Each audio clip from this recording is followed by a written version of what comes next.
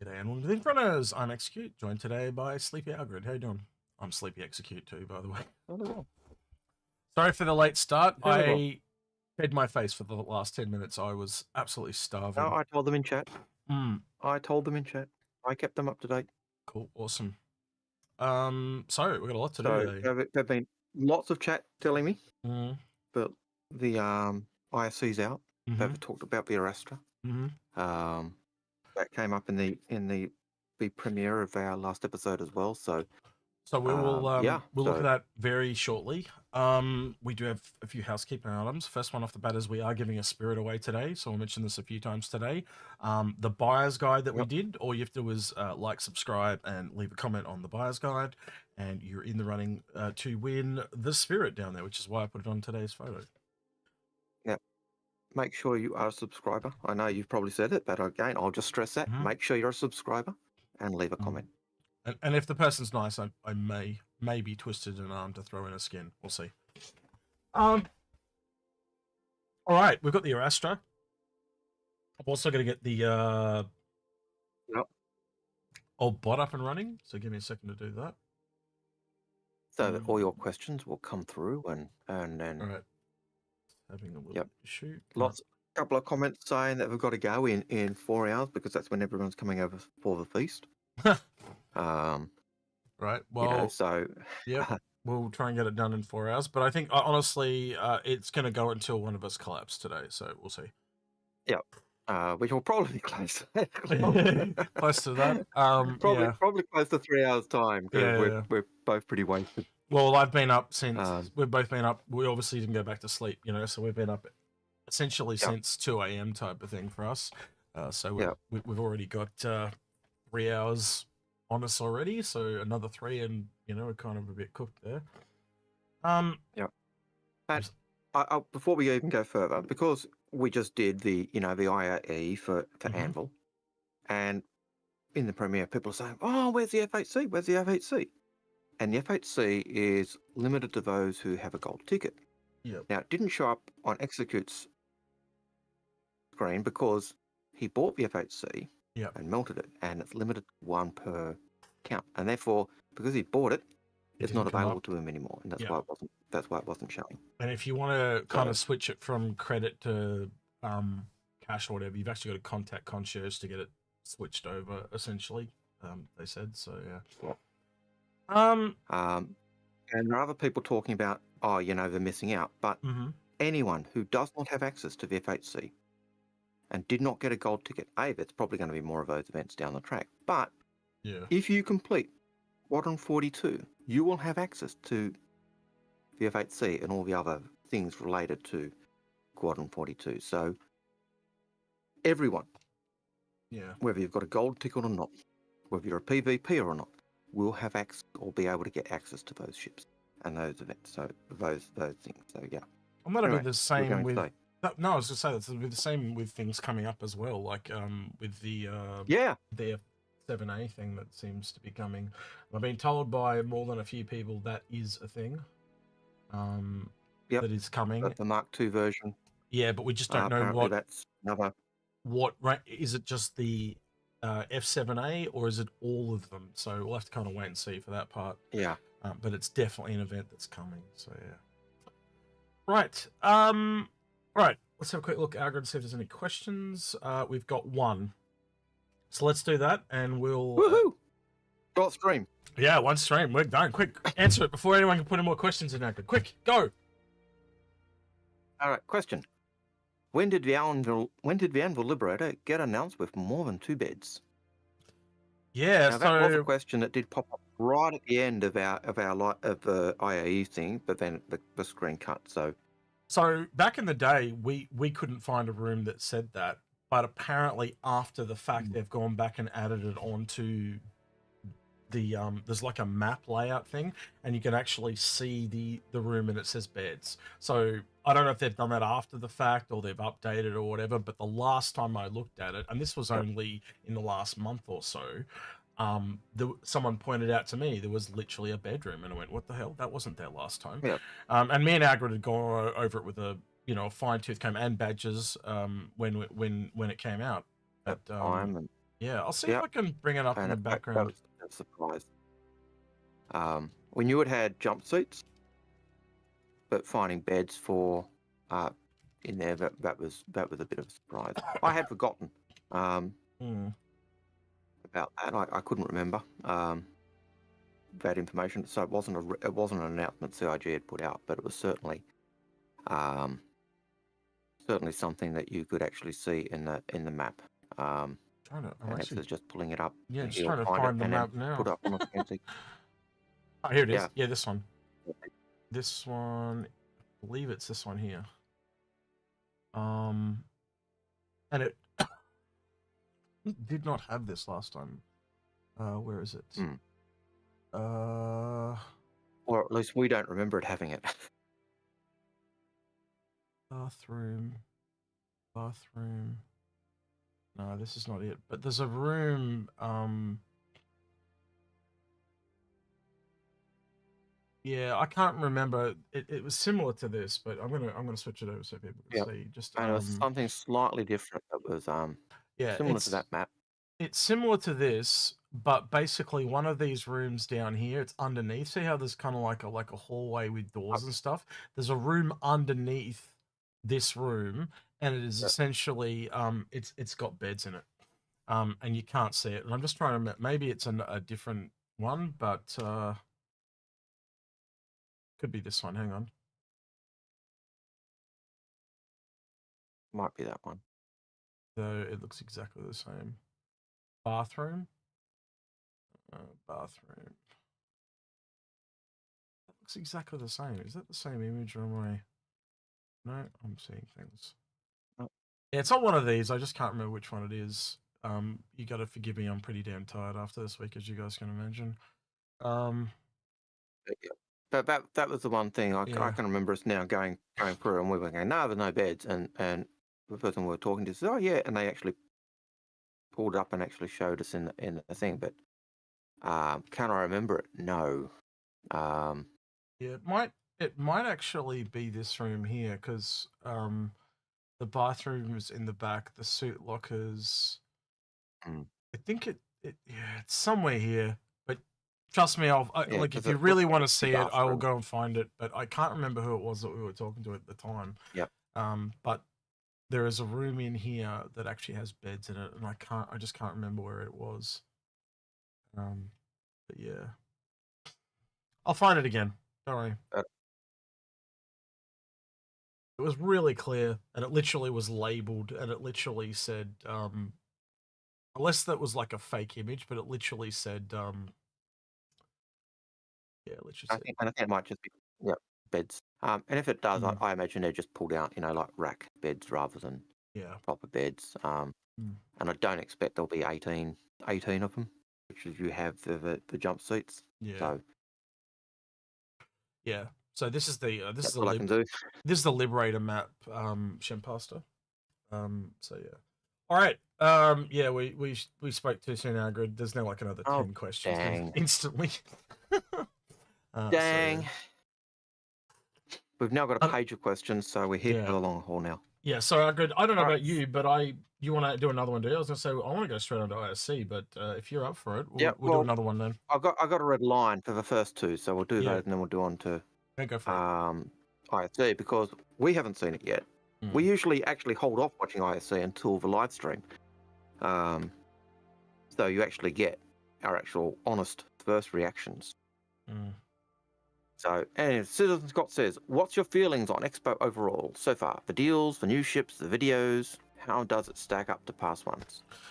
It's a bit same old for me and you, Algared. How often does a ship come along that we actually get excited for anymore?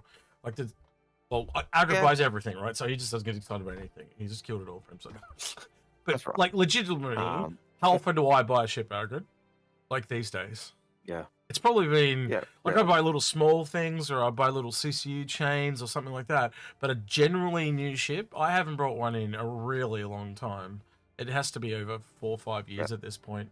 And the ones I'm looking forward to are like the Odyssey's probably the last one I actually kind of got a little excited for, but I was just so pissed by how they introduced that Yeah. Yeah, and the Odyssey has a lot of merit, and they sold it as an equivalent to a Carrack, and yet you look at the size, and you blew. I know I had that realization, almost a Paul moment, when you actually pointed out it's a larger ship, because I just had taken the assumption it was just roughly Connie's Carrack size. Yeah. But it dwarfs a Carrack. And the second you go, oh, but it's got a size 2 hangar, you go, oh yes. Yeah. that automatically pushes the size up. Yeah. It essentially looks like it's a ship carrying a giant box on the back, doesn't it? Yeah, it does. But it was one of those things that really just went. It was that click moment. That's the thing. Like you often forget the size of ships because they are a JPEG and you're seeing that concept, and it really helps to go chuck it into something like Hangar Link or one of the fleet viewers, and you just kind of like it totally changes your perspective on things very quickly. It does, and you often see that when you go into a game, yeah, don't you? When you go into a game and walk up to the ship, it's like holy crap. Remember this one that I bring up all the time? Where is it? This one. The Orion and the Prospector. Yeah, this is a really good one. And that's the old Orion. Yeah, hang on if I can get this to. Yep. Hang on 2 seconds. He'll show you the pic. It's a classic, and you got to remember that picture is the old Orion, the original Orion, not the doubled in size Orion. Yeah.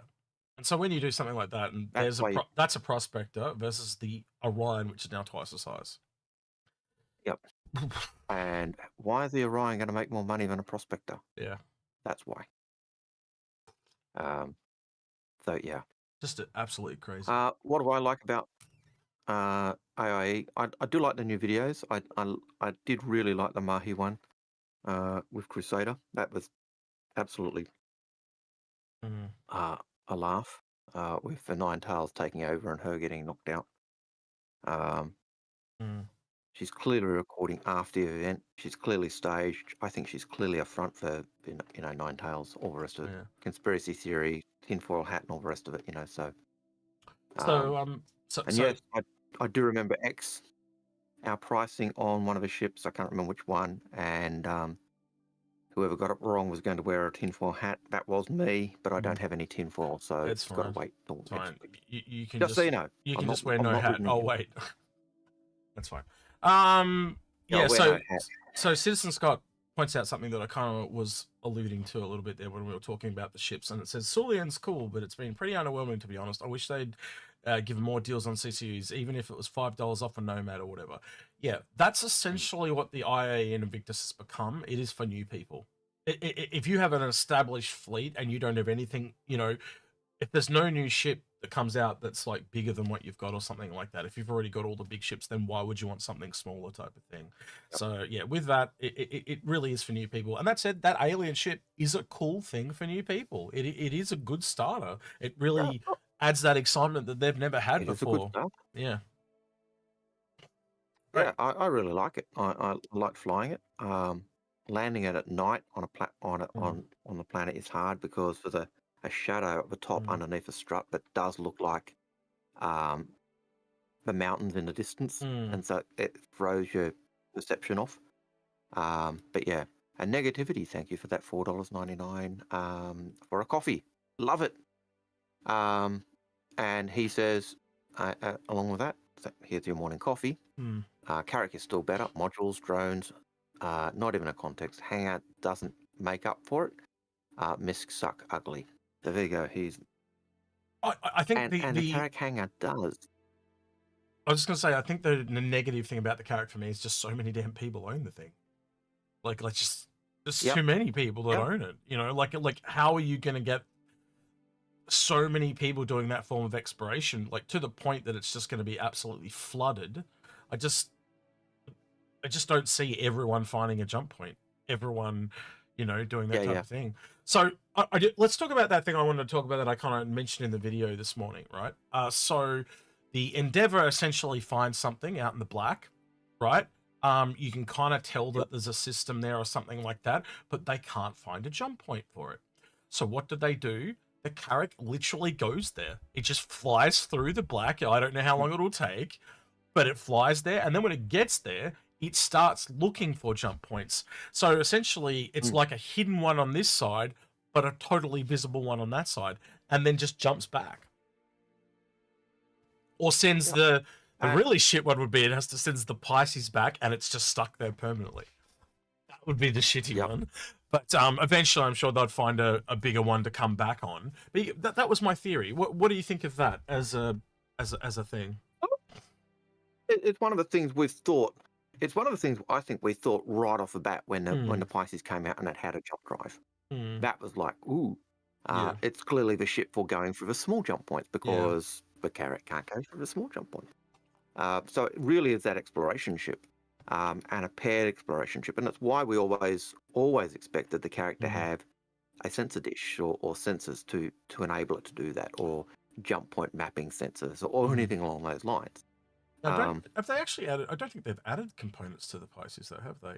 So that's something I'm waiting for. I'll double check, but it's been a while since I've actually gone and looked at the components for that thing. So I might go have a look. Maybe someone in chat will let us know. You pointed out, one thing you did say a while ago at the expedition Pisces is really the exploration version, if you take the name to mean anything. And so hopefully it really does tie in with what we've always expected it to be. So but to go on to the point that was made about the Carrot, the hangar being small, the hangar does actually fit an Aurora. So you can actually get an Aurora into that hangar and land it properly, not have it skewed and at a weird angle. If I had my way, Algared, when they do the rework, I'd just get them to make it to a snub, small Matrix. It doesn't have to have it hold an Aurora, but it actually needed to be an S2. Well, Aurora's not a snub ship, but well, you make it so that hangar's set to that metric, and nothing bigger can go in, and vice versa. Well, Aurora is an S2. That's the thing. It's the same as the Pisces. So I don't know, but like you've brought up before in the past, there are certain ships that can be spawned at pads, like the 100i and the Pisces, and the thing I go is, well, why can the 100i spawn like a snub? I just put that out there. Like, is that some kind of secret thing that we don't know? Like, there's a ship that thing's built for? And welcome to membership, Asmund. Thank you. Great to have you. If I recall correctly, the Aurora does not spawn at a Platinum Blue site, so that's not an extra small or a size 1 pad, whereas the Pisces does spawn at that. There's a little inconsistencies, isn't there? So we'll have to see. All right. Anyway, I'm very keen to watch ISC. Yeah. So let's kick it over. Again, welcome to membership, Gideon Sanders. Oh, thank you. Man, great to have you. I'm thinking fast today. All right, I've got to switch this over so Algared can hear. Yep, always like it when I can hear. Yep, and the people that are in Discord watching too, so they can hear. Not that one, this one. There we go. All right, let me know if you can't hear, Algared. Yep. Alrighty, here we go. Good.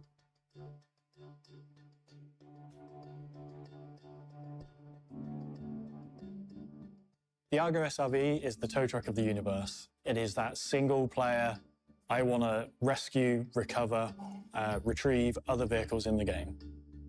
SRV stands for Standard Recovery Vehicle.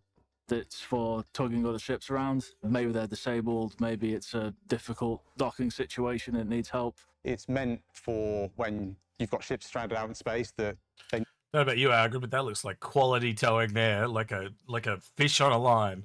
But it is like that, Algared, when we were testing it, wasn't it? It literally is like rope tech in a way. Yep, it really was.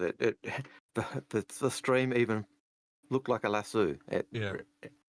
And it goes red, it essentially goes from blue to red. It was orange when we tested, but now it's red, Algared. They've changed the color, so essentially as it strains, it changed color, which is kind of cool. And you can actually kind of whip. You can kind of whip and throw ships with it. It's kind of cool. Yeah, I did like the way the color changed. If it was too heavy, it went red. So you not only got the instruction on your device, but it also it was a visual that says, "Oh yeah, I can't do it." Much like Australian money, we've got different coloured notes, so you know which size you're giving. Yeah. opposed to American notes, which are just all the same size and green. Mm. But yeah, anyway, that's a totally weird excursus. I must be tired. Need some help? You're there with your flashing lights and your bright orange ship to go and rescue them. It's for the player that wants to help rather than go out murdering.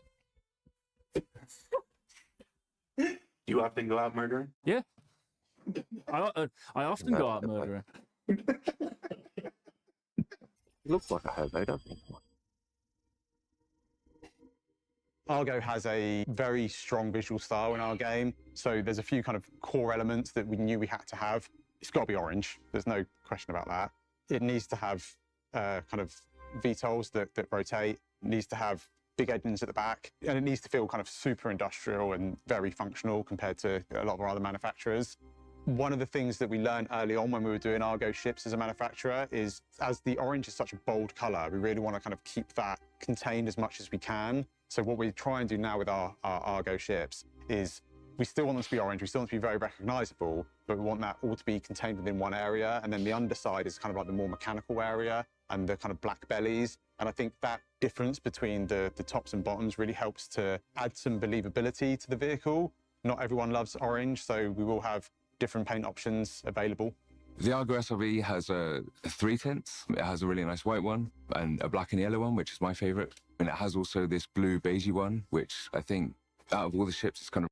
Algared, what's your favourite of those 3? Paul and I both reviewed it with the blue, sorry, the black, but we actually think the blue might be where it's at. So I'm also noticing in chat, people are saying, a couple of people have said that the audio does not sound good. That's because of the thing. Lunamara, is that audio on the video? No. Or audio from us? I already know what it is. It's the filter. Alright. I've got to turn the filter off every time, and I always forget. Sorry, my bad. And I can't see chat because I go full screen. Guys. So yeah. new for Argo, that kind of So colour. Algared, which color? Black, blue, or white? Did you see them, or are you looking at other shit? Yeah, I can see the blue at the moment. Yeah. So there's the white, Nice white one. and then there's a and yellow black, one, which is my and favourite. there's a blue one. And it has also this blue beigey one. So which one of those 3 do you like? Just quickly. Well, didn't really see the black. I don't mind them. I'll go back. I'm not a skin I'll do it one person, more you know time. that. I I'll do it don't one more care. time. One more time. Yep. It has a really nice white one and a black and yellow one, which is my favourite. And it has also this blue beigey one, which I think... All right. Did you just say it that time? It's kind of pixelated, but the blue's probably the better one. But I'm not a skins guy, you know that. All right. Okay, yeah, whatever. Just asking. All right, here we go. You know, out of so- all the ships, it's kind of new for Argo, that kind of colour combination. My favourite thing about the exterior of the SRV is that it's very consistent with both the mole and the raft. It has this diamond shape on the top with the circular feature. I like that kind of consistency. It really feels like a family of ships. Originally, circular the feature, SRV not didn't have vertical. much of an interior, but we pushed for like a bigger one. We've tried to balance both the Argo utility feeling that everyone loves, along with keeping it nice enough that you could bring in a couple of explorers whose ship's down. You'll enter the engineering area. This is actually where you enter the ship. The airlock or the lift is in the floor of that room. Within this room contains all the components for the SRV. It's kind of like the RAF's corridor, but all compacted and refined more into a single space, so everything's kind of jammed in there, so you can access Do everything. you like at the little once if you buttons need they to. use? Moving on, you'll go onto the bridge. You'll sort of be that quantum greeted type- by your standard Argo styling, Yeah. your space trucker seat, your ball bars and your nice angled glass. Then moving on to the rear of the ship, you've got the habitation area. In the habitation area, you've also got bed for if you're long hauling, the suit locker for going into hazardous places, and like a gun rack, so you've still got that utility in there as well. My favourite little bit about that is it's got like a sort of like rest and recovery area for the person being rescued. So they don't have to stay in their busted up soft ship. They can come over to the SRV, sit at the table, get like a recovery coffee. That you can kind of sit down and look out and you can see your ship being towed by the SRV.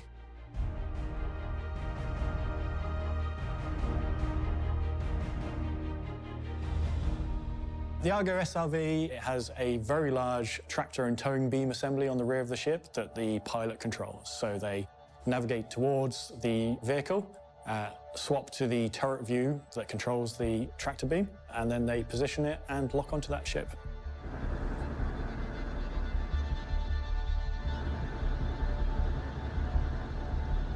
Reasons why you would use it: maybe you've run out of fuel and you don't want to pay some exorbitant Starfarer owners fees to refuel. You want your friend to come tow you back to a spaceport. And most importantly, most people don't know that you can get repaired from soft def now. But obviously, you won't be in a safe place if you got put into soft def. So the SRV is going to come along, tow your ship to a safe location where it can get repaired. It's like a car recovery vehicle if you break down on the motorway, sort of thing. Can be towed back to. It's like we said, Algared. It's essentially the start of repair. Literally. Yep. Yeah.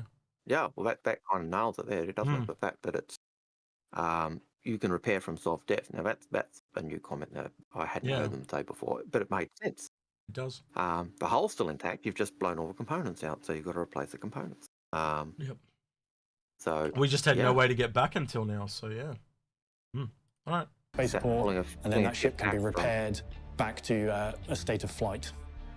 The SRV really begins to shine once the resource management system comes into play, because you won't always be in full soft def. You could have messed up your engines. Thrusters could have malfunctioned. Power plants could be worn out and need replacing. All these things are going to result in ships that are fairly immobile, or ground vehicles that are immobile. And we don't want players to just simply go and claim on their insurance for these things as their first port of call. We want people to recover it. It's going to be much more beneficial to you in the short and long term. In terms of using the SRV, the shields need to be down on the target vehicle or ship, so that could be the player has willingly lowered their shields, or they're in a state where the shields no longer function, and it needs to be not fighting against the SRV in terms of movement. The idea of making a tow truck, I think, is a great idea. When you're a little boy and you grow up and you see the breakdown vehicles sat at the side of the road with their flashing lights on, being able to kind of recreate that, but for our own audience, is super fun. So that's the SRV, and it is another great entry point into a support career. We've got a lot of combat and commerce type ships, but it's the next true support class vehicle. For those of you who don't want to fight, don't want to haul goods, the SRV is there to help you support other players and NPCs in the game. You want me to say I'll be a tow truck driver? I'm more of a Drake guy. So you're more of the getting towed guy? I'm definitely more of the getting towed guy, yeah. I will need a friend with an SRV nearby. It's for good people who like to help others, unlike Drake owners. Whoa, that's a bit low there, John Cube. That's what about the colours red? That's for people that want to help people. Yeah, but in general, he's got it right. Yeah. Most Drake owners don't like the red. Yeah, but what about people that own Drake and they own SRV and they own Origin? They own everything. So yeah, they just assume these people only own one manufacturer. I think I'd be a bit complacent if we didn't also point out that the Crucible also will have a tractor beam and be able to tow as well in the future. Yeah, so, we fully expect that. Yeah. I don't think it's been mentioned on the stats, but we fully expect that. I wouldn't be surprised if you don't get the SRV as a loaner. In fact, I might go check that after this, Algared, or you might be able to check it for me while we're watching. All right, I'll keep playing. The Intergalactic Aerospace Expo is our annual celebration of all things ship and vehicle in the Star Citizen universe. Whether that's alien starters like the Gattac Sulin, stylish cargo craft like the Crusader Spirit C1, personal people tanks like the Tumble Storm, or the recently made flyable space tow truck, the Argo SRV. And yes, I know, and I can already see the YouTube comments now. We already got that ship yesterday. Well, I like spaceships, and I like the people that make spaceships, and I like showcasing their development. But I hear you. So let's move things forward and discuss the new concept vehicle that's making its debut this Saturday, the RSI Arastra.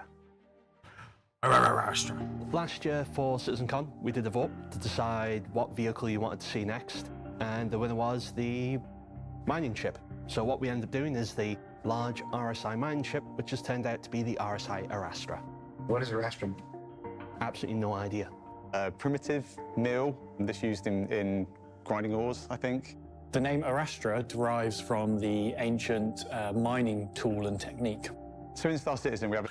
So you can guess who found the name. just based on that, unless I'm mistaken. Do you reckon it was John Algared, or do you reckon it was the? Yeah, John's secretly an Echo player. Okay. I was going to say, like, either he found it or one of the writers found it. But yeah, interesting. He's an Echo player. There you go. Overlord team, yeah. A number of mining ships already. We've got the Prospector, which is kind of like your starter hour. The Mole is that kind of first multi-crew ship. It allows you to go out with a few friends and kind of try and work a profit together. And then the top of the scale, we've got the Orion. That's the kind of end game of mining. And we saw this gap between the two.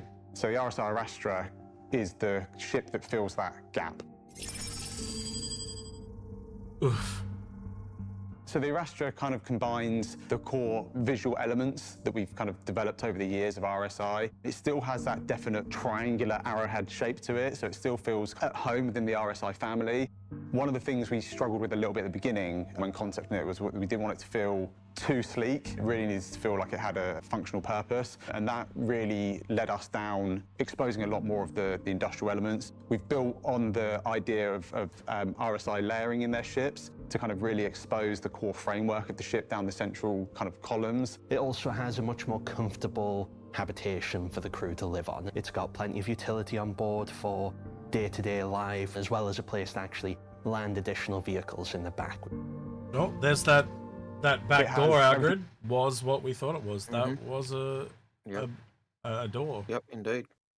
Whole bottom area is essentially... I don't know what the box was in that door. Don't know. But we've definitely got cargo and rock miners down there. Interesting. And two of them, like they said. Land additional vehicles in the back.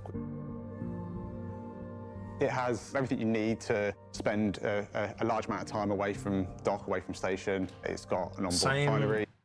Same tables there as the spend a large amount Polaris, of time away. So those fold-away tables. Yep. Yep. From dock, away from station. It's got an onboard refinery. It's got a large S1 and S2. What did you say? Large. Large amount of ore. I didn't say what size they were. It's got a large amount of ore storage as well as onboard cargo. It's a kind of big, serious mining ship, and it allows for a crew of up to 5 to kind of go out and really kind of step into that professional level mining outfit without requiring, you know, a big capital ship. We have multiple stations for different people to actually mine at the same time as each other. They're all sat together in a very RSI-like bridge section. The remote turrets that are on the Arastra all have some level of transformation in terms of their location. The two at the front can slide backwards and forwards along, so you don't require the pilot to have to go left a bit, go right a bit. But then we also have a large one in the center, which can descend through the middle of the ships. Can actually transform down through the ship and out the bottom to cover the underside. So really you can mine in 360 degrees with this ship. And as it cuts through the ship, you can actually see the turret as it travels from one side to the other. And then additional crew members can help either position the ship if they want to change location or deal with the mined goods at the rear of the ship in the cargo bay. But the ship can also hold ground mining vehicles. If you are planet side, some of those crew members could take mining vehicles that you've stored aboard out and do some surface mining whilst the ship hangs around nearby to tackle some ground mining rocks. So this ship is really perfectly placed for people who want to go mining but don't quite know what they're going to encounter along the way. They are equipped to tackle anything on the surface, anything on space. One of the benefits of concepting the Arastra now is that we know a lot more about our game, a lot more about how mining works and kind of features in the game. That gives us a much better understanding of what's important for a mining ship. And that's one of the things that we'll take on to when we kind of deliver the Orion in the future. So this is a great example of how development on some ships improves and expedites others. Compared to the Orion, this bridges the gap in a few nice ways. It leverages all the existing mining loops and mechanics that we have in-game at the moment, whereas the Orion is going to be solely mining in space. It is a big ship designed for sitting out in deep space, mining big asteroids. It won't be capable of going down to planet size and mining on there. What we kind of learned from the Orion is that a lot of our RSI ships feel very, very aggressive. They feel very military and fast. And if you think of like a big industrial mining ship, the Orion is kind of the opposite to that. It's this huge kind of bulky ship that is very purpose-built. And what we want to do with the Arastra is take the lessons that we learned from that and combine that with some of the more modern RSI art styles and manufacturing techniques. The Arastra is the sort of all-in-one mining ship. You've started hand mining at the very start. You've progressed to, say, a rock as the next step, then a prospector, then a mole. This is the big step that lets you do a bit of everything. You can mine, you can refine, you can transport. And then if you want to go even deeper into that, then you go off to the Orion at the end. So what did we learn this week? Well, we learned that the SRV is another fine addition to the working class gameplay Argo always seems to specialize in. That the RSI Arastra wants to be the next big step in the evolution of mining gameplay before its even bigger Orion sibling arrives farther down the line. And that IAE continues to be the biggest ship and vehicle event of the year. But it's also Thanksgiving. And today, while we continue to always give thanks to you, the citizens of the verse who make all of this possible, I want to give a special thanks personally to the folks behind the ships. Now, all of the ships and vehicles in Star Citizen are only made possible by the variety of content, gameplay, and feature teams all contributing to their look, feel, performance, and overall experience. Despite a few YouTube comments that seem to think Dan McCabe makes some of these things all by himself. Because there's like 62 people on the vehicle content team alone. If only there were a way to make everybody remember that. Perhaps with the power of song. All right, relax. I wouldn't do that to you. Even I'm not that cringe. So for Inside Star Citizen, I'm Jared Huckabee. Thanks for letting us share the process of game development with you, and we'll see you all here next week.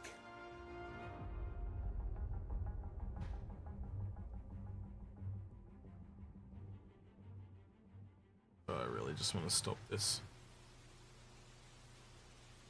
Right. Do you want to watch this, Algared, or do you want to stop it?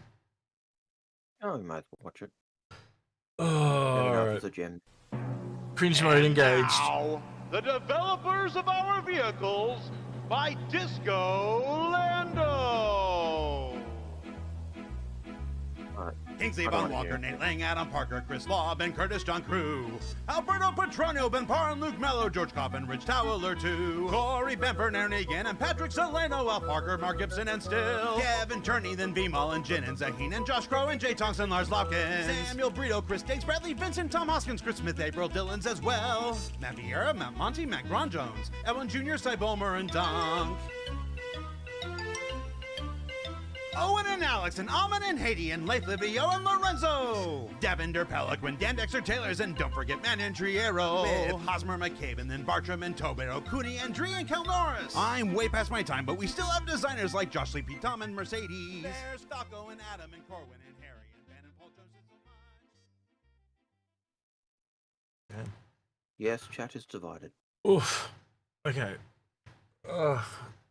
I did say right after I don't want to hear him sing. He's an acquired taste. What, you didn't want to hear him sing? You made me suffer. I thought you said. Oh, I said you wanted. Once I saw it, I said I'll play it because I didn't know what it was. I knew what it was. I knew what it was as soon as I went. I mean, he's gonna freaking sing. That's what I said. Yeah, but I didn't. And then he started. I don't want to hear him sing. And you just kept it. You just kept it. I didn't hear that. Sorry. You're the one that asked for it. You bastard. You asked for it. It's your fault. Chat is divided. Some say he's got a great voice. Others go. Oh, I think he's got a great voice, but I just think he's the C-3PO, and we need an R2-D2 to go along with the C-3PO. We need someone that's a bit more serious to balance him out, and I think it'd be a great duo. But yeah, some people will love him, some people will hate him. He will divide the community, but no one's an everyman. So we've said that for years. But yeah, I know a lot of people love him, and I know a lot of people that don't like him. So yeah. I'm sure he's a really nice person, but I just mean that as a host, not as that's not a personal attack. Yeah. So yeah. I think the problem you've really got with him is just that there's only one host, and you really need, or would love to see, another host. Well, let's change. Let's change the story. Let's go back to the Arastra. Yep. So I didn't hear anything I wanted to hear. Not a single goddamn thing. It was really disappointing to me because they basically just said it's essentially a bigger mole. That's what I heard.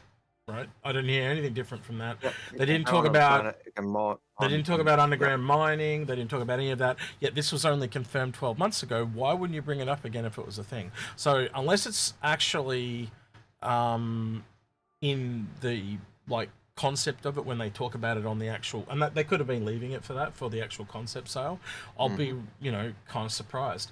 The other thing I look at is, why does that laser on the middle go from top to bottom? Because it means one less laser you got to put. Well, think about it. If you're landed, that's a nice moving part. If you're landed, I think it might move so it can shoot down. Now, I could be completely wrong, but why would you need it? Because again, if you're in space, it doesn't matter. And again, if you're shooting at a rock, you can just land and shoot at the rock, because the rocks will be fairly large. So it does make it. It does mean it's a, if you're in space, you could go above and use your front laser and the top laser or the bottom laser, depending. But when you're in planet, having to shoot down at the ground or at the rocks on the ground is certainly a lot better. So yeah. So I guess they did. Mean we're going to get the. So I'm reading what Rooster's saying. He's saying they said for 360-degree mining, and I guess that means yes, you don't have to keep moving the ship around. That is kind of true. But by the same token, where it's positioned there in the middle, you're not going to really. I don't know. Maybe.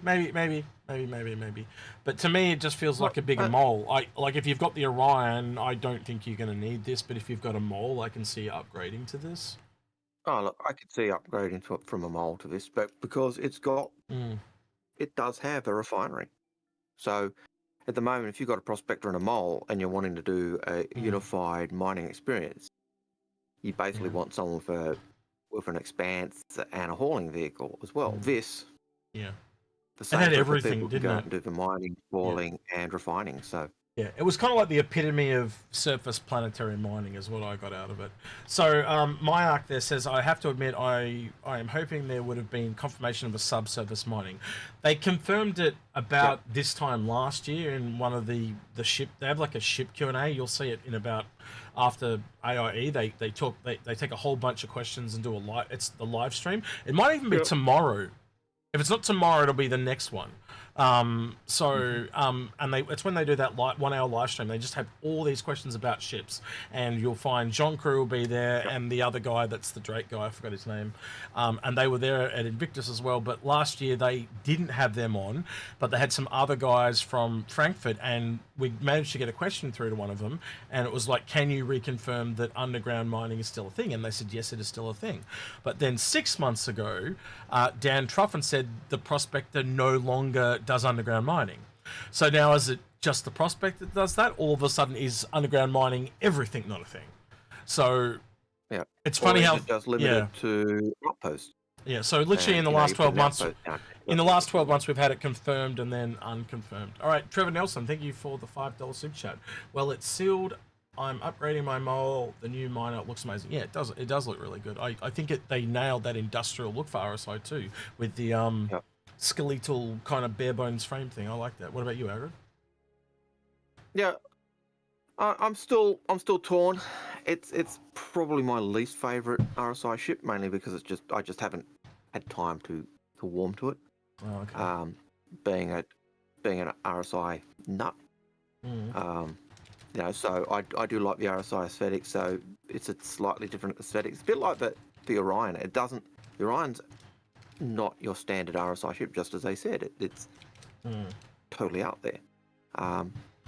The Orion grew on me. This will probably grow on me as well. Of course I'm going to buy the Arastra. What stupid question is that, X? Gee whiskers. 94% literally say yes. Yeah. Clearly the person who's voted no doesn't know me. Yes. That's all I'll say. Maybe maybe I should have written it differently. What could we do to make Algared not buy an Arastra? Tie me down. Yeah. Have an intervention. Yeah. I think it's too late for that. Yeah, it's too late for that. I'm done and dusted. I do think that it is a unique ship. It certainly really does put the smaller mining ships on notice. If it can take, none of the others can take a vehicle with them. So it's already up there. It's got the room for supplies and repair stuff if you need it. It's got the you know, in terms of cargo supplies, it's got nice living quarters. It's got the refinery. What's not to like about it? Unfortunately, I do think that tells me the price is going to be at the high end, the high of the middle end, and you know, right in between the new Orion price and the MOL price is what my guess is. So yeah, 475 is right smack bang in the middle, so I'll have to wait and see what comes out there. Yep. Someone sent me a gallery of all the pics of the RSI. I guess we could kind of go through this a little bit. I don't know if there's much in here, to be honest. That wasn't really in the video, but yeah, very skeletal. It almost does look like a skeleton in a way, like a rib cage, you know what I mean? A little bit. Yep, it does look like a rib cage. Yep. Well, does it still have the angry turtle face at the back? Yeah, this one. Yeah, no, it's all right. I can see it. See it. No, I didn't say that. I don't think it looks that, but I can see what you mean. Yeah, there's some images. I don't think there's really too much here that wasn't in the video, really. These are, you can literally assume these are going to be the concept images on the concept sale page. So I can probably figure out which one I'm going to use for the for the buyer's guide. The RSI day will be the Aristrata, but also the first. Yeah. I guess we'll do a first impressions video too, Algared. So go through more detail. Negativity, thank you for that super chat of about $2, and he says it will be $5.25, and the Orion will loan it anyway. Yep. Yeah, true. 100% agree. The Orion, I expect when if this comes out, it will come out before the Orion. It will become a loaner for the Orion. 100%.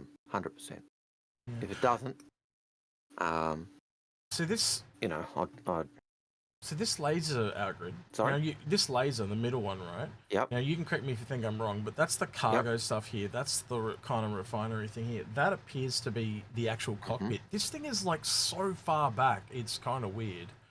And it's on an arm. Yeah, but that's the central one. Yeah, that's what I mean. It's on a weird position, like where the other two are like right up. Well, look, there you go. There's the other two right up the front. The central one. Yep. Yeah, so it's just a really but they're weird also on rails, so they move backwards and forwards. Yeah, which is why we couldn't see them in the model. But yeah, that's kind of nuts. Lemming did say that he thought it was turrets, and he called it. But we couldn't confirm because it didn't actually say that. That top turret, I don't think was there. Like that wasn't in the model either.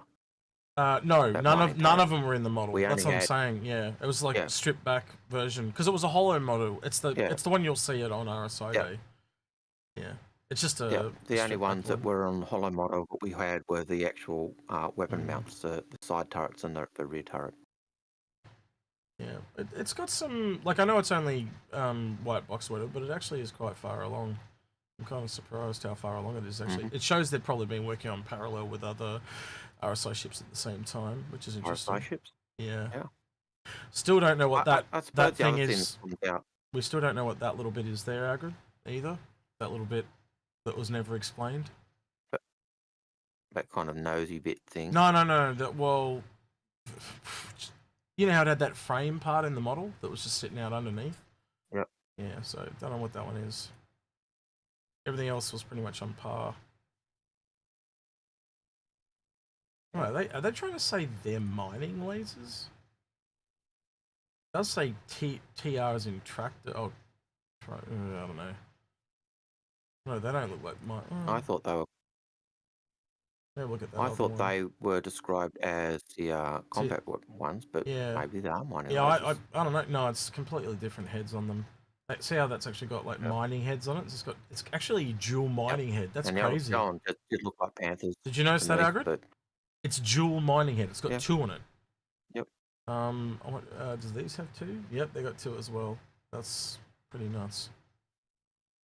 So yeah, I assume these are they almost look like combat rail guns, don't they? Just a gun that we probably haven't seen before. On there. Okay, I did say they look like Panthers to me, but just looking at them again, no, they're not Panthers. Don't know what they are, but they're tough. They look like railguns. That's why they're a bit weird. They almost look like what's that gun? You know, the cannons? It almost looks like the cannons, but there's two of them next to each other, so it's probably the same manufacturer. It's got this like rib thing in the middle between the two guns. But that seems to tell me they're size 3s, so quad size 3s. Yeah. That's pretty good. So 12 size 3 guns on 3 turrets, that's funky. I would need to look, but they could be bigger to me. But I'm sure we'll find out in the stats. I'm just going by the TR-03. Yeah. That's my guess. Oh, you reckon? So, you don't reckon it's just turret 3? Turret 2, turret 1, turret 4? You know, because there's 1, 2 up the front, 3, 4, and then maybe 5 in the middle. They could do that. Yeah. But, you know. Let's see. I'm not going to argue over stats because, again, we've only got 2 days to wait. It's concept. We have no idea. What about the kind of layout here? It's very industrial layout, considering it's RSA. I love the little extra terminals. And yet still very conny. Yeah, it's true. Very conny. Like it's still very conny. It's still very RSI, which is what they said, and quite pokey. But you've got your very low roof, you know, like almost like it's a cave-in. Ironically, for a mine, it's kind of interesting. Yeah, that's to stop you putting high vehicles in. Yeah, limited to the small vehicles, just because of height. Yeah, definitely got better living quarters. Definitely a bit more roomy than other ships, but well, you'd expect it being twice the size. I think a lot of the ship is storage too. Like you're not dealing with saddlebags. Have you noticed? They weren't saddlebags; they're boxes. No. So the whole saddlebag system is kind of out. To feed the two refineries. Yeah, I would love to know. Excuse me. I'd love to know what size they are. Yeah. They don't look terribly big to me. And again, using your analogy, S1 and S2, is that small 1, small 2? I don't know. But yeah, they don't look terribly big. To put it in perspective, the Starfarer has 3 smalls. The Starfarer has 3 small. The Starfarer has 3 small refineries, so that actually makes it less than the Starfarer. But what you can do is, if we have a look at the Galaxy, that's a good point. We might be able to get a gauge of that size, because the interior of a Galaxy, which is a large, 2 large refineries, and I think there's a person next to them at some point. So we might be able to get a gauge. Dax, they didn't say too large. They said a large storage area, and he said large twice. And that's why I went back and played it again when we were watching it, because I was like, is he saying there's 2 large refineries? Yeah, I'd say they look a bit larger to me, Algared, given that picture there, unless you think differently. Yeah, given that picture there, that's a large refinery with a person next to it. Yeah, so and then compare it to and that is nowhere near as big, so I'd say they're medium or small. Yeah, agreed. Medium or small. Not large. Yeah, they're definitely not large. So 2 mediums would make sense, because well, then it kind of puts it. It's a hard one to call, because the Starfarer's got 3 small. Does this get 2 medium, or does it get 2 small? And I don't know what to call on that. My gut says 2 small, which is a third of the refineries of the Expanse. But you're actually doing the mining and refining on your own ship. Yeah, it's like what you and I said, Algared. It's essentially for just removing the volatility of stuff, so you can, you can keep doing what you're doing. Like if you pull out a bit of Contanium and you got to go all the way back for this tiny little bit of Contanium, or you can just refine it and keep doing what you're doing. That's why they're there. They're not there to, and then ships like the Mole, that if they pick that up, they've got to go back. Well, eventually that's got sorting, but you could just sort it out and leave the Contanium behind, so... Yeah. Toss that money aside.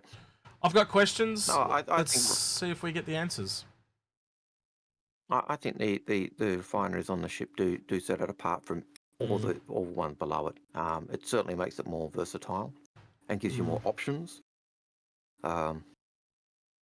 And those twin mining heads do, I think, mean that those mining stations are going to be a lot more powerful than, say, on the mole. Yeah. So are you using both mining heads at the same time, or are you got multiple mining heads so you can have different types? You know what I mean? Yeah. So you can have a mining head. So, yeah. Is it a size 2 still like the mole, but you've got 2 of them, so you're just funneling the power to one, so depending on what job you're doing, you can change between, and obviously, or could you have the same mining head and literally just have different modules? It gives you flexibility. You can see it right there really quickly. It just means you don't have to go back and swap over like you're going to have to do in the mole. It sounds like it is the ultimate planetary miner, though, just based on what we're seeing. Yep. And Arthur Vanderley, thank you for that super chat of, is it Australian dollars? Yeah, that's $7.99 Australian, and a sticker that says "Good job." Thank you. Thank you, Arthur. Most appreciated, never expected, never required, but always appreciated. But yeah, so I've got to admit that just that functionality does appeal. One of the things that I did feel let down by was when they just said, rocks on the surface. I went, ugh, because it looked like they were just doubling down on that lack of subterranean mining. And I wonder whether that's just going to be limited to outposts, whether you build an outpost and it does the subterranean mining. I hope we get vehicles or ships that do that. I hope that this miner, its turret when it goes underneath can do that. That's interesting. So this we'll have to wait and see. We got a first-time chatter on Twitch that says Satinjit. I cannot pronounce that. Sorry, mate, if I butchered your name. But it says, so is the Arastra the Fat Fury image? I'd say no. The Fat Fury is basically a medium. This is a large. So yeah, no, it's not. The design language doesn't even say it's the Fat Fury. Yeah. So no. Yes, and the poll is in. 157 votes, and 7% of you do not know me. That's all I'll say. RSI is his favourite manufacturer, and he buys every ship in the game. The only one he doesn't own is the steel. Except the steel. Yeah. On principle. And eventually I'll... And we'll learn it in game. When I do upgrade my pack, I will probably end up getting it because it'll be included and in you'll be giving it away for free. No. Unfortunately, I can't because it's in the pack. Yeah, I know. You just won't be able to buy the pack until they remove it. You'll have to contact concierge and say, look, I just want this taken out. No reason. I don't need the money back. Just take it out. From disgust. But anyway. All right. Do you want to take a question, Aaron? I think it's about as far as we can go with that one today. I'm very much looking forward to it actually releasing, as they said, on US Saturday, which for today for us is Friday, so it's 2 days time. So tomorrow is I'm gonna check the schedule. What's tomorrow? Tomorrow is Misk and Mirai, and then RSI the day after that. So yeah, 2 days time we'll find out. But Misk and Mirai, I don't think we'll get too much interesting out of Misk and Mirai at all. Do you? I think it's not unless they tell us anything about that large Mirai looking ship, and I doubt they will because we haven't heard anything. So. That's true. Yeah, and then RSI wraps the it only off. thing I'll say about the video before we go on to questions is when they were talking the SRV, the standard recovery vehicle, is that Paul was right. Yep. He did argue when the Vulcan came out that there'll be a smaller smaller repair ship, and we did go over that. The SRV and what they were saying there just confirms that. We did go over that in the Bias Guide too. I did say that to him. He did call it. This C1 Spirit that I used in the screenshot today, we're actually giving that away. If you go to our C1 Spirit Buyer's Guide and like, subscribe, comment, all that type of stuff, at the end of the stream today, we'll be drawing that out. So if you would like a chance to win this thing, drop that and we'll pick a comment randomly at the end of the stream, which is in about 2 hours time. All right, Algared, next question, please. Retalker 1 says, do you think they're going to release the Polaris with Pyro? I think they'll release the Polaris when server meshing is kind of in, because they kind of need that. Yeah. So, but they got server meshing is rolling out well internally, is what we're hearing. Like things coming out, and, you know. So we'll see. You know, we saw it at CitizenCon in its infancy. We'll you know, a year from now, see how much that's grown. So let's hope they can get it there quickly. Yep. My guess is when it's ready, it'll come. If Pyro's out, it'll come. If Pyro's out and it's not ready, it won't come out. Yeah. It's much of a muchness. But yeah, when it's ready, or when both are ready, we'll see them. Feral says, what are your thoughts on what are your thoughts on an all-purpose anvil ship like a Cuddy Black but with Terrapin chassis? Say that again. Hang on, you read the super chat. So, what are your thoughts? Okay, so Simon Klubasek has a $10 super chat there, £10 super chat there. So thank you very much for that £10 super chat. That's like $20 for us. Yeah. Australian dollar does not fare well against the pound, let me tell you. Yeah. So essentially, that's essentially the Zeus, is it not? What he's describing, the tank. I would, yeah. So yeah, you're essentially you're shit out of luck. No, like I think unfortunately that's the Zeus. What you described is the Zeus. But that's not. Yeah, but it's not an anvil ship. That's what he wants. I think eventually you'll probably get one because there's no base variant of the Zeus, which kind of tells me that they want another. Yeah. You'd assume that there's at least a tanky generalist, wouldn't you? No? Or am I wrong? Yes, but again, in terms of the question, he's asking about anvil ships, not RSI. Yes, and that's why I said Zeus is RSI. Listen, there's 3 base variants. There's no base variant of the Zeus. So if you wanted a base variant that was tanky, it could be another manufacturer like Anvil. That was what I was implying. So a tanky generalist would be the what he's describing. I think you with me now? Sorry. That wasn't clearly what you were saying. Yeah. Yes. No. Well, that's what I meant. Sorry. Yeah. My bad. So yeah, I could see that. I could see a Terrapin. I think the Terrapin is too small to be that generalist, although I'd have to go and check the sizes, but yeah. Wouldn't that be ironic that a ship comes out looking like the Terrapin and it actually costs less? Anyway, yeah, that could be a thing. Well, I could, if I brought out a variant of a Terrapin that was a troop transport, I would expect it to be less. Yeah. So yeah, you'd get your.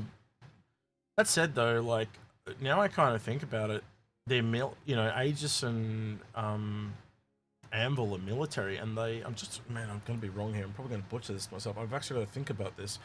I can't think of many medium ships by either of those. Oh, we got the Legionnaire.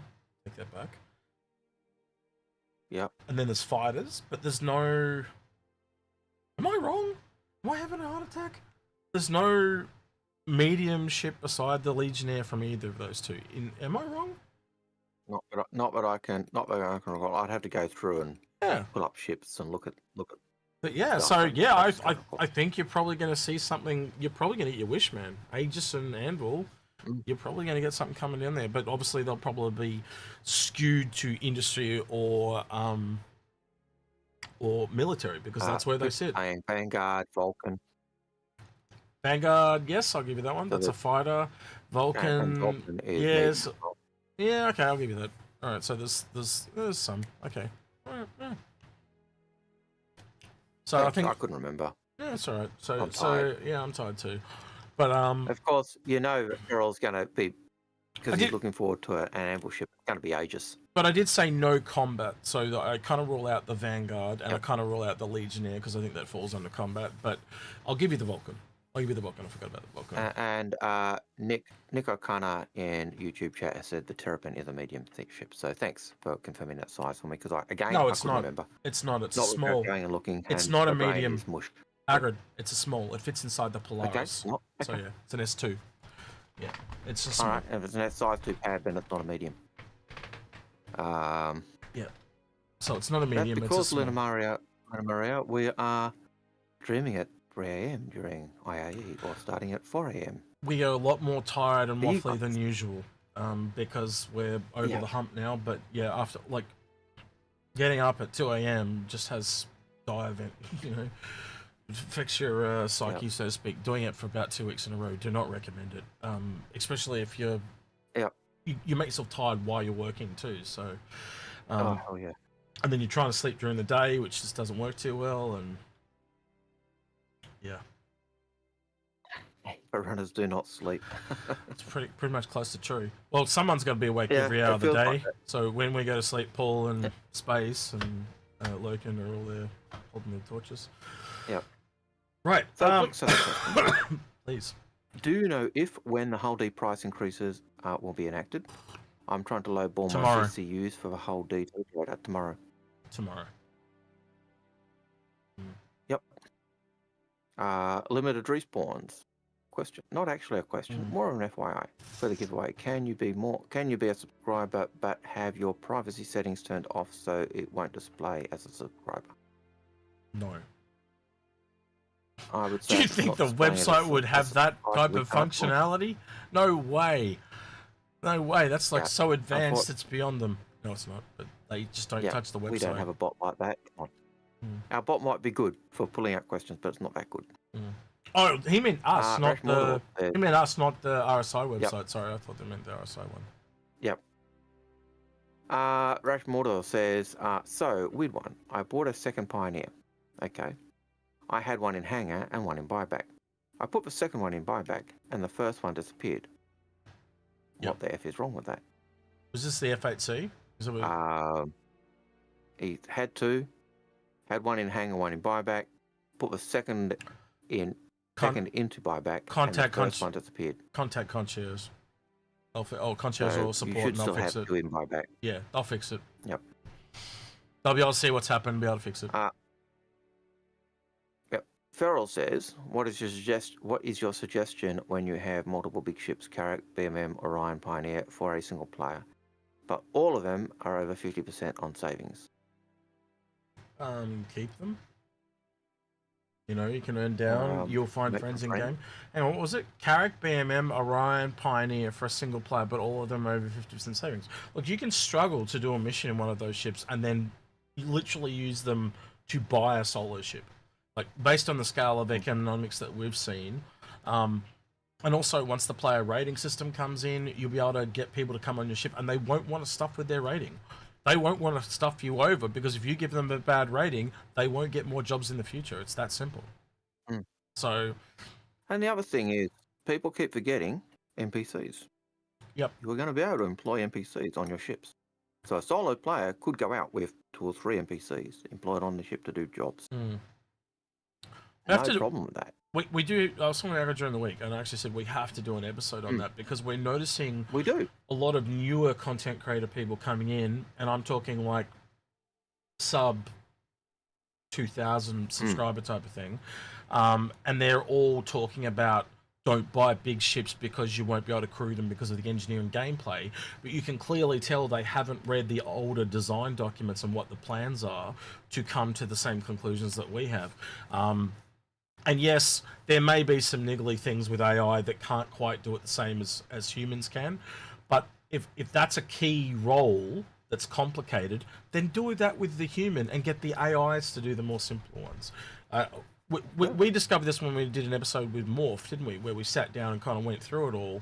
And basically, the conclusion was that, yes, this AI has to be pretty advanced, but let's also look at all the other stuff they've done that no other company's done before. So if any company is able to pull off some AI, said was impossible. Yeah. Like literally, server meshing was meant to be impossible until last CitizenCon. You know, so if they can pull off that, what's to say they can't have slightly more advanced AI than any other computer game that's come before it? We already know they're going there because of how they've planned it with personalities. Now we've seen slightly different personalities in games, but not ones where it literally, you know, rolls the dice and picks 3 different ones and changes their personality completely. So that's, you know, if you go look at the systems that are out there and connect all the dots, half of what me and Aga do is connect dots, right? You connect all the dots together, I'm willing to give them a chance based on their prior history, and now they've got starting to see Squadron 42 to come to the light. I just wish other people would not just be so dismissive straight off the bat. And again, I saw probably 5 or 6 videos in the last 2 weeks that are completely dismissing that AI, the way AI is, and that big ships are a thing. They're literally telling people to melt their big ships. And I think that was terrible advice that'll come back and be really bad. How much they're going to be to grind up to them. Yeah. Yeah, like the cost of an Orion, like even an Arastra, is going to be massively expensive to grind up to from a mole. Yeah. If you know I'm never going to want to take out an Orion ever in my life, then get an Arastra and earn down to the other ships. But so was it? Just you correct me if I'm wrong here. I'm trying to remember the number of hours, right? But I remember back in the day, he was taught this is way back near the beginning, right? So this is a long time ago. Yep. Chris literally said to go from a freelancer to a constellation, and I believe he said it was like 60 to 200 hours. I can't remember the exact figure. I think it was 60 hours to go from a freelancer to a constellation. Yeah, it was something like that. You put that into I real world. It was kind of like a month of play for a normal person. Like 60 a couple hours. of hours a week. 60 hours is a lot of play for some people. A couple of hours a day for a week. That type of thing. But the long story short is, think about the money you can earn in real world dollars in 60 hours. You know, so when you start to put that in hindsight, it actually makes it a lot cheaper. So, yeah. And the idea of buying the ships with cash was to be equivalent to the grind, you know, that type of idea, so that people who didn't have the time to grind but wanted to play, you know, the casual gamers, the people who work, would be able to to get the gameplay that. So Stefan Hilbert in chat says, when is AI crew slated for anyways? Well, we don't know because they're not really actively working on Star Citizen. So this is a thing that's coming, right, when they start actually working on the game. And this is the thing, like, they have a lot of design docs of what they want to do. They just haven't updated them in years. So you get someone that came along in 2018 or whatever, and they just haven't read the 6 years before they got here.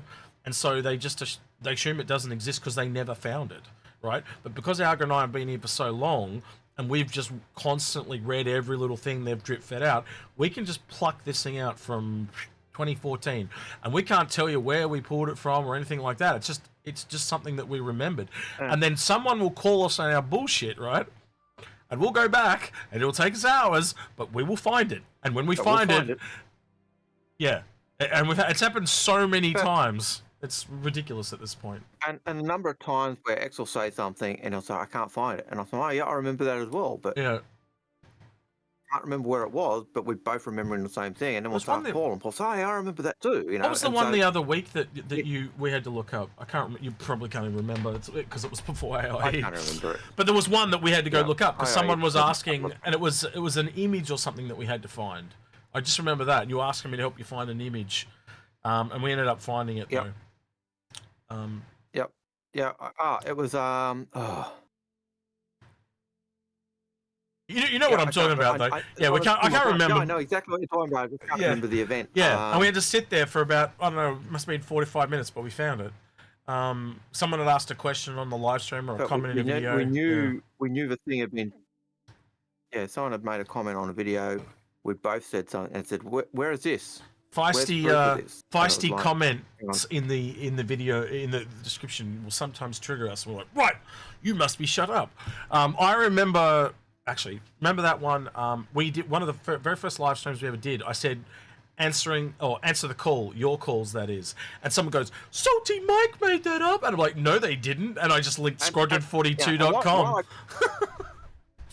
Yeah, answer the call. Yeah. But it was one of those things, and I actually couldn't find the comment. I knew I'd seen the comment in text. I could remember it on the page where it was, but I couldn't find it.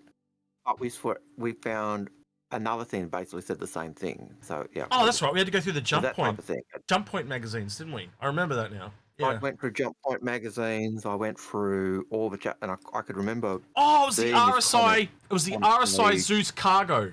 That's what it was. The cargo on the RSI blocking the modules, and we found a picture that actually was in the. Yeah, that's what it was. It was the picture in the Jump Point that showed that it was all blocked. Yeah. But they'd removed it from the website. Where it was on the website had just been removed.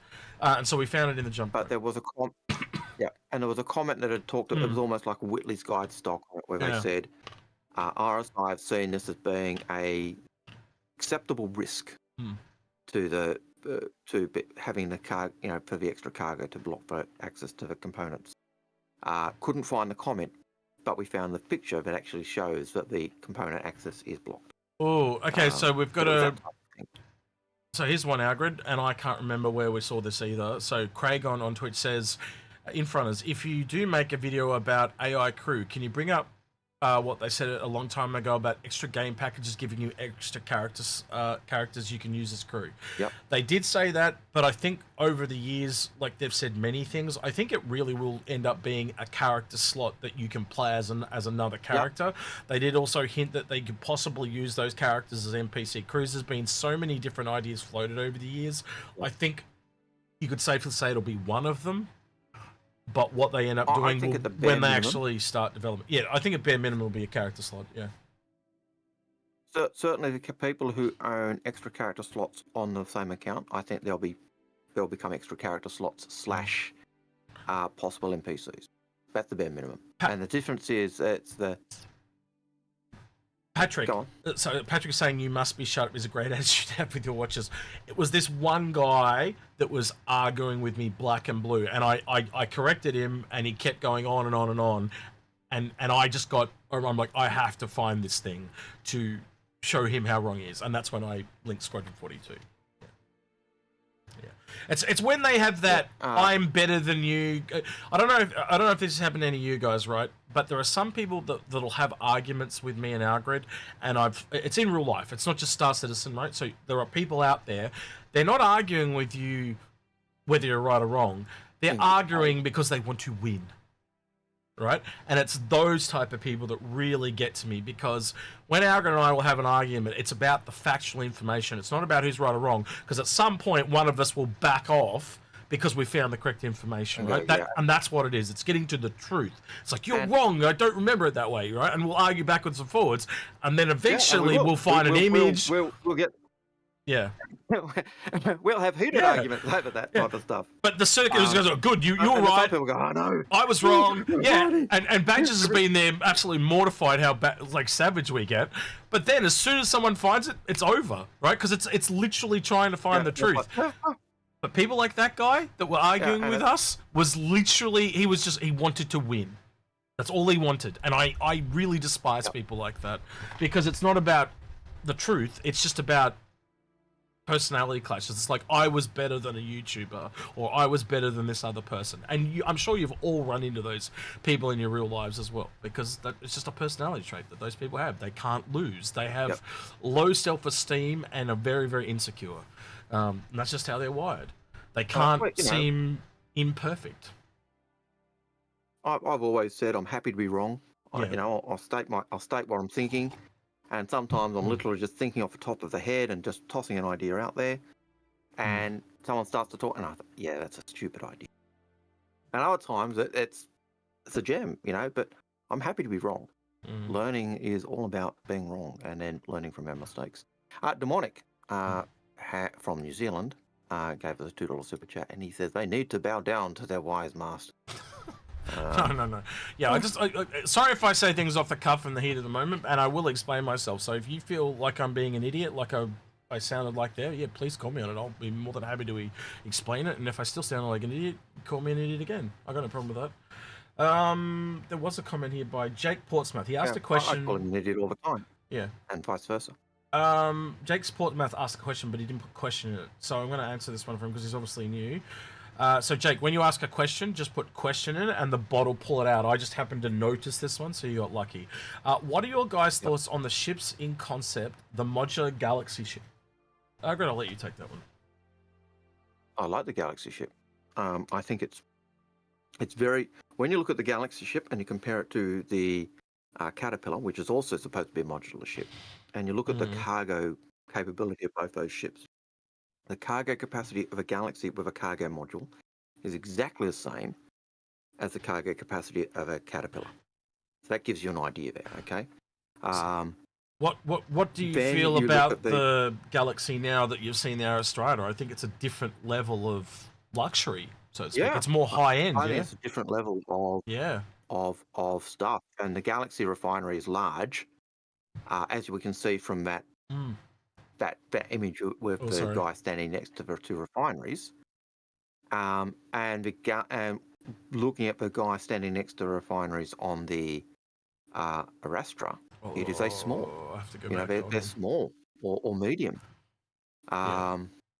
Just that size there indicates the size of those refineries. So that gives you an indication of the role. So I think this will do bigger volume, faster, possibly. This one just enables you to be on location and not have to keep leaving, not have to have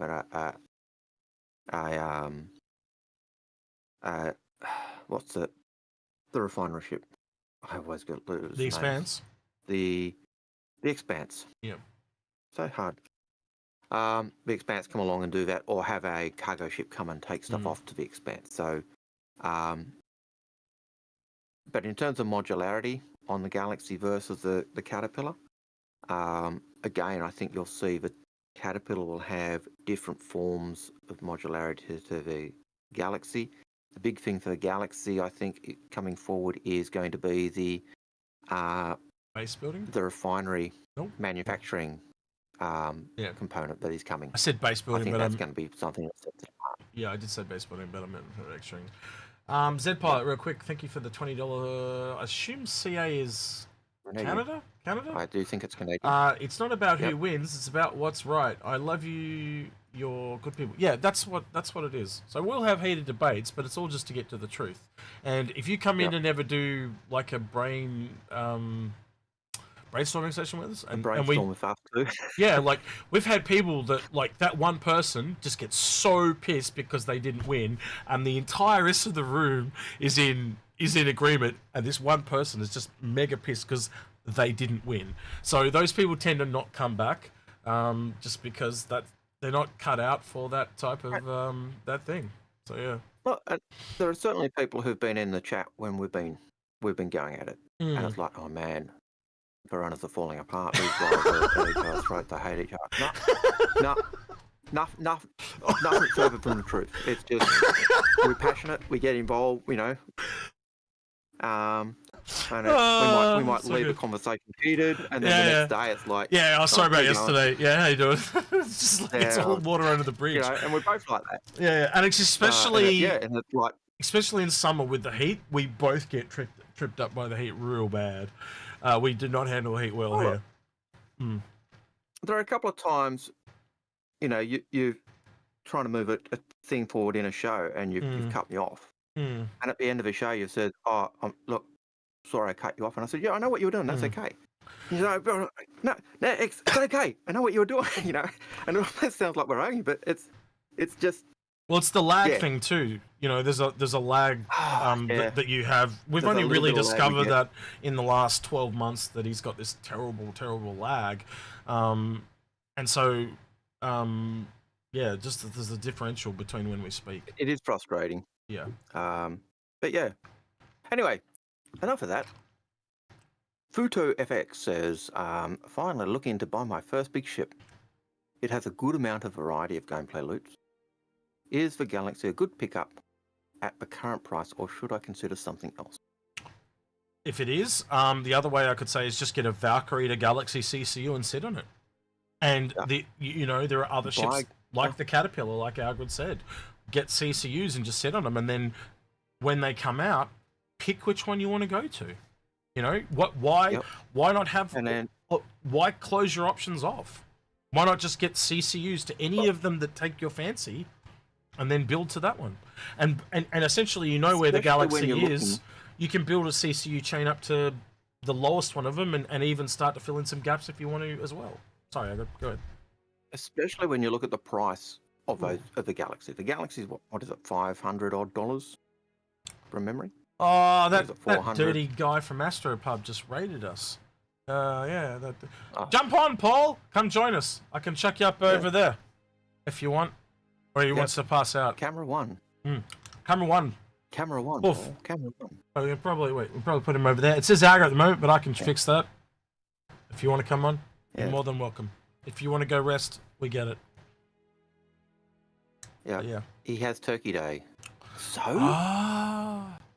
That's not for another hour and a half at least. Come on. Yeah. At least.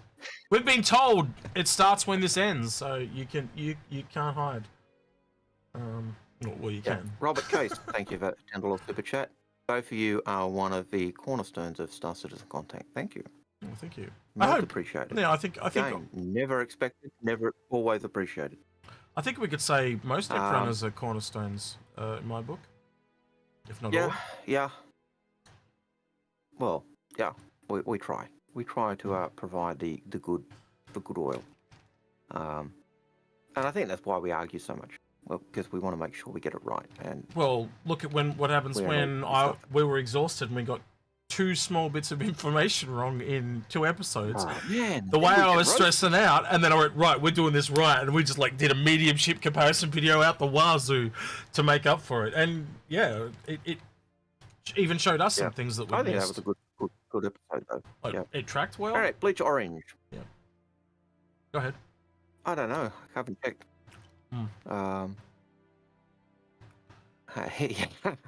Littlefoot says, you rated, you join. Yeah, that's it, Paul. Come on. Just come on for 10 minutes, Paul. 10 minutes.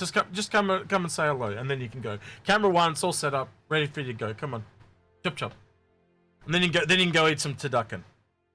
And you can eat some turkey. Come and tell us the lore of the turducken. That'll be great. Tell us the lore of the turducken. Actually, there probably is lore in the turducken. You can imagine what it is. It's just I'm going to stuff this into this, and then I'm going to stuff this into this. I do believe from my memory, it was a NFL commentator. Correct me if I'm wrong, Paul. Come on show and tell me if I'm wrong. And he liked having all 3, and he basically put chicken in the duck in the turkey. Liked all 3, got all 3. But yeah, don't know who it was, but John Madden apparently. There you go. Got a first-time chatter there on Twitch, so I think we can answer this one straight away. It's a question that says from Soulstalker Sco, who says, will the Anvil Crucible have a refueling capability? I think I'll let you take that one. It's got drones. It's got pads. It's got drones. So as well. So you can go out with the drones, or you can just go out and jerry can refill it. It's essentially like a landing pad. Hey, Paul. Listen, I'm only going to be here for a few minutes because I don't want to piss off my missus because she's the one who's currently dealing with the turkey and I got to cook other things. So, but I'm already in. That's right. You're on. We'll get you up. So what'd you do? Were you lore touring today again? Yeah, lore tour. We did an Anvil lore tour. So Anvil is a day. It's a day. It's because there's so much lore for Anvil. Yeah, well, they're everywhere. So. I said that earlier today when we were doing Anvil. It's essentially, I know not lore-wise, but it's the oldest manufacturer in the game because of the the F7, the Hornet. 7, yeah. So I got a question for y'all, and this is going to be on there as well. I think it's a little bit, which is, do you think that when we get the F7 Mark II, are we going to be getting the F7A Mark II or an F7C Mark II? This is the one that I've been getting asked a lot about. Which one do you think we're going to get, the actual A version or the C version? Since we got the F8C, not the A. Do you think we're actually going to get a military variant? Well, I actually said it could be either way because we don't know that. All I know from what I've heard from my sources is that event is coming, but we don't know which ship's coming. Could it be the F7A? Could it be the Mark II of all of them? Could it be, because remember when they actually said eventually they don't want to do CCU upgrades where you could upgrade from one to the other? Like, do you remember that when they brought out that? It could literally be that system. We could be getting updated ghost trackers, wildfires, like the whole freaking lineup could be getting an upgrade. Or it could just be F7A or just the Hornet. We just don't know.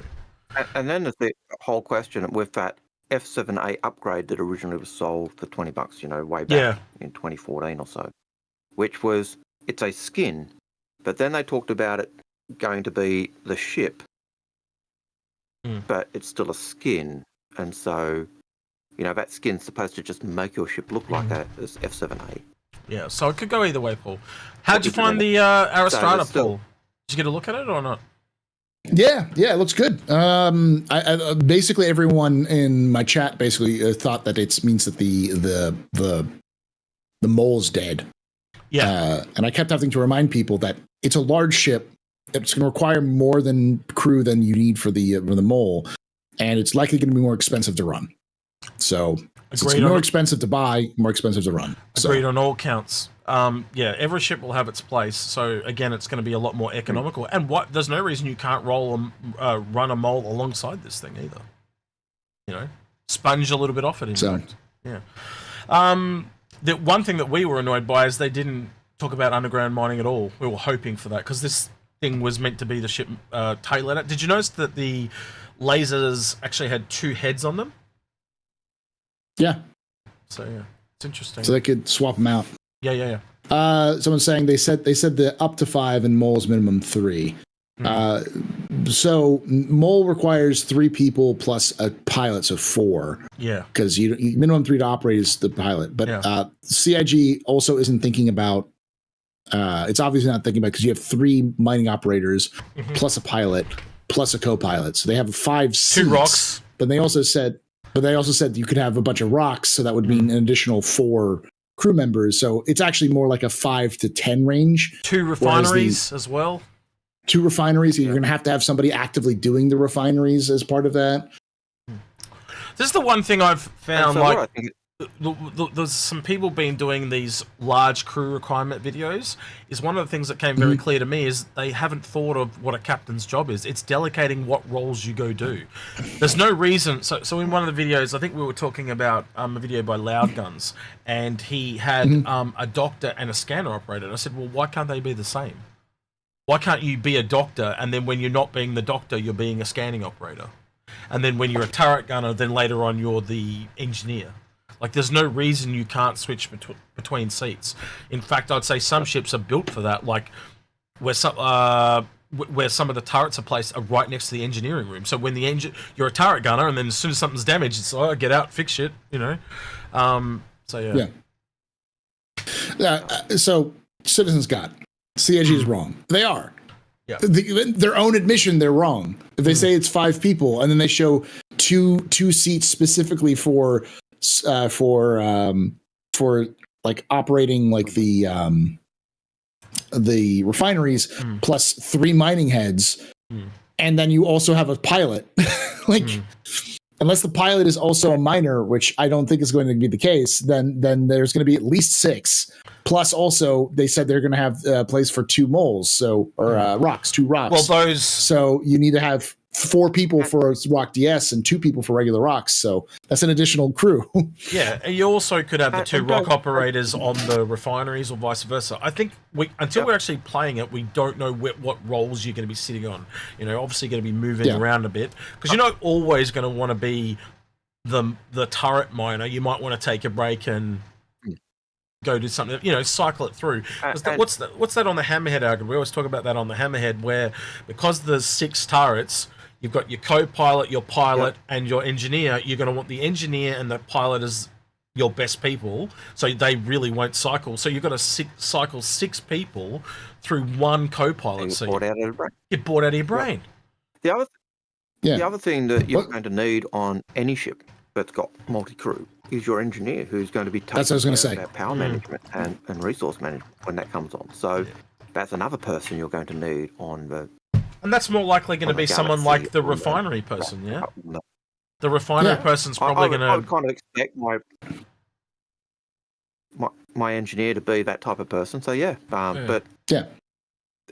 Well, yeah, and you could easily say that the people who are doing mining could swap out and do the refinery. That's true, but that doesn't necessarily mean that you want that. There's a difference between minimum requirements and actual usage. Like, for instance, the minimum requirements for the Cutlass, I think, on their current metrics is like 2, but there's 3 seats. Yeah. But there's only 2 beds. But there's 3 seats. There's the Rio operator too. Yeah. Or the 4 seats for the freelancer, but there's only 3 options. So yeah, you know, like there's basically what I'm saying is don't be slavishly addicted to CIG's crew requirements, because they're usually wrong. And they're going to change. Even they don't know fully how the game's going to work. Eventually, they'll have to add other things like that. So if you're saying it requires 5 and the mole requires 5, so it must be the same, and so thus the mole is worthless, I think you're being way too addicted to statistics than you are, or to CIG's word, than you are to the way the gameplay functions. And everything he mentioned just there is why I'm not nailed down to statistics. I just don't take them in because I know they're all going to change.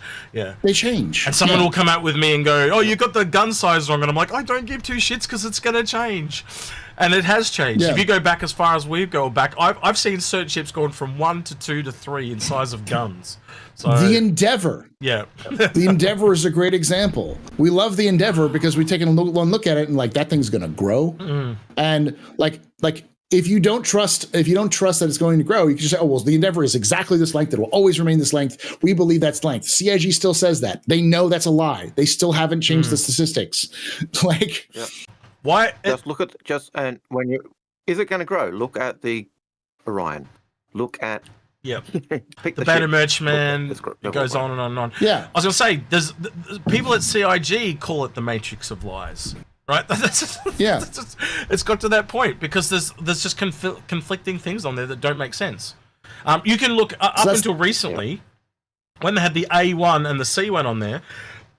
They updated the stats for the A1, but they left the ones for the C1 on there. So it's like, this don't make no sense because clearly they had to update the C1 to match, and they did.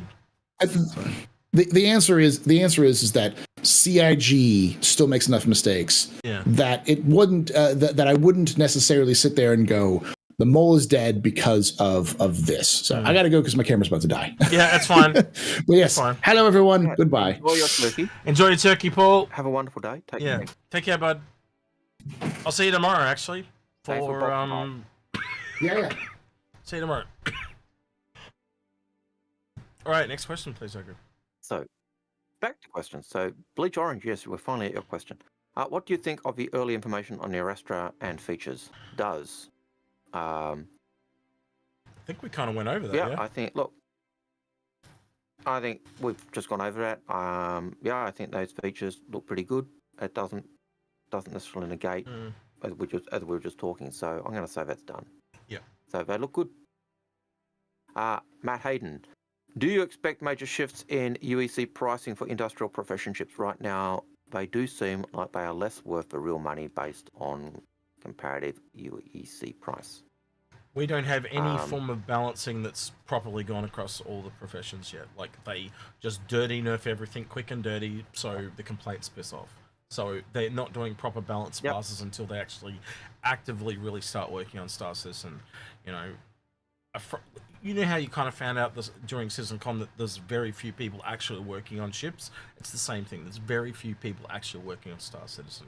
Most of it is working on Squadron 42. And remember, they said, we're going to hold off putting things into Star Citizen. That was literally them saying, we're taking those people and we're actually going to put them into Squadron 42 because they needed more people. Right? And that's what it is. So when Squadron 42 comes out, that whole breaking of the dam analogy, that's what's going to happen because they're going to start porting more and more things over and actively start putting people to work on Star Citizen. And that's always been the thing. I still find that bizarre, Algared, that there were people at CitizenCon that went, what, we're getting a single-player campaign? Apparently, I heard multiple people report that there was a woman there that didn't even know that there was a single-player campaign. I just was baffled by that. You would fly halfway across the country or around the world or whatever and didn't know that detail, but I digress. It's just a bit weird. But there are people who are well known in the community who when they join the game, they joined because of Star Citizen, not because of Squadron 42. Even though Squadron 42 came first, and they're like, but I didn't join for the single player game. I didn't have, it's kind of a back burner and something they didn't know about, or. We've had people and so I get it, but we've had people that didn't get it, and I explain it to them, and then they've flipped. They've gone, right, now I understand from a financial reason why Squadron 42 has to come first. Because back when they were building it back then, it was too much. It's too big of a project to go from go to woe for just Star Citizen. So do the single player first, get financially secure, and use that to go into the multiplayer. But as it's grown, the Squadron 42 grew as well. And so it has ballooned out beyond what it was originally meant to be. But we're now getting an awesome single-player campaign. 3 of them, in fact, have been confirmed.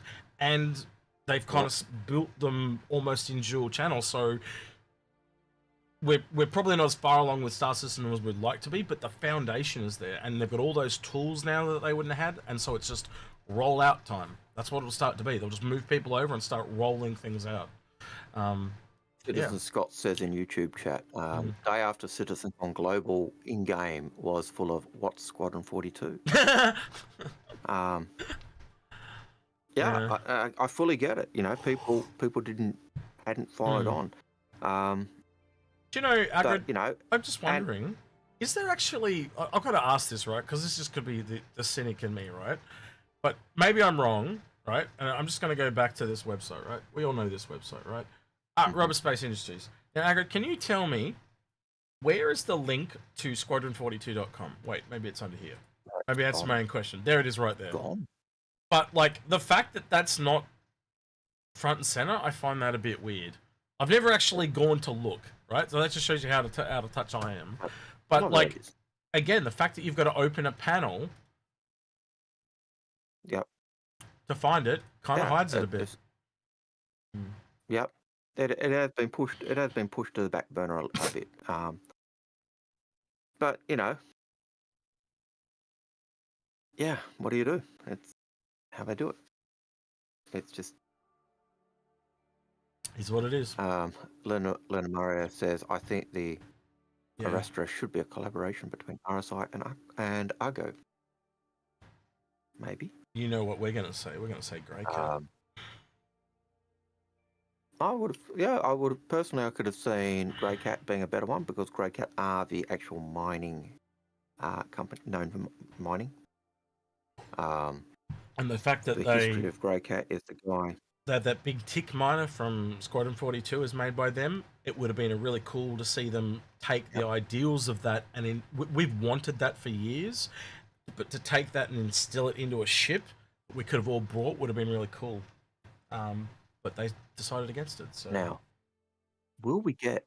Here's another thing, because remember that with the FHC, they said other rewards from Squadron will be available. Here's a bit of tinfoil hat stuff. Will the tick miner ever be a reward we get for completing Squadron 42? I think it's just going to be other ships like Arrows and Hornets and other, you know. Well, I think it's going to be a part of the rep. That's my hoping. Part of the rep for the UAE, and as you play through, you just unlock a lot of those military ships. Yeah, 100%. It'll be rep with UAE. It'll be rep with other races who are there. It'll be rep with the advocacy. Do you know those types of things? Anyway, my biggest disappointment when I was watching the trailer, it came across 2 or 3 times, but I never ever actually asked you this. Is, do you remember when originally it was co-op? The entire campaign was meant to be co-op, and then they dropped it. And I was just sitting there, how cool would this be to actually be able to play it like with each other's wingman and stuff, and then going through like with the guns and stuff. Like, so if you're like a group of 3 and you're going through those levels, like shooting stuff and rescuing people, like Trejo and all that stuff, and then you know, on the boat, one guy's co-op. Yeah, like build as a co-op. Yeah, so like say the boat, for example. Like if we're on the boat and then someone's on the turret and someone's on a radar scanning for shots, and he's telling the other person what to shoot, and he's telling the boat where to turn, and it would have been mad, like absolutely mad. I actually think there is room for a co-op, trailer like campaign game like that, and I reckon it would be awesome. No one's really built anything like that. The closest thing I can think of is Borderlands, but Borderlands has really gone downhill, and the fact that they went comedy, but like a real serious co-op one could be really cool. And again, if you build it with AI in mind.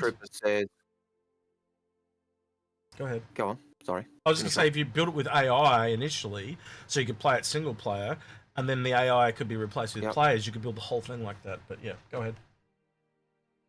North End Trooper says they removed the modder handbook for Squadron 42 in the last week. So that's something that used to be available in the store as well. What was it? The other thing is, if you look at what was that? What? The modder handbook. The handbook for modders to they modify removed Squadron 42 too. Yep. And apparently that handbook has been removed. I don't have that in my thing, but yeah, it has been removed. They haven't put the game back up for sale. I think that's going to come with a bit of fanfare. We'll have to wait and see when that'll be. And I think that handbook will disappear. Will be linked in with when the Launcher Squadron comes out as well. In terms of what you're talking about, co-op, it's interesting that Baldur's Gate 3, which is a single-player game, does have that ability to play that game with a group of friends. So you can actually play with up to, I think, 2 or 3 other people. Yeah, it would be great to see that. And it does change the gameplay. It changes significantly. I've got friends who have been playing and they've had some missions that they failed just because they were off doing different things. And they weren't there to actually deal with the issue together. So, yeah, so... Yeah, I'm trying to find links to it because it was dropped so many years ago. I'm literally just searching for Star Citizen co-op. But yeah, there was... I was going to check this. Yep. But yeah, there was a co-op ages ago. It was talked about, and then they dropped it, and I can't remember how long ago it was. It was like going back to like 2015. It's a long time ago. So, and I'm sure someone in chat may find something and share it with us, but I can't in my initial looks find anything. And because I'm driving, they're going to say we're dreaming. It never existed. It's never been mentioned, so all right, they'll make us go find anything. They'll just make us go look for it. Remember it. Yeah, that's right. Feral has a question. The answer to this question is a very easy one. The answer is yes. He says, I have a Pioneer in buyback, but it shows as sold out, and I'm taking it means sold out in a store. Do you know if I can purchase it back with store credits using a token? Yes. Yes, you can. Because it's sold out in the store, but it's in buyback. 100%. Yep. How do I know? I've done it. And if you've got it with LTI, I know people that will buy it off you for a Princess Son. So yeah, but if you've... I do have it with LTI. You know, it's not going anywhere. Yeah, I know. But no, I'm just talking about him specifically. Regardless of that, well, if someone offers me a princely sum, it might go somewhere. But and you know where I'll be coming if you sell it on me. Algared's got it, and he's got it all earmarked for me. And if he's promised it to me for a couple of years, but I'm just sitting there waiting to see what happens with it. But like, I guess every year, I still want that Pioneer. Yeah, fine. Well, it's cost me more to get than the Kraken because of the way it's done. It's crazy. So yeah. But yeah. I think the last time I saw it, like with LTI, it's like $1,500 or something now. It's like it's really a lot more than what it's originally was. Yeah, I'd have to go check. So yeah. Mind you, it was a fairly expensive ship to start with. So it was at the upper end of expensive. So yeah. Blix has a question. Any clue on why CIG doesn't consider Odyssey a mining ship anymore? I don't think that person really saw it as a mining ship. They saw it as an explorer. Algared, we got anything in buyback that we can do for a round of just because it's AIE? Wait, I said AIE. IAE. Just because it's Expo time, do we feel like doing? I'd have to set up the camera though. Doing a round of not a tuna. Got anything in buyback that we can do as a giveaway? We could do a not a tuna. Okay, let me have a look. I'll check my buyback, and you check your buyback, and see if we've got something to give away. X said AIE. Then I corrected myself. That's one shot, and he said IAE. That's 2 shots. Oh dear. I'm glad that's only water. Everyone else is on eggnog now. Yeah, we could do something like that. Let's have a look. Woohoo!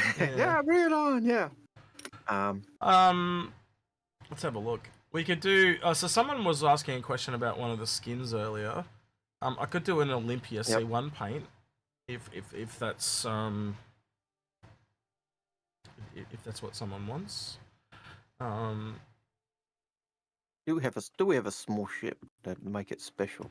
Well, I'm keeping all the small ships for the stream next week, which will be the giveaway one. You know, so next week we'll be doing that kind of you know, someone you know that needs a pick-me-up type of stream, that type of thing. Yep. So I've got things like Mustangs saved here, Saulians, Auroras, like all the small ones they've given us throughout the year. Now they have promised to give us 2 Avengers and 2 I can't remember, 2 Cutter LTI starter packs, but we haven't got those yet. So if you win one of those next week, you might be waiting a little bit to get them because they haven't fed them through to me yet. And yes, Luna Maria, water shots, absolutely. Before you go on, yeah, you've gone muted, X.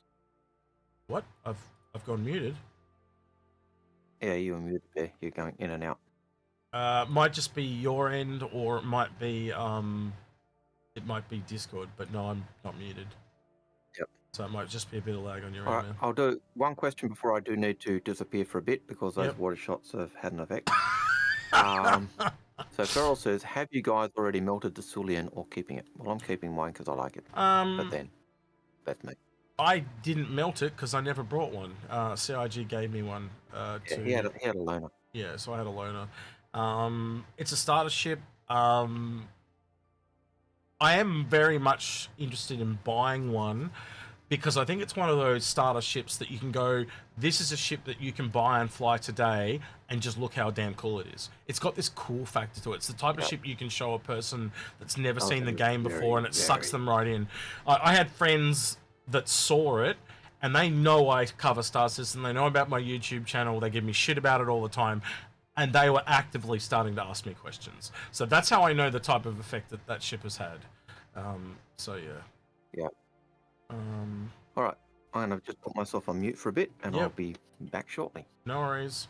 I'm looking through these. Look, oh, you guys can, because our grid's nicking off. Yep, and I'll cut it across, and you can help me. And there's a whole pile of questions you could actually work through as well. All right, we'll cut it back over a minute. I'm just trying to find something here, something somebody might want as a gift or a giveaway, or hey, what the hell? I got this again. I don't need that anymore. Oh, okay, good. Okay. So there's some rest shit here, right? These are giftable as well, but I'm not going to give you those because they're worth a princely sum as well. Can't buy those anymore. Anyone know what they are? So this is the Dread Pirate skin, Operation Pitfall skin, Distinguished Service skin. Can't get those anymore. We do have these though. Wait, I think these are my own personal ones. Yeah, they are my own personal ones. Let's just say that's the loot from last year. Oh, no. Okay, so that's all the paints. Okay, so I don't think I've got any for giveaway. I do have to melt this one though from yesterday because I'm going to get rid of the SRB. No, you can't figure out my password, but good luck. Ah, shit. They, yeah, okay. Happened again, Lemming. I blame you. Alright, there we go. So that one's cut, and then I've got to cut the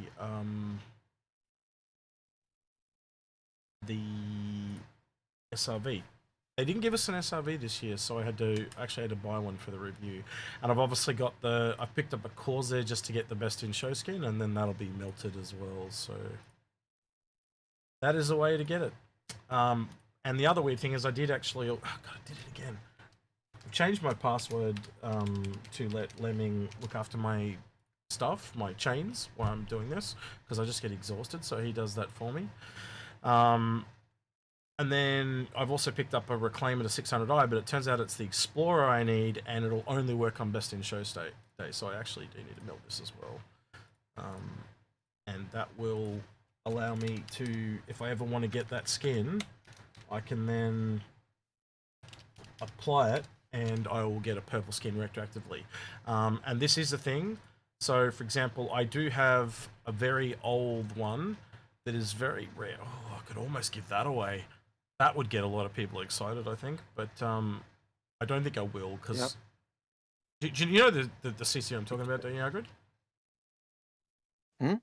So I'll just hang on, I'll just give me a second. I'm just waiting for this to load, and then I'll type it in, and you'll see the one I'm talking about. I don't know why it's taking so long to load this. Come on. Reclaimer skin. No, I'm just, yeah, there we go. This CCU Algared. No. not that one. But you can see see because I've got it set to paints. That's in why. that.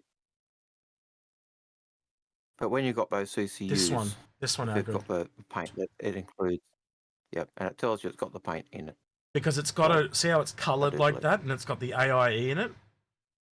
Now, can anyone tell me what? Can anyone tell me what that is? Does anyone know the value of that? It was $5. So this is a plugin called Explore. It is this thing up here, the Star Citizen Hangar Explorer. So just take the E off Explorer, and that's what it is. And you can find it on both Chrome and on Firefox. That is the white skin for the Cutlass. The white, black, and gold skin. So if you apply that to a Gladius, it'll turn it into a Cutlass and give you that white, black, and gold skin. And it is one of the most wanted skin. Now, I picked it up in case I ever wanted it, and it was at $5 at the time. I've seen this going for $150, right? So I'm kind of just sat on it all these years. And it's those CCUs or those skins or those CCUs that have that, that the ones that give you the skin, not just any War 1 CCU, but the ones with that logo on it, as X has often said. Well, I've often see all these ones I picked up throughout the years, Algared. I've actually considered if someone's willing to replace it, right, I would be happy to give them that one. Because if I can, just hang on, if I can set this to upgrades. So you'll find this if I go back through this, I've actually got, see, look, I've got Invictus ones there. But if I go back far enough, so we're just getting into last year now, look, I've got all those red ones. So they will all give you the red skin for whatever ship that is. Then they've got blue ones that will give you the blue ship. So like, for example, you'd get, no. Actually, it's the picture when it's this one. So there you go. You get a Mercury, a blue Mercury. I know I've got 600. Yeah, there you go. There's a blue 600i. So if you wanted something like this, right, it only cost me $10. But to now go buy that, it's actually even cheaper now I think about it. Actually, you can't buy it because it goes backwards. Nope. So you can't buy that one off me. But this one here. Wrong one. I actually did click on the wrong one. So this is $5, but that would be a Prowler to $600. So that's $425 to $475. So that's what, $35-ish. If you were happy to replace that but wanted the blue skin, I would happily part with that. So if you are happy to pay what it really cost, I'm happy to give you that because you'd get the skin for free type of thing. And then other ones that go back, and I've got some, like again, we've gone through the Cutlass one. I swear I've got more white ones somewhere, but they're just not coming up. That's what I was trying to find. I know I've got a bunch of the white ones somewhere, Algared. But obviously I don't. So make a liar out of me. Anyway, you get the idea. So that's how some of those old skins are sold. They're actually not skins, they're CCUs at the moment in people's accounts. Right, Algared, back to the questions now. I've waffled on for long enough. I didn't find anything, by the way. The next question is Trevor Nelson. Trevor Nelson says, do all concierge get Squadron 42? The answer is no. When they first was a cutoff brought date in the changeover, so... I can actually answer this because I actually contacted concierge over at Algared, and I've actually got the... Give me 2 secs. I've actually got the response here in concierge because I wanted an official response. Squadron 42 for concierge. Here we go, 1 month ago. I'll cut it over. You guys can read my concierge ticket. I don't mind. So I asked this, and Zodu got back to me. And he said, "You'll thank you for contacting us." Comments on 18th of March 2022. Algared. That's the date you're looking for. Yep. Yep. But basically, they brought out the initial change, and when they were making, if you'd spent $1,000, you got, and you were in concierge, anyone who had concierge at that point got access to Squadron, got access to the PU, and those who had it before that date got access to Squadron 42 as well. Yep. Anyone who didn't have after that date doesn't get Squadron 42. Yep. So yeah, that's the short and sweet answer, as seen there. So not everyone does get access to it, but they do get access to the PU. Okay, I don't know why that. Okay, right. Next one. No, sorry. The bot deleted someone's message on Twitch, and I don't quite understand what he was trying to say. Bleach Orange has a question. Bleach Orange says, what do you expect the refining to be on your Astra with the RXI Galaxy also having a module? Will it be different? Will it be redundant? We kind of went over that. Refinery? It's bigger. Yeah. We've gone over. Yeah. Is bigger. And the main reason they've got to have a refining on board certain miners is so it removes that volatility. A big ship can't move necessarily quick to get back to remove it, so it's good if it can just remove it itself, stay where it is, and keep doing what it's doing. Otherwise, it's going to just throw that Quantanium straight out with the sorting, which is probably what the mole will do if it wants to stay around. So, this is the question for you, X. Feral asked the question, does the F8C Lightning go back to buyback once you melt it? Yes. And you can use it. There you go. You can buy it back. In fact, I could probably show it in my buyback while you're going on the next question. Nerva ZA says, any thoughts on when we might get the Spirit E1? Will it really need... Oh, we lost him. Hang on, I'll flick it over. See all the shit I brought recently, all these skins and stuff. There you go. There's an F8 Lightning in my buyback. Accommodate passenger missions in buyback. So yes, it does. You just came back up. Say it again. So Nerva ZA had any thoughts on when we might get the Spirit E1? Will it really need server meshing or similar to have good enough NPC AI to accommodate passenger missions with a high level of fidelity? And you've probably answered your own question. No. It needs, well, it really does need AI to work properly. I think it's going to be the AI and the test bed accommodation. I think it's going to be the test bed for AI. Like it's small. It's only got 6 AI on it, and then they can take that and scale it up to other things like the Genesis Starliner. You could essentially make it like one VIP, but a one VIP, you'd assume that AI is at a different level to the others, like because it'll be a lot more complex. Well, at least I hope so. You know, but yeah. Do they need to bring that in to make it once they've got the ship done and finished? No. But they've changed the AI test bed. Then after what happened with the Reclaimer, they've really been moving to go. If a ship comes in the game, we want it to have gameplay to come in. That SRV that we got today, that's been sitting there for over a year. That was done. And it just sat there waiting for tractor beams to come online. Literally I remember seeing them saying that. Do you remember, like, this time last year, they were showing it off on ISC and all that stuff. I'm sure you can go back and have a look. But it sat there. I think the difference with the luxury transport or the executive transport is the fact that you could transport players in that ship. So there is a gameplay element there, but it's pretty. You're not going to make any money in that ship in Star Citizen right now because it'll be like the Terrapin. You'd spawn it in, fly it around, and do nothing in it. You know, you could probably get a little bit of cargo in the back, and that would be it. And quite honestly, the fact that they give you a loan of that, and I would not be like, I haven't gone and checked, but I guarantee you they'll give you a C1 as a loaner, and that would be far superior in game right now to an E1, and that's why they don't care. And because people complain, they did actually turn on this skin, by the way, these Olympia skins, wherever I had them. Wherever I've got them here, but they oh god, I've got so many. My whole buyback is just skins now. I'm not going to bother even trying to find it. Yeah, I'm terrible at it. But yeah, the Olympia paint. The one there, that's actually meant for the E1, but they unlocked it for all of them because they actually had 3 skins that worked on all ships, but they were locked to the release of all ships. And when everyone said, well, so we got to wait till the E1 comes out before we get this, that's shit. And so they undid what they were. And they never told us they were going to do that, so they undid it because they realized they'd never told us. And so now you can use that on anything. And it's easily a tip of the hat to the Mercury Night Runner skin. Looks awesome. For chat, just to show how much of a skin whore Execute is, he's been playing World of here we go. And he was, I want that skin. You know, he has a skin horn.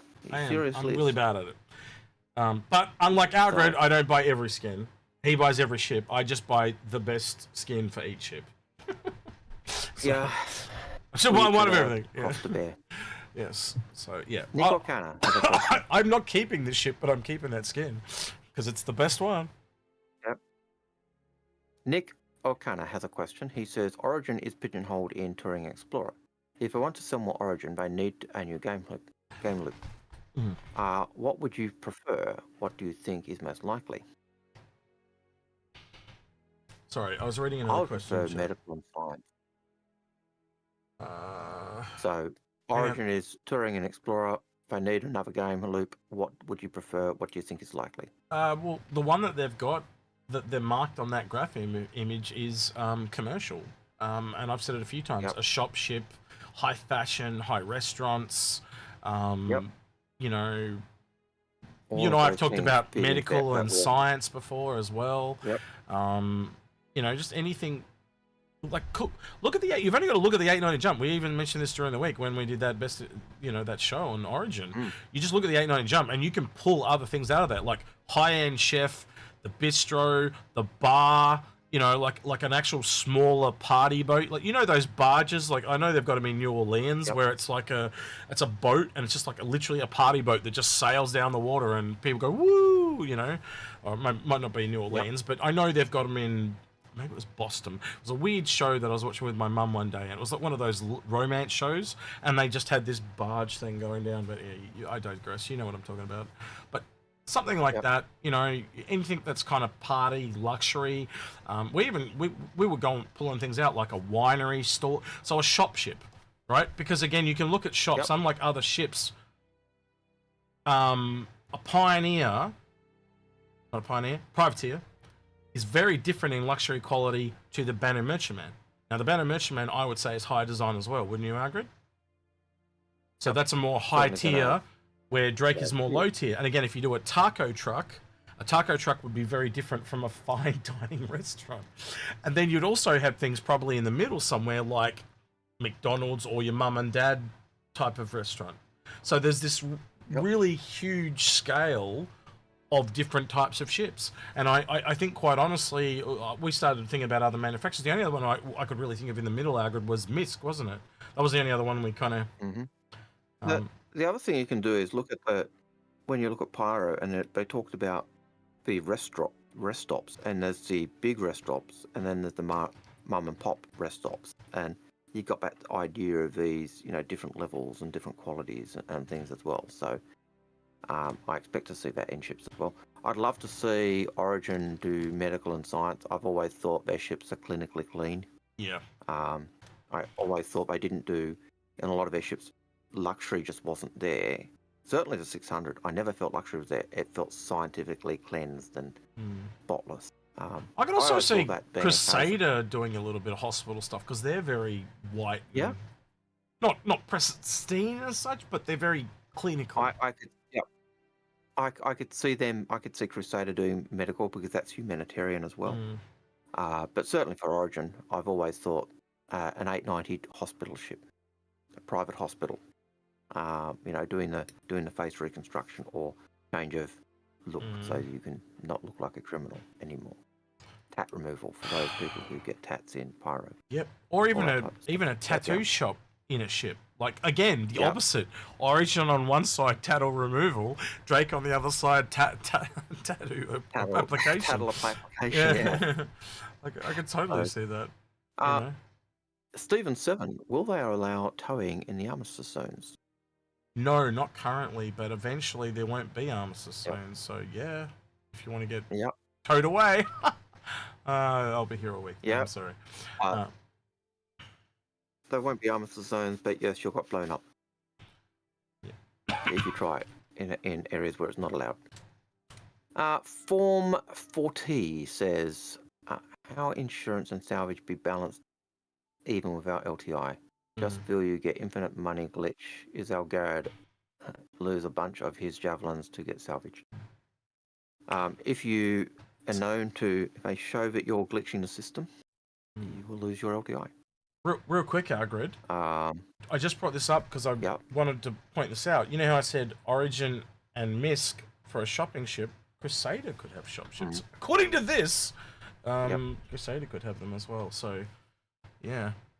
You know, this was dropped recently. Yeah, well, you look at that. Sorry, this was dropped recently in ISC when they were talking about the attack, and where they fed in the styles, and it's the first time they ever released something like this, and it was just a cornucopia of information. Anyway, Algared, go ahead. So Origin is certainly well down on the high design element, but they're also down towards the commercial end, whereas Crusader is in the middle of high design, but way down in commercial. So, and then MISC, low high design, or lower design in the high design level, but at the same level of Crusader for their for commercial aspects. So you've got that kind of difference between the different ships. So yeah. Not all I don't correct me if I'm wrong, Aaron, but not all manufacturers are on there. For example, Xperia is not on there. No. No, Xperia's not on there. Kruger's not on there. Kruger's not on there. I would say these are the major big boys. I think we could cover that. So yeah, but it's just interesting to see where they all lie. And there's, like, the fact that, like, I honestly thought Origin would have been high design. But the thing that threw me and you, I think, is seeing how far back it was. That just shows me that there's all this commercial stuff on this side to come. It is Origin are very high on high design. Oh, you meant Crusader? Yeah. No, I meant Origin. Crusaders. I meant Origin. Like, Origin should be. They are full on high design. They're at the highest level of high design. What threw me is the fact that they are so far down towards commercial. High on commercial. They're essentially in the middle between the two. And commercial. So what I'm saying is all the ships we have currently are higher design. Where the hell are all the commercial ships that pull it back towards the middle? Like, there just isn't any. And that's the things like shop ships, restaurants, and all that type of stuff. So I think we've got at least one, possibly two shop ships coming from Origin. But I also think, as I said, knowing the privateer's a thing and the banner merchantman's a thing, you can see you've got a high tier one and a low tier one is in tech levels and quality.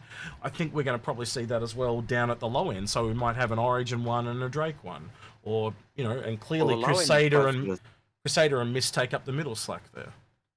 When you're looking at that quadrant, Tumbril is low high design and low commercial, and low, you know, so it's towards the middle. The further away from the middle on each axis they are, the higher they are. So Origin is right at the high end of high design, but they're also further down on commercial. Sorry, in terms of industry, you've got. Sorry, I need to apologise to Gideon. I said Gattack. I am tired, mate. Sorry, I meant Apoa. He was asking what that green icon is. It's Apoa, mate. Sorry. And that's that's when they were.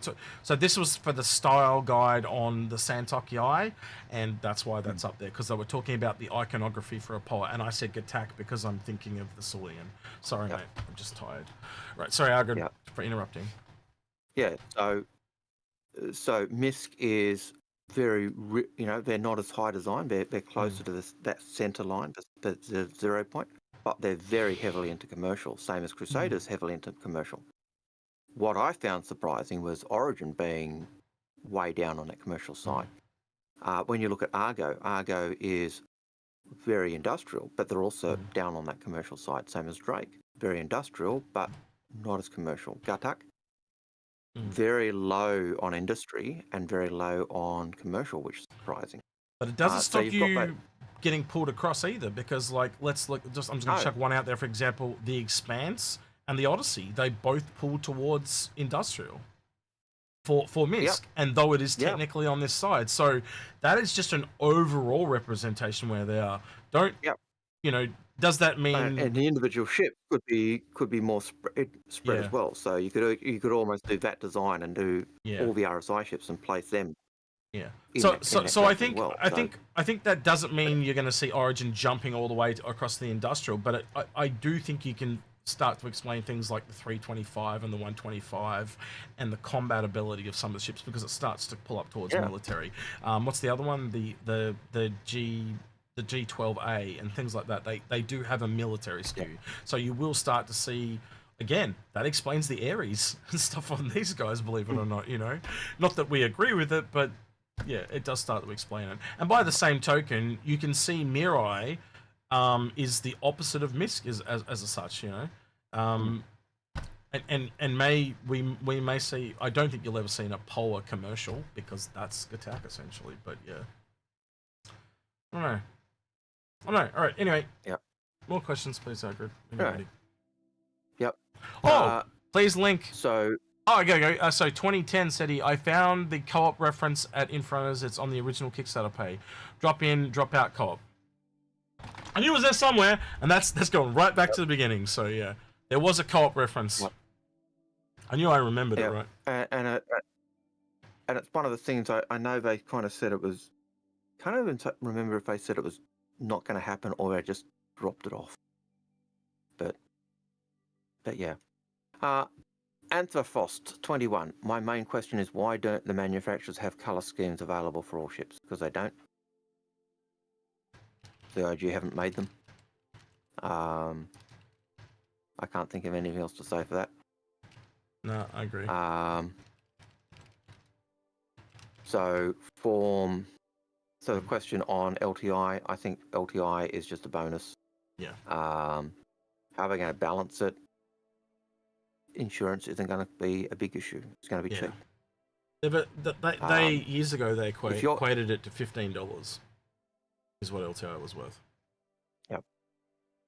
Seriously, the only ships you really, I think, you should warrant getting LTI on are the ships that are, you know, almost $1,000. Anything over $1,000 automatically gets LTI anyway. I would say ships over $250 is where you start to give a shit about it. Oh man, well, I'm on record arguing with CIG, and whenever I got a chance, I say, hey, I really think LTI should be for every ship that's being purchased with cash or credits on the store. They have come out and said that you won't. If it's purchased in game. They have come out and said, though, now, years ago, and again, would have to go find it again if we had to. Yep. But they came out and said that if you buy a ship, you won't lose it. Originally, it will be lost, and now it's changed. So what we're expecting is it'll just take longer to get back than if you have LTI. So I'm just going to give a rough example. It could be double the time. So if it's 5 minutes to get back with LTI, then it might be 10 minutes to get back if you don't have LTI. They haven't said that, but that's the assumption. Yep. And if it's a ship you buy in game that doesn't have insurance, you won't get it back. It'll be gone. So, but anything, I've always thought anything you buy with credits or cash from the store should have LTI. That's always been my position. I wish CIG would just bite the bullet, but we made LTI a thing as backers, and LTI feeds FOMO, and unfortunately, CIG went, okay, if you're going to play that game, we're going to use it. Because, hey, it helps fund us, so we are to blame. Same as we're to blame for the, people claim of power creep in the game and feature creep in the game. We have feature creep because we said, keep going. Yeah. We as backers said, no, but make it as good as you can. That said, there's been no feature creep. Build it as big as you can. There's been no feature creep since 2015. And we've seen the feature, There's been none since 2015. Yep. So... yeah. Yep, and they put the cap on it. But we saw a whole pile of that early on, and people complained. But that was because we said, do it. So yeah, if a Crucible Bay is 2 metrics, won't it grow at least? Yes. Yep. Which is why we say it has to grow. We know for a fact it's going to grow because the current one does not fit a Hornet. And so, again, yes, if you're going to rebuild and reconcept it, then you just do it to metrics and make it so it's to size 2, which is what it should be. Yep. And as soon as you put the size 2, you've got to realize that the pad on the Polaris and the Odyssey are size 2, so that's the type of growth you're looking at. So take that big square box, and that's the Scarab. But the beauty of that Scarab is you can open it up and put ships that are too high to fit in there anyway. So anything that fits between the arms of the Odyssey, the Crucible, will be repaired in the middle if they need it. But it's made to be able to go up alongside an Idris or a Javelin to do repairs. So, yeah, so that answers that question. Anyway, Dutchy, what do you think What do you think? Worth the pledge or buying game? Have no idea, Dutchy. Because I don't know what you're talking about. Yeah, you got to put context in your questions, guys. Because, like, when was that question asked, Algared? Just to give them an example. That was asked at 5:39. And it's now 7:30. So probably talking... So almost 2 hours ago. Yeah. Read the question again. I'd say the Arastra. Read the question again. What do you think? Worth the pledge or buying game? Yeah, Arastra. If you've got the Orion, buy it in game. Earn down. You know, if you've got a mole, consider upgrading, because then you can earn down to the mole. It's like Paul said, it doesn't replace the ship. It doesn't replace the mole, right? But if you have the ship above the mole, you can easily. It's easier to earn down than it is to earn up. But if you can't afford it, don't. It's that simple, right? Only do it if you can afford to. And you know, you don't need anything more than a starter package to play this game.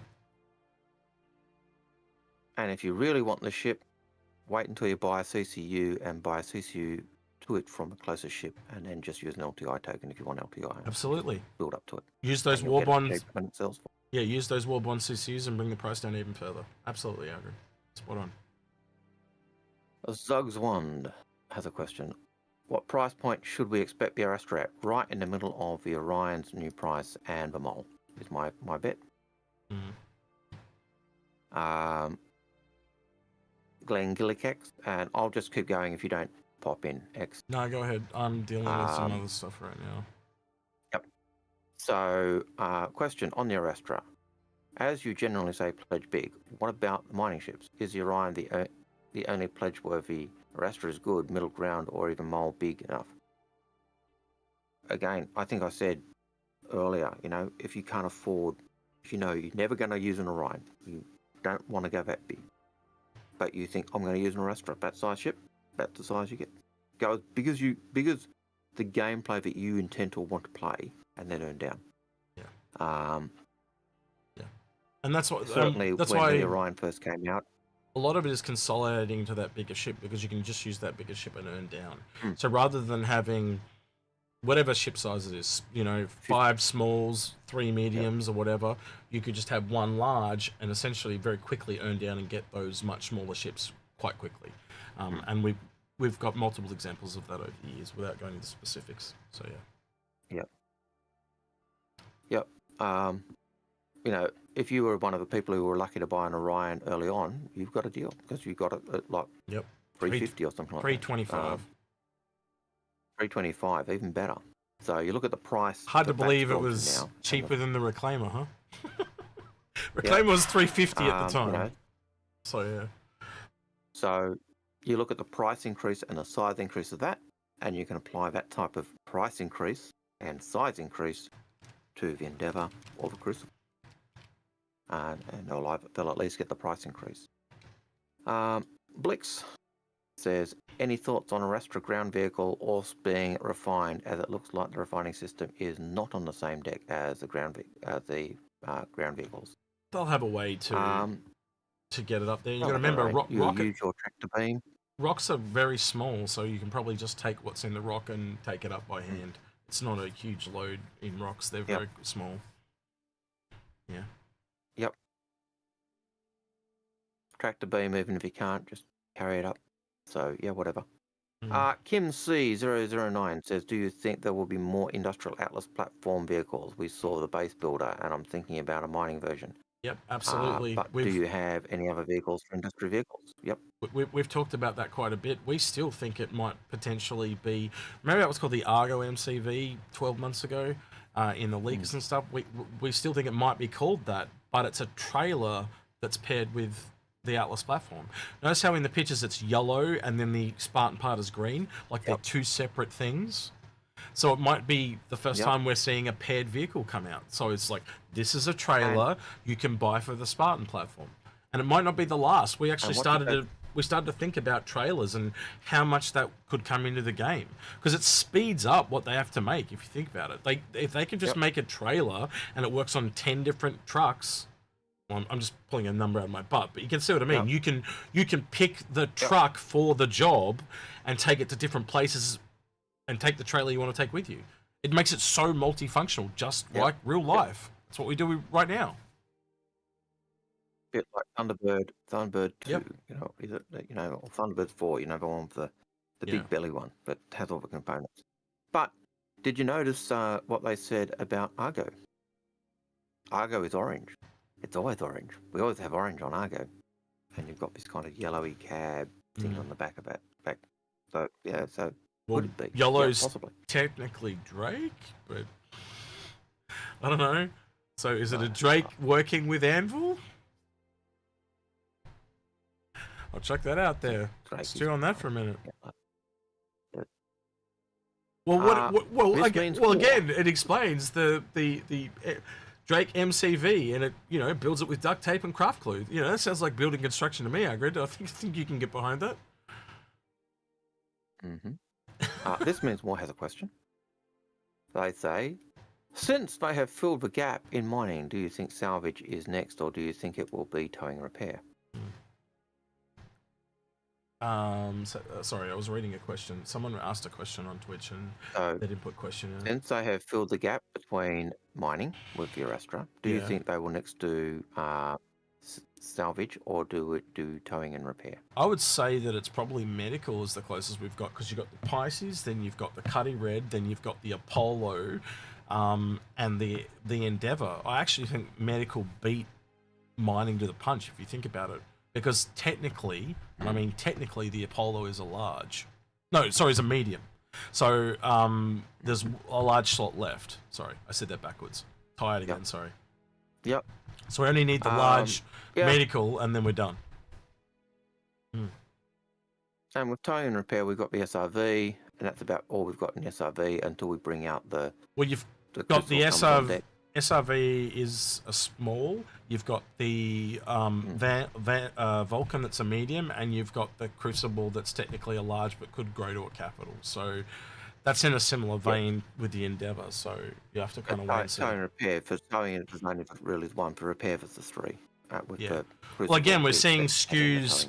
We are seeing things like split off down at the bottom end, and they kind of merge as they go up, because you don't have to make as many ships then that are bigger. So quite honestly, if you took the Vulcan and SRV and kind of smashed it together, you've got parts of that in the Crucible. You've got the drones, you've got the tractor beam, but obviously you've got the repair arms that are not there. So the ship that could possibly be there that's missing is the repair one. And me and Algared, we've talked about this a few times. We've expected some kind of one that goes down the planet to repair vehicles. Makes a lot of sense. It's just essentially just a garage that you drive into. Oh, in fact, the Crucible does have that ramp on the front to do just that.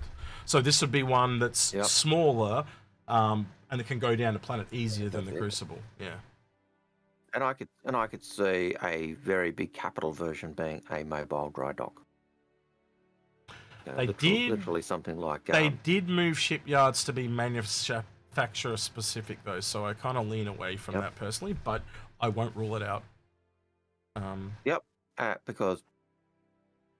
And they'd be massive. They'd have to be massive. So you're talking space station size, and that becomes beyond where we normally see them go. So, but we're going to be able to build space stations. Let's do this question before it goes off the screen. So this is the first time chatter from B3 Diverse or Bed Diverse. I don't know. B Diverse maybe. Anyway, any chance this might be the last AIE where we have? With the current Endeavour price, imagine a price increase starting next year. We've been saying this for years. But again, you don't have to buy the whole thing. You don't have to buy the whole thing. Just buy a Gemini to Endeavour CCU for $10 and then just sit on it. That's all you got to do, and the price will be locked in. Algared, you gonna say? Oh, he's gone. He'll be back in a sec. Back so that we're not just watching it. This, I realise that's just for you and I, and anyone in our recording chat that is just watching that screen. So limited respawns. Does the refinery mean Quantanium loses its risk? Yes. Yes, but you've got to take a big ship. Yep. That's essentially why you're seeing the concept image of the galaxy. Why the prospect is going to the galaxy, because it's probably getting it to get rid of its stuff. Yep. Which I had here. Yeah, 100%. Why it's also got the multiple. You could see the expanse using the multiple refineries just to do that Quantanium and have different levels of it going at the same time, so you can keep bringing a load and getting it done. All right. That's at least my In view. about 15 minutes, I'm going to close the bot off actually for questions because we've definitely got more than enough questions for now. We've got about half an hour left in the stream. In about 15 minutes' time, we're going to be drawing out the C1 Spirit for giveaway. If you want to enter onto that, go on to our buyer's guide for the C1 on the YouTube channel. Like, subscribe, and leave a comment. And we'll go through and do a random comment picker. Make sure that you're subscribed and you like the video. We can do that. And then if you've done that, you will win a Spirit. And if I may chuck a skin in, depends how I'm feeling, or if I remember. Right, Rockhog, thank you for the Prime with the Prime subscription on Twitch. Agreed. Awesome, most appreciated. Connor L has a question, and the answer is a very easy one. He says, if you melt a pack and buy it back, does it keep the original purchase date or switch to the rebuy date? It switches to the rebuy date. In fact, if you have a ship that had a unique serial number, and it's melted, when you buy it back, it gets a brand new serial number. So you lose that original serial number, as I discovered to my shock horror. I had a Eclipse with a sub 100 number. Oof. That would kick you right in the feels. I know you well enough to know how much that would kick you in the feels. Right. It did. It did. And it's now like 3,500. So, yeah. A good way to track, though, how many ships have been sold, though, if you just kept melting and unmelting it. It was. I went, oh, there's about 3,000. And that was a buyback I did in like November. Yeah. Like, or October, sorry, not November. I was thinking December for some reason. And so it tells me, oh, there's that many sold. Doesn't anyone think RSI is getting a lot of hero ships? Of course they are. They are after the guy who's built in the game. Oldest manufacturing game, like from a lore perspective, right? So they have gone from like, what is it, 2035 or something like that, all the way to where the game is currently. That's like 900 years. They should have more different styles and types of ships than anyone. And then I think Anvil's like 600 years and Aegis is somewhere in between those. So those older manufacturers, you've got to expect that they're going to have more ships than other people. And then like Mirai is literally new this year. They've got like the Razor and the Fury, and I think we're getting one more obviously. So they're probably only going to have a few ships in game because they're relatively new. Or they may go, oh, this was originally made by Misk and it's now been ported over to Mirai, like the Razor. So yeah. Yes, and people forget that RSI developed the quantum drive. Yep. And also the jump drive. Yep. And also been through so many different wars and shit, and like to be honest with you, where RSI is on that graph thing is a bit misleading because they have been around so long. They've probably got a ship in every single thing. That's why they've got like a Phoenix. Yet they're up near military and they're technically on the other side and stuff like that because they've got ships all around that graph that we showed off. Actually, I can probably bring the graph back up. Give me a second. This thing, right? You can see where RSI is up there, but then all of a sudden you realize that the Phoenix is high design. And it's because the RSI has just been there so long, they've made ships in every single area.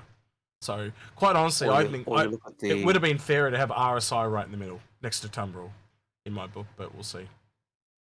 Yep. Or you look at the Orion, which is high industry. That complete opposite side of the spectrum. So yeah. Algared, your mic is showing. Your mic is showing, Algared. I can see it. It must have dripped. There we go. There you go. That better? It's fine. Thank you. Ooh, wrong button. There you go. Wrong button again. Jeez, I'm getting tired. Right. All right, so yeah, if you're asking questions now, guys, they're not going to come through. I'm sorry, I've cut off the bot because we've only got half an hour left, and I haven't even checked. But I'm pretty sure there's pages of questions. How good is there not? Oh boy, given yeah, that there's at least 2 pages of questions. Not even at 6 o'clock yet. So yes. Yeah. Tony Bland, any good suggestion for an upgrade chain to the Astra? I'm going to suggest, Tony, you go to our CCU help channel, and you'll get more help than you need. Yep. And that will help you. Heaps of volunteers in there that have gone above and beyond this year. It's taken a lot of load off me and Algared. And it's just a great place to go because they know their stuff. They're all vetted by us, so we know they know what they're talking about. And they go by tag. Their tag is crucibles. Yep. So if you've got a crucible tag, you know they're CCU helpers, and they can actually help you. Little square icon. Actually, I can probably bring the icon up on screen. I didn't even think of that until just now. It'll be this one. You might get other people who are there might give you other advice, and it might be good. But those crucible helpers with our green tag, they're the guys who we do know their stuff. That's the crucible icon, and a little square one like that. And if you see anyone with that icon, they're the people you want to be. Yeah, next to their name. So get help with. Crocsnux said, Cronsnux or Cronux says, I have an Expanse. This seems to be a more complete experience. What do you think? It is a more complete experience, but also you got the Galaxy and different refineries for different tasks. So I have no doubt that we're probably going to get a medium refinery and a capital refinery. I have absolutely no doubts on that. And you look at the size of that refinery in the Arestra. It is clearly two small refineries, just by the size, I think. So, and then you compare that to the Expanse. It has 6, so it's going to have certain advantages over. Well, it's like this Algared that we were talking about before the show today's. Someone was saying that they reckon this is a possible variant of the Pioneer, and we're like, if you got rocks in your head, it's just another ship by Sinu. Right, so this is the ship from the Squadron 42 trailer. What it doesn't show in this image in the top right-hand side is when it flies across the top of the ship, you can see lots of makes it look like an oil tanker or something like that. This very well could be the ship above the Starfarer, or just another cargo ship that does liquid, right? Or it could just be total bullshit, right? But it does have the same bridge as the Pioneer, so. It is clearly, and it's also got the same engines and stuff like that. So it's clearly a Consolidated Outland ship, but it's probably just one we've never heard of, and it could very well be locked behind Squadron 42, and we may get it as a playable ship. We may never not get it as a ship. It depends what they want to do.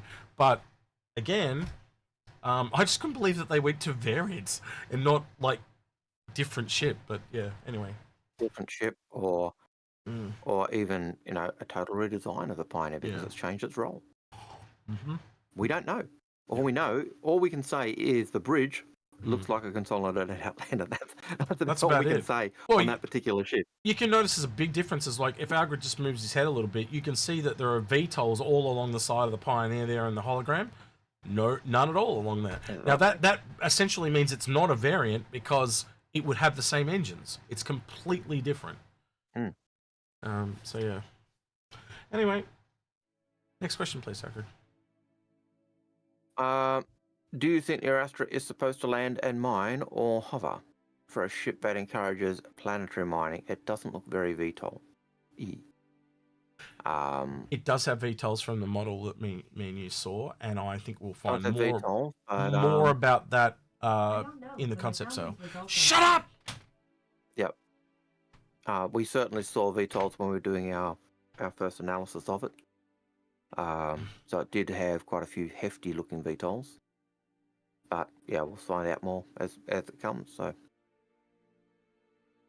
hold your breath. Tune in tomorrow or when on RSI Day and find out more. Mackie Mirror, Arastra versus Galaxy is my question right now, or both. My answer is why not both? What did it say? Arastra versus Galaxy. Both. Now, or the bigger one and earn down. Yeah. If you can only have one, get the bigger one and earn down.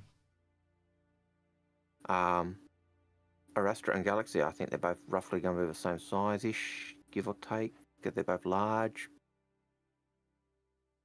Take your poison.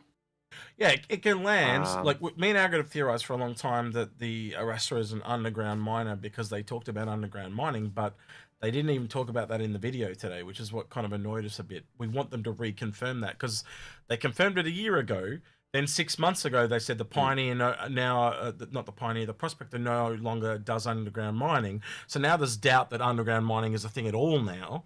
So now we need it reconfirmed again, or them to say it's not a thing anymore. So we'll have to wait and see. Which video has analysis? So Kishkin, I just saw a comment in Well, chat. let me just answer this one because Kishkin says the lady of the house wants an opinion. What opinion do they want, and we'll try and give it. It was the Google. That's why they said that. Right. So which video has your analysis of the Arastra? This one, just earlier today. So you'll have to wait until it goes up live, and I'll put it up live later today. Yep. Yeah. Yeah. Monster Avery. Again, you know how we were saying earlier about how we remember things. Underground mining was a thing, right? And again, them showing base building where it's got a giant laser going into the ground in a fixed position just reconfirmed to me that underground mining is still a thing. But again, until they confirm it, again, people, like, even when they do confirm it, people miss it. Because it was just in a Star Citizen Live, and it was one question of about, 100, right? And people missed it. And yeah, sorry, Agrid. And people missed it. So Monster Avery, he says maybe it's just relegated to bases. And, yeah, I did read that. Yeah, and that's what I meant. Absolutely. Yeah. But not that you're wrong. I just that's another option as well. I don't think it's either way. I just to me it confirms it's still a possibility. Yeah. Well, yeah, we know it certainly is for the bases. We know it was at one point with ships. We don't know whether it's still going to be ships as well, and because it was the prospect was the only one that had it. So yeah, it could totally be a thing. We live in hope. It could totally just be base building now. Absolutely, but until they say that, we don't know. Because we asked them to confirm it about the prospector specifically and say, like in the concept, and they said yes, and that was 12 months ago, and then now 6 months ago they say it's not a thing for the prospector. So they've just undone what we spent years trying to get confirmed. So yeah. So yeah. All right. Next one. Next question. Danger Zone. So this is confirmed concept sale and not straight to flyable. Yes. Yes. I'm assuming you're talking Arastra. Yep. Hang on. We got 3.5 minutes left before I'm going to draw out the C1 Spirit on the buyer's guide video. So if you want to get over there, like, subscribe, and leave a comment. And I'm going to start pulling it up now. I got why you do some questions. Sorry. Yep. Kaya M, how much are the modules on the Galaxy? Ooh. I did have it up. Just give me a second. I can probably go back and find it for you, Agrid, real quick if you give me a tick. So the 3 modules currently, and the manufacturing module is not yet produced, but they did say it is coming. And those modules should be available on RSI Day as well. When they so they don't sell say the prices of them. I do remember they were like $30, $40, $50 roughly off the top of my head, but again, they've removed the prices because they're no longer available for sale. So yeah, maybe on RSI Day they'll come up, and they might come up for a sale again on RSI Day. So you'd have to go have a look. Again, if you went onto Google and type in, Galaxy module prices, I'm sure you'll probably get someone there that's talked about it somewhere. Yep. That's all I'm going to do to find them, so I'm sure you can do the same. Or even find the old prices on a page. So they're not. That's what I'm saying. They're not on the page, so you'd have to find them on an RSI. You'd have to find them on a forum or something, or one of the ship prices pages or something like that. But it's not. It's something that you could Google pretty easily. Unknown. How do you see the impact of this ship versus the Mole and Orion? It has a place. Yeah, the Orion's still going to make more money because it's bigger. It's that simple. It's economic scale. That's why we always say buy big and earn down, because you can just do it so much quicker at the top end. I did miss a question from Aurelius Indomitus. He said, does Algared just buy ships, or does he play the CCU game? A bit of both. Mostly I buy the ships. He's can't be bothered to play the CCU game anymore. He's funding development. He's one of those people. Yep. I used to play the CCU game, and when they were getting rid of the $0 CCUs, I had a whole pile of them that I'd acquired over time. In order to get the ships I wanted, where I wanted, I had to apply them. I rushed the application of them. While I'm happy with the ships I've got, I wish I'd actually put them in different packs.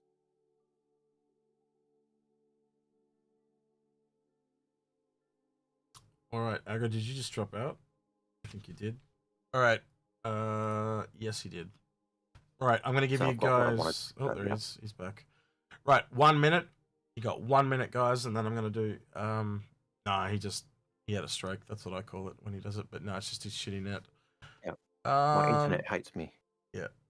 Right. I'm just waiting for the clock to flick over, Agrid, any second now, and then I'm going to do this drawing. So you want to do one quick question, if you've got a quick one? Yep. So just saying, can you remind me how to get that sweet skin for the C1? You can't get any more. It was when it was at concept. Unless you go onto like the grey market and buy one. That's the only way you're going to get one. Or wait till it comes in game. Buy an original concept and you'll get it. Yeah. All right. Doing the draw now. Yeah, Agrid, you can take the next question because it's going to take me a few minutes to do this. Yep. Robert Case, do you think... sorry, Sam Lowry says, Sam Lowry DZ015, will we see F8C paints? I wouldn't be surprised. I would expect it to be the case. Absolutely. Can't say for certain, but that's what I expect. Robert Case, do you think the Vulcan will fit in the Liberator? It's a size 3 pad, isn't it? In which case, no. That guy's not a subscriber. Sucks to be him. Right, next one. Pick another winner. Keep going, Agrid. John Coral. Is a speculative CCU to Reclaimer worth putting some extra credit in? It seems like way more than $40 ship, a $400 ship, and making a chain to an Odyssey. You can always just go through it to something else, and that way, you know, if you can fork off at another date. I suppose the question is really, do we expect the Reclaimer to go up in price when the claw comes out? And I think I'd say never say never. My thought is yes. Yep, never say never. Always assume it's going up. Always assume everything's going up. Oh, he's not a subscriber either. What is with these people commenting and unsubscribing? Unless they're like hidden or something. Yeah, okay, that's fine. All right, so I've just drawn 2 people that are not going again. All right, so that's that one. Nick O'Connor wasn't a statement. It was a question, by the way. Sorry. That's all right. Just saying, can you remind me how... yeah, got that one. Already answered it. Gideon Sanders, would you consider a CCU chain from a C1 to an Orion resulting in a $355 Orion a decent chain, or can I do better? You have to answer that yourself. Go into the CCU guide, ask the guys. Yeah. Like, it might not be possible to do better because they're getting worse over time, so, yeah. But, you know, you might get lucky. God, man, this is 3 for 3 now on people that are not subscribed. That last guy I searched and he didn't even have a comment. How's that possible? I don't know. All right. Well, I'm getting there. Because he just did a like.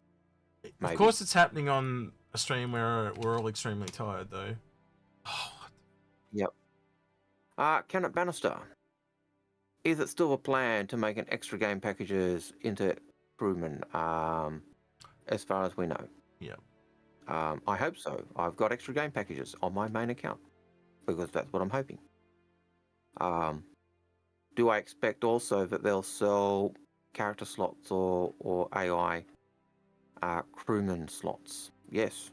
I kind of imagine it's going to be very similar to either Lotro, where you'd buy a character and you could put it in your character slot and put it in, or Guild Wars, where you'd have character slots and you get your NPCs that go in there, and you could actually pick those characters or put your own characters in and use your own characters to replace the NPCs and vice versa. So, but I can't say for certain. I can only go on what I've seen in other games and what I've heard CIG in the past say. And it's old knowledge. Can't go any further. I'm not sure CIG have worked out exactly where they want to go, but we do know they want us to have AI. They do know they need to deal with people who've got extra game packages, and they'll try and work something like that. We do know, yeah, there'll be different qualities. Apparently nobody that entered this is a subscriber. I'm up to like the 5th person. This isn't insane. Hey, we got one. Okay, the winner is a gentleman by the name of Zim Fella. You have won a C1. Fella. Yep. Congrats.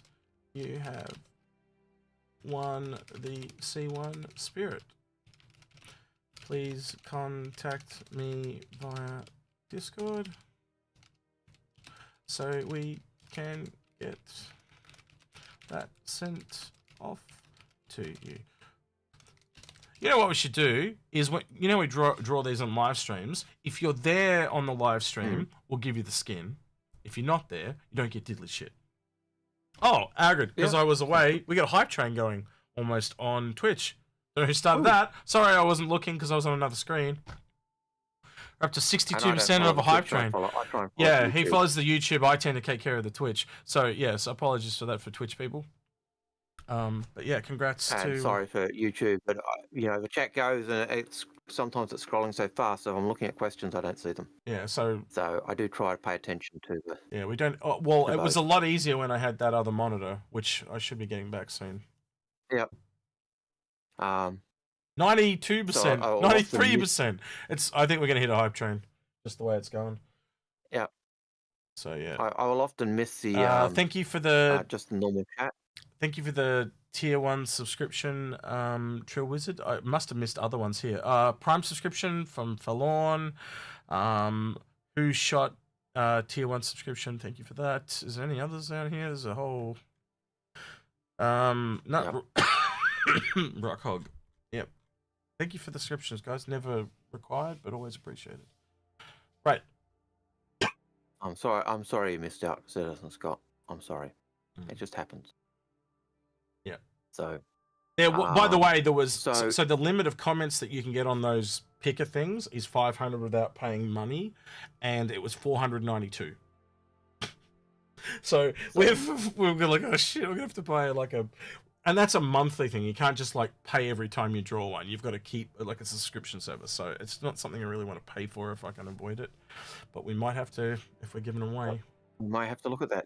Certainly as the channel grows bigger, we might need to look at. Yeah, definitely. That.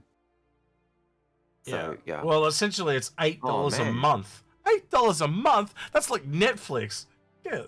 Get stuff. I'll give you $2. I'll give you $2. I'm shocked. Give you $2 maybe. I'm shocked. I'm shocked at our viewers on YouTube. The giveaway's over. Numbers just dropped. Horrified. Oh, we got a hype train. No, we got a hype train. Rigsy. Hey, Rigsy, I know who that is. Just subscribed for 4 months, and we got a hype train going. Anyway, cool. I'm glad some of you are still here. That's our second. Watching the numbers, they literally dropped from 356 viewers to 300. Yeah, so we've that's our second ever hype train, and we're on the way to a second one apparently. Anyway. All right, so It's Physics says, I wrote with Algared a little bit before. He's still a bit uncertain. He says, do you think a Kraken with a player crew of 5 to 10 and according AI crew would be self-sustained ship, even in cost when acting as mobile station for everyone, not just Orcs?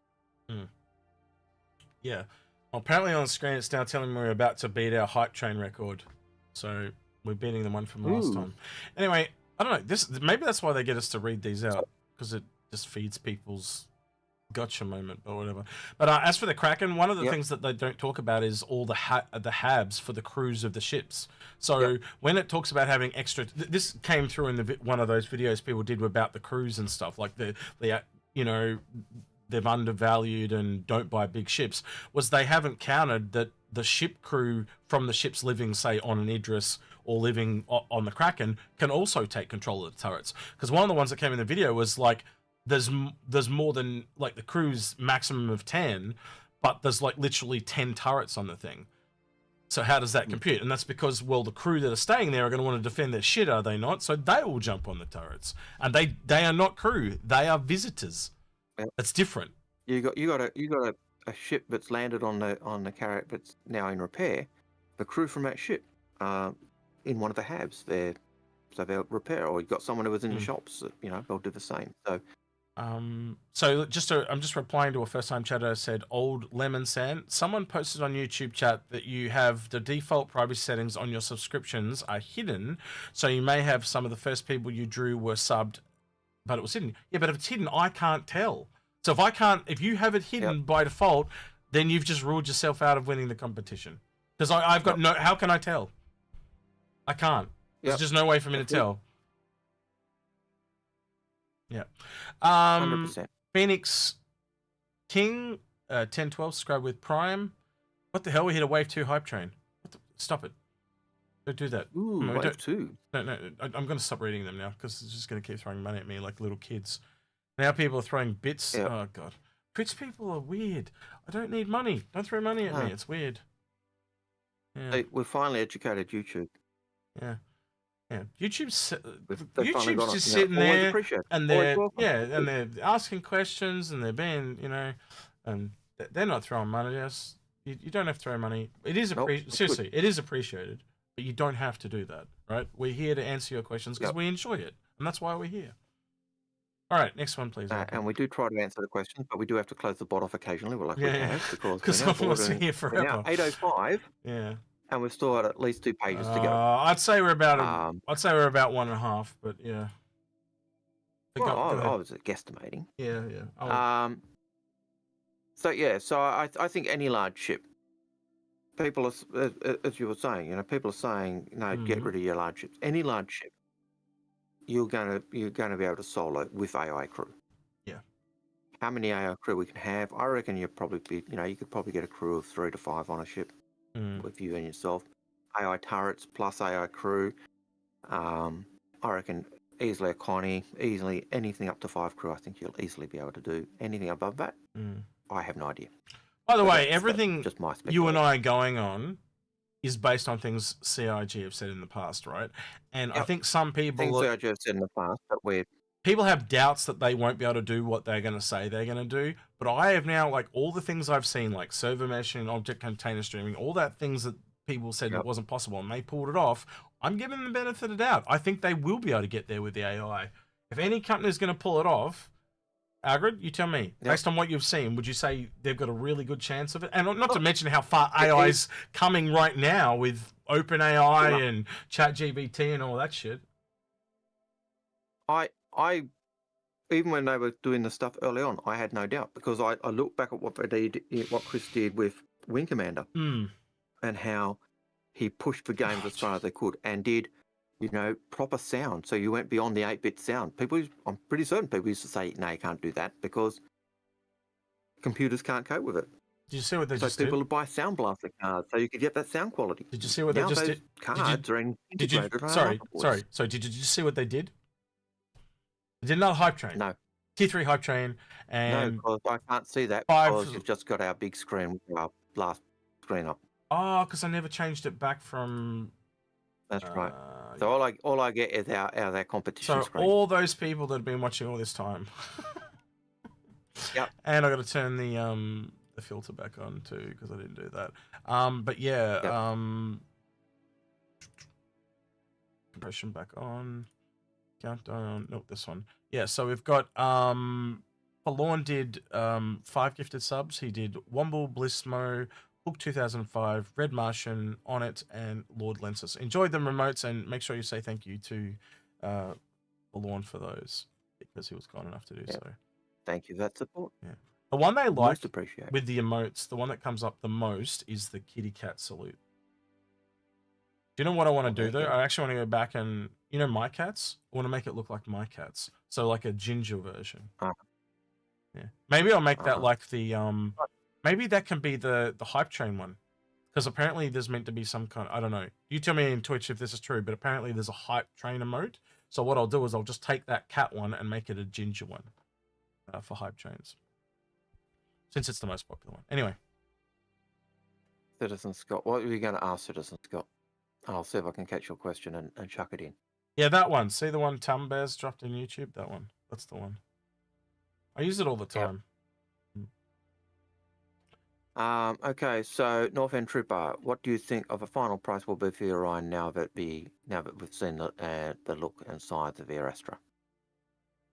more than it is going to be. 475 to 575 is literally what we've said a few times now. I think you'd agree with that, but yeah?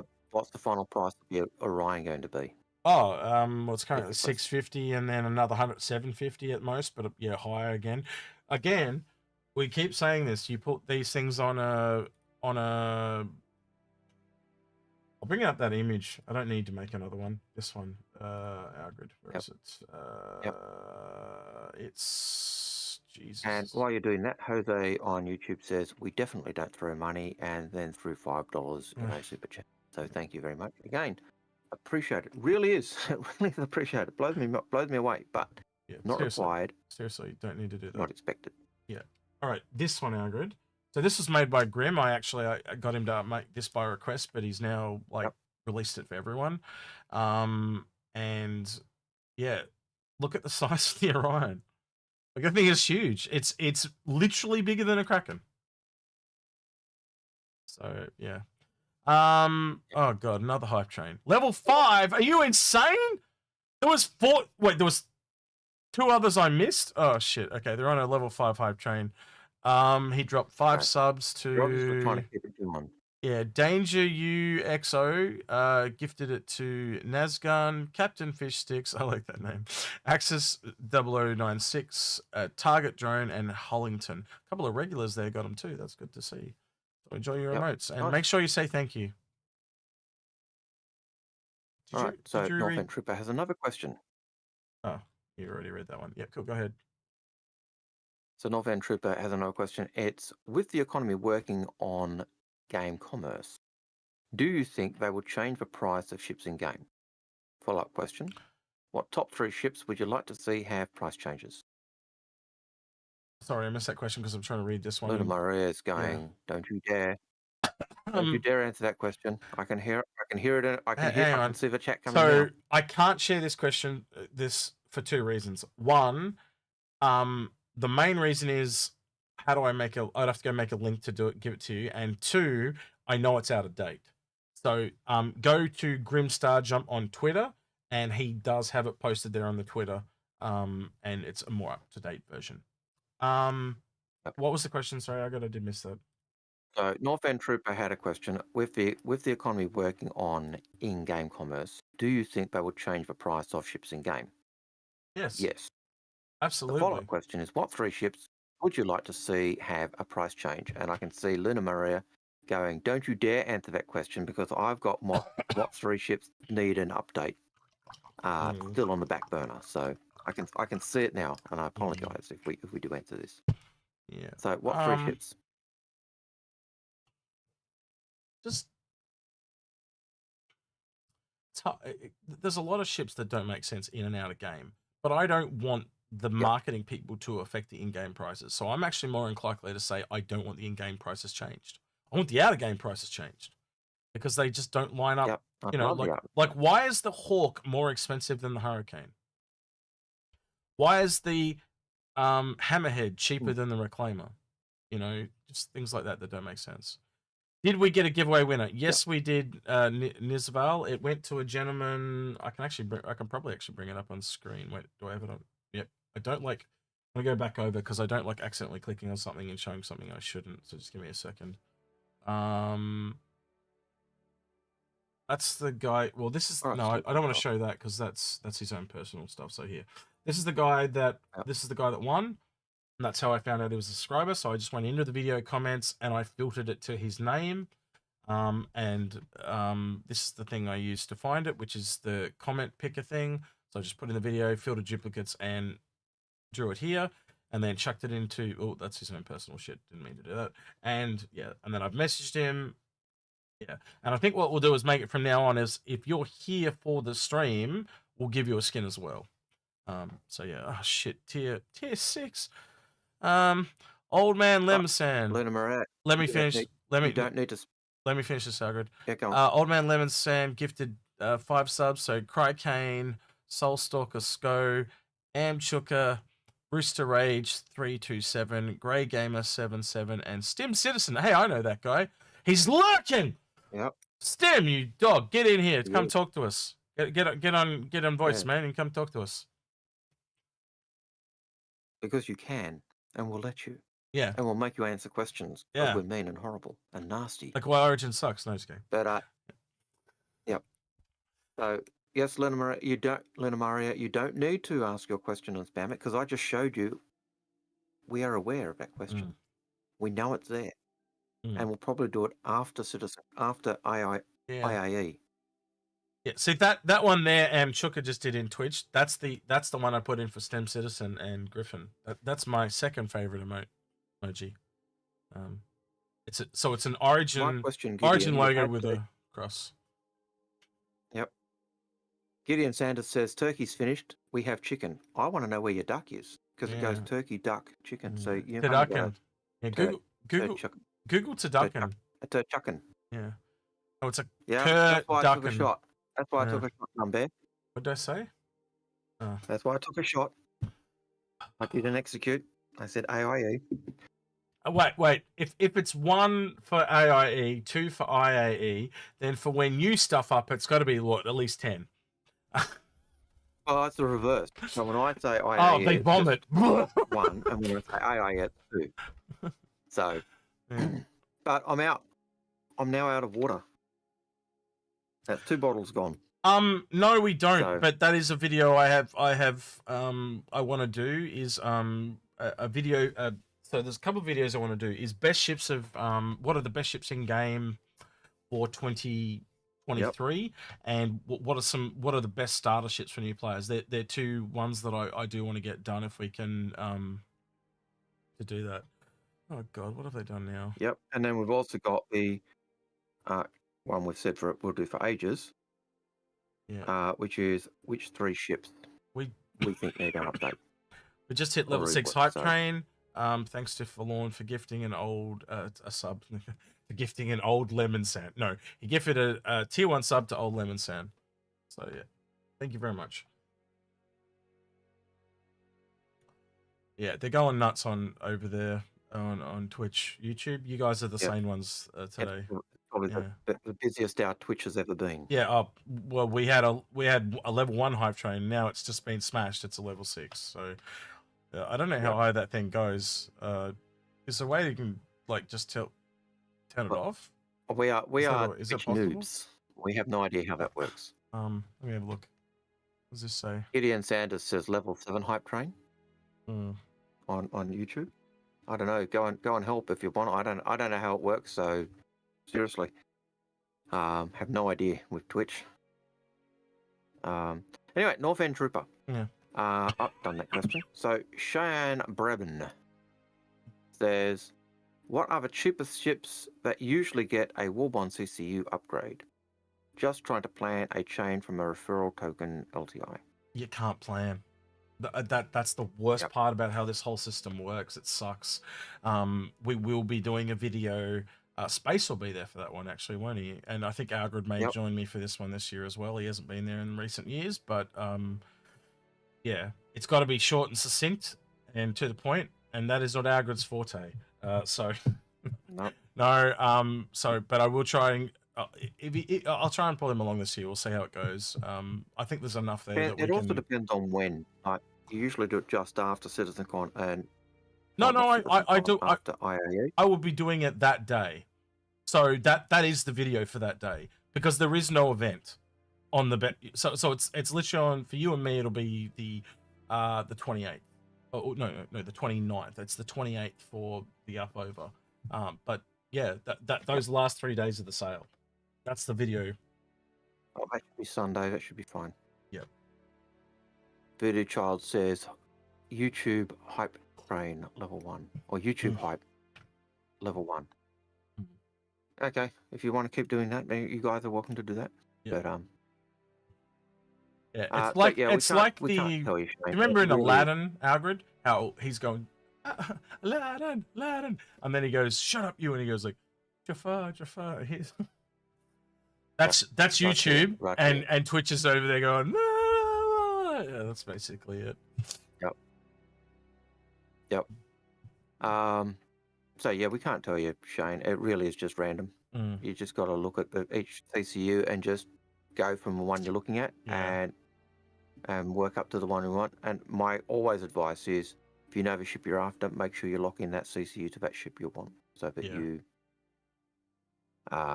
lock in that price. Christian Ari Stefansson says, off topic, what was the price of the Galaxy last year? I'm making CCU chains with deals. Not sure how high to go. 375. Wait, no, it was 380. It was the Valkyrie suit. There's 75, so it was $5 above that. So yeah, it was 380. That was the concept price, or the. Yep. Yeah. So I'm sure it'll be the same again this year. North End Tripper says, put them fund towards CitizenCon next year at Inforunners. Yeah, I think that's what we're doing with most of this stuff. It's going towards those types of things, and we'll be. I think most of next year will be funding towards that Algared, don't you? At this point, but yeah, I imagine that's going to be the case. And Christian Ari Stephenson, I would suggest that what you do with your question about CCU chains, go into our CCU hoppers section on our Discord. That's probably where you're going to get the most direct help. Yeah, direct help and multiple people to help you as well. But if it's really complicated, it will be popped up to us. But there's so many people in there to help now. So yeah. Yep. All right. How many questions have we got left, Algared? Because we're at time. We're at time. We're 10 minutes over time, just so you guys are aware. Go ahead, Algared. So, Kataria, are ships like the C1 Spirit suitable for solo players focused on commerce transporting? Yes. So. Yes. 2 players. The second turret really only does tractor beams. It doesn't actually do any guns. So yeah, C1 Spirit's totally fine. I actually think the second seat really comes into play on things that are the other ships, so your co-pilot would probably might even be doing like a bit of waitressing or whatever you want to call it on the ship, and looking after passengers and things like that. You might doing a bit of cargo manifesting as the co-pilot in that one, and the A1, it controls the turret, so clearly it's a turret gunner. So it's the only one that really right now you kind of need a second person for. So yeah, I comfortably can recommend that for one Algared. I don't know about you. Would you agree? Yeah, something like that. Yeah. Yeah. Yeah. Gideon Sanders asks, can I host a weekly Q&A in Indonesian? And the answer is saya tidak. Saya tidak. No, I can't. I have to think in English and then translate, and my vocab is still scant because I'm only ever teaching beginner level, so that makes it difficult to go deep. So yeah. Gonna have to get onto that emote now. Wolf they actually hit a level 6 hype train, and there is a custom emote for that, and I've just realized it's got some default rabbit thing, so I'm gonna have to get onto that after AIE. Right, I'll get that fixed, don't worry. All right, Algared. Oh, Bole. Mark 34 says Bole, Algared. Oh, correct, Algared. Yes. Exo Wolf, how much do you think the Endeavour will grow? We've heard it's bigger than a Javelin. This much. I think the last time we worked it out was it has to be at least 420 meters long, which is a little shorter than a Javelin, but that's the minimum, essentially, that has to be. Algared, I'm going to do some quick firing, because we all know I can read these quicker than you. So, okay, so where are we up to? Strigley? Is that where we're up to? Yep. Exo Wolf. Oh, we just did that one. So that's Strigley. Yeah, Strigley. So Galaxy can only have one module installed at once, or multiple. One at a time. You have to go to a shipyard to swap them over. You'd agree with that, Algared? Yep, 100%. 1948. SO says, as a solo duo player, I really look forward to the Anvil Liberator. The question to you two experts is, what would be your best guess for a release window of it within 2 years or 3? It doesn't seem too complicated to create when looking at other ships. I'll let you take that one. Not enough Anvil ships to basically make them at speed would be my answer. So wait till you see more Anvils, and then you know Anvil's coming. Yep. Mo Daddy says, do you think the perks of a Pioneer over a Galaxy justify the price from a base building perspective? Well, yeah, because then you can build the bigger bases. And as you grow, think about it. Literally, it's just as the ships grow, your org will grow. So as you get a bigger ship, you can then build bigger bases. It's tat for tat. Like, makes so much sense. If you build it, they will come. Yeah, literally. Yellow Killer 75 says, "What is your opinion on the Kraken?" I own one. Algared, what's your opinion on the Kraken? I own one. I own two. Oh, there you go. I love it. It's the only capital ship that well, besides the Polaris, it's the biggest capital ship I own. Let's put it that way. Yeah, I love it. I wanted it for years. Algared will tell you as much. This means war. What are your thoughts on the medium salvage ship, Algared?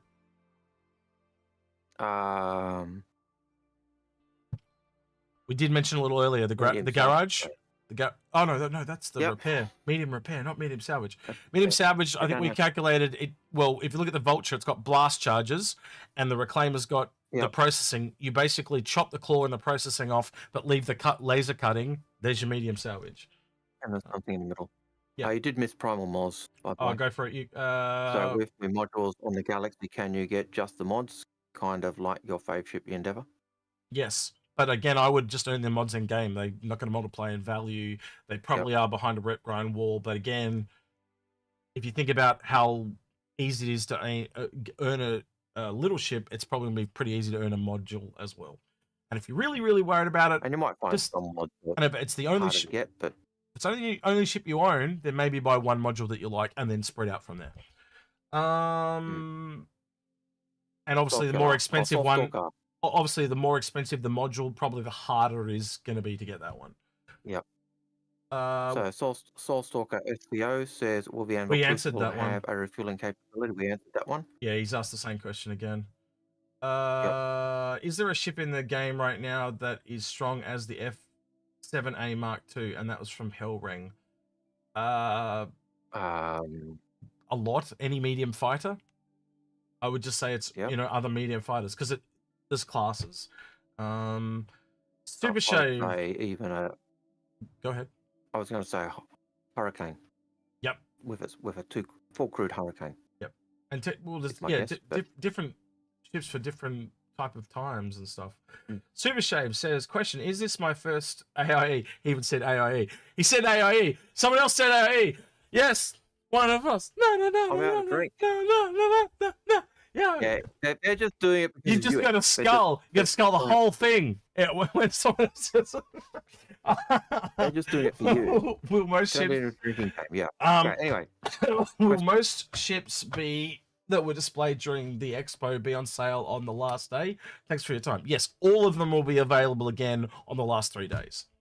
2010 says, "Yeah, my question." Oh, okay.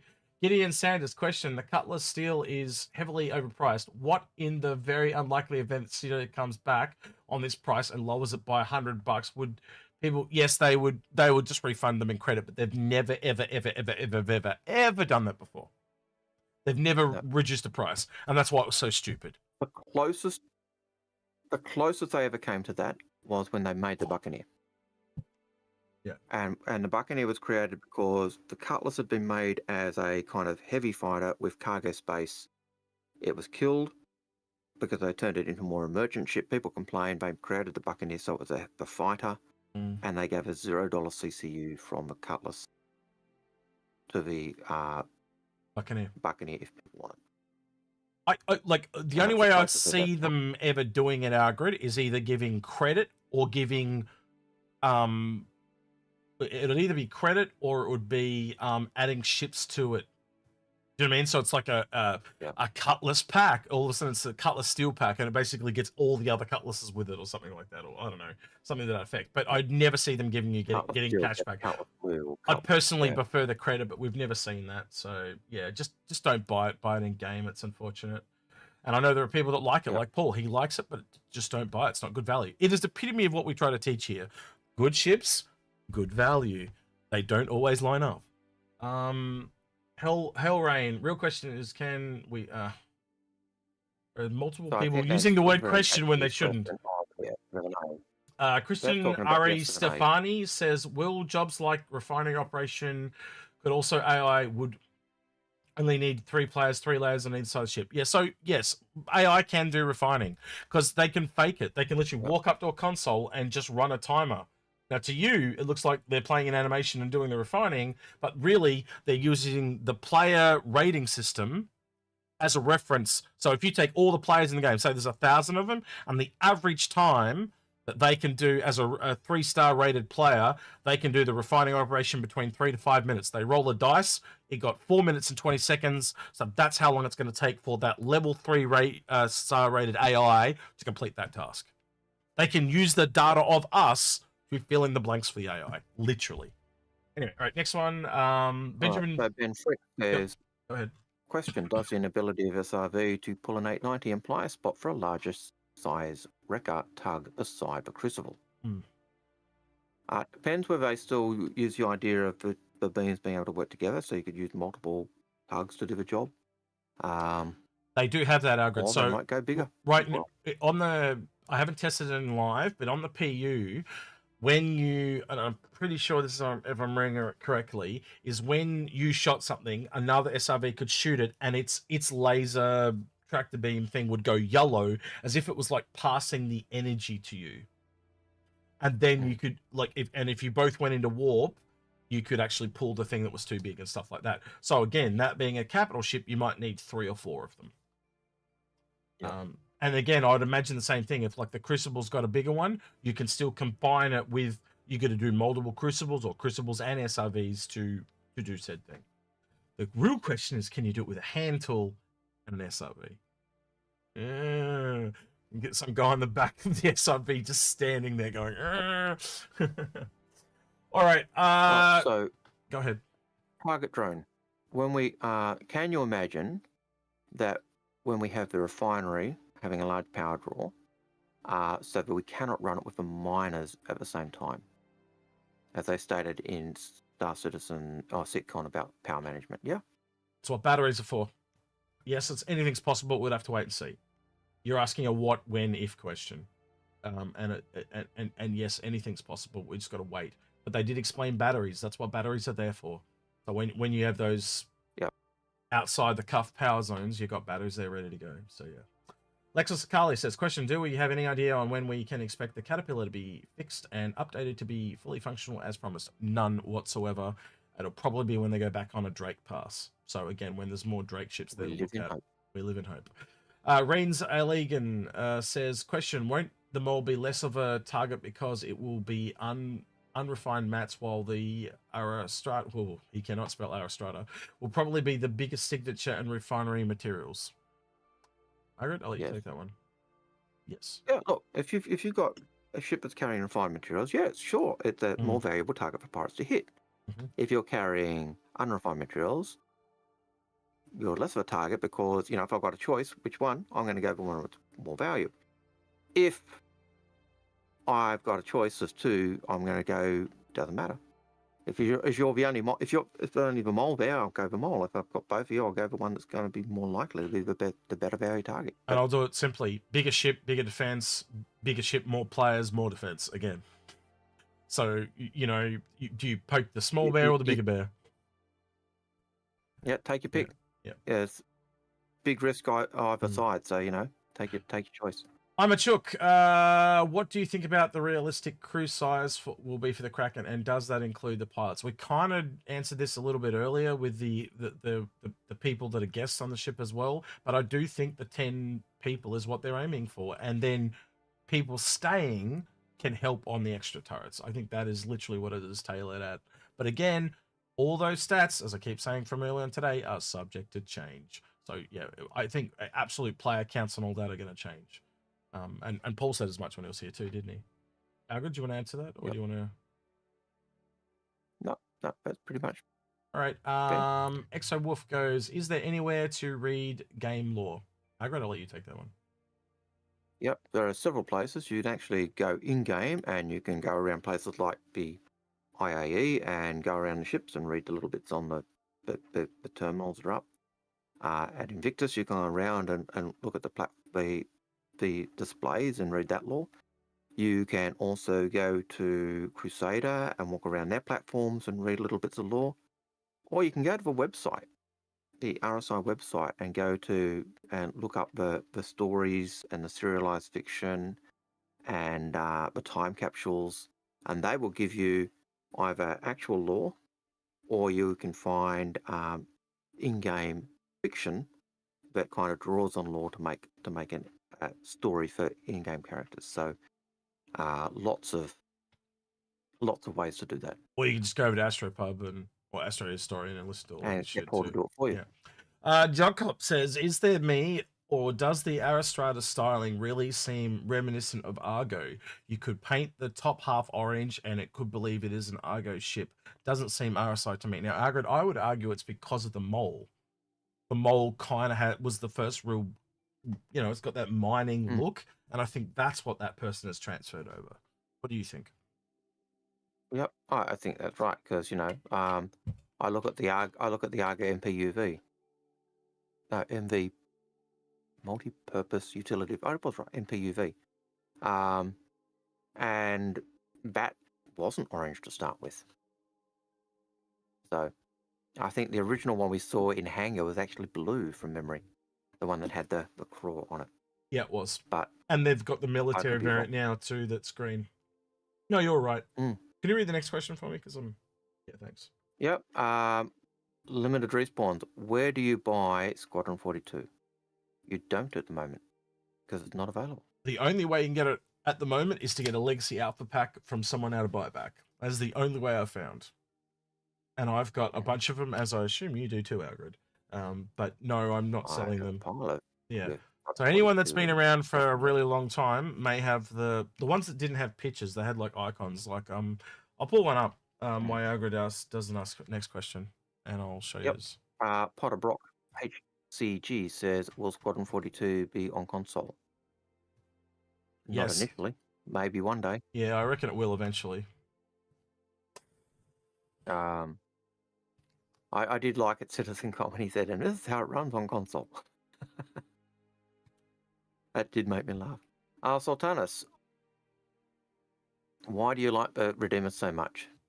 Because he does. Because it just punches up. Like, there's not many ships that punch up. Perseus does it. Redeemer does it. Yeah, there's very, very few that do it. All right, so here's one I'm talking about. See how it's got no picture there? It's got like a fuzzy digital thing, and they all had like these little blue icons essentially that kind of match the website. But what you can see there is see how it says Legacy Alpha? That actually means that it not only does it come with Squadron 42, but it also comes with Episode 2. So for that price, you're getting Squadron 42, 1 and 2, right?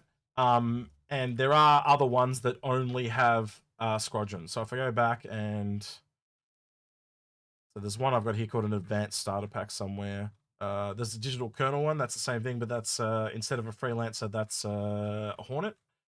And then I've got one... I'm looking for the Advanced Starter Pack here. This one. So see how it's solid? These came a little later. And these don't have Legacy Alpha, but they do have Squadron 42 digital download. So that one there, a friend of mine is going to buy that off me because he wants Squadron 42 as well. So yeah, but they is possible to get Squadron 42, but it's exceptionally rare. Like I've got literally 3 of them. And Algared, I don't know if you, I think this was before your time, wasn't it, Algared? Well, he'll tell me when he gets back. I know he can hear me, and he's screaming. I do have Squadron 42 in them. I just don't have the free Session 2 download. Okay. But do you so you don't have any of these older ones like me, because these are before your time, yeah? I don't have any that have the second disc free, no.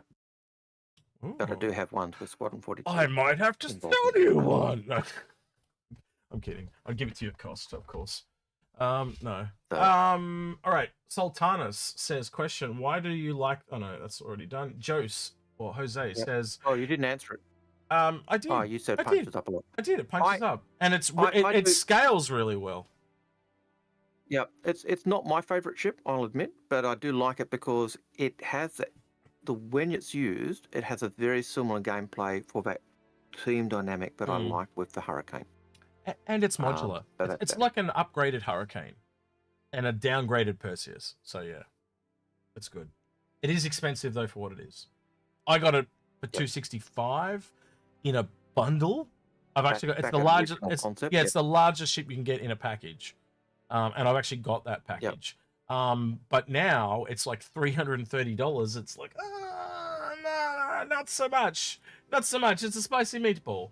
But it just shows you how much they value that ship. Like, it's the same price as a Caterpillar. And you look at that and a Caterpillar and you go, are you nuts? Like, take the Caterpillar. But anyway. All right, Jose says, if I prefer bounty... Got a bit of grief.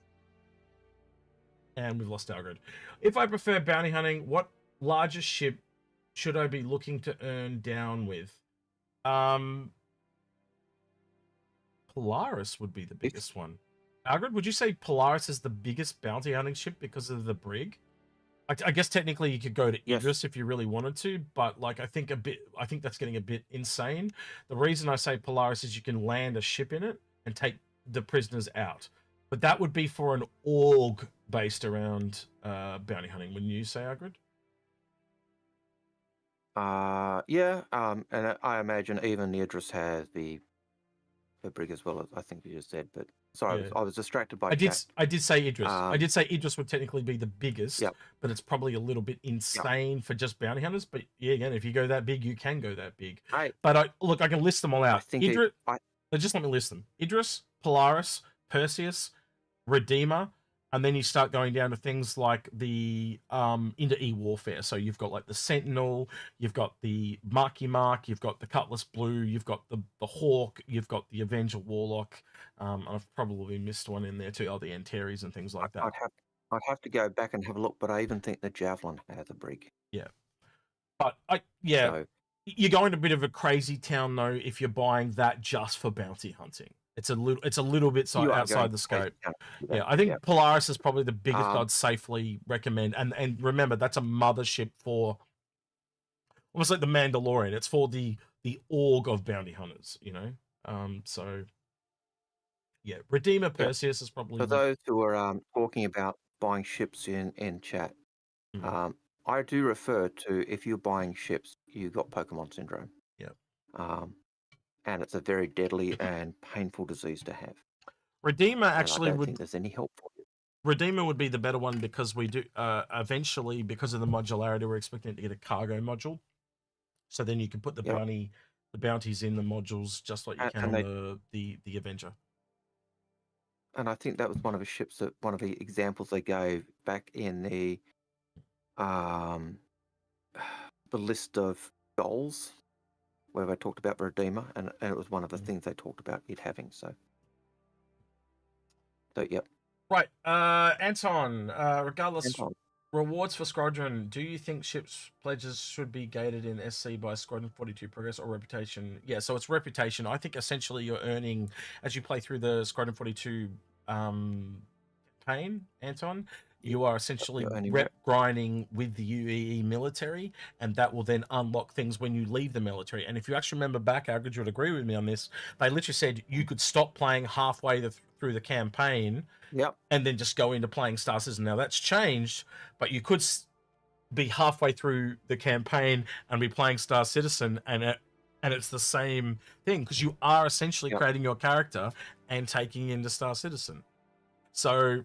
They will eventually one day, when both are out, merge, and you'll be out wherever you are up to in the campaign is what you'll have unlocked in Star Citizen.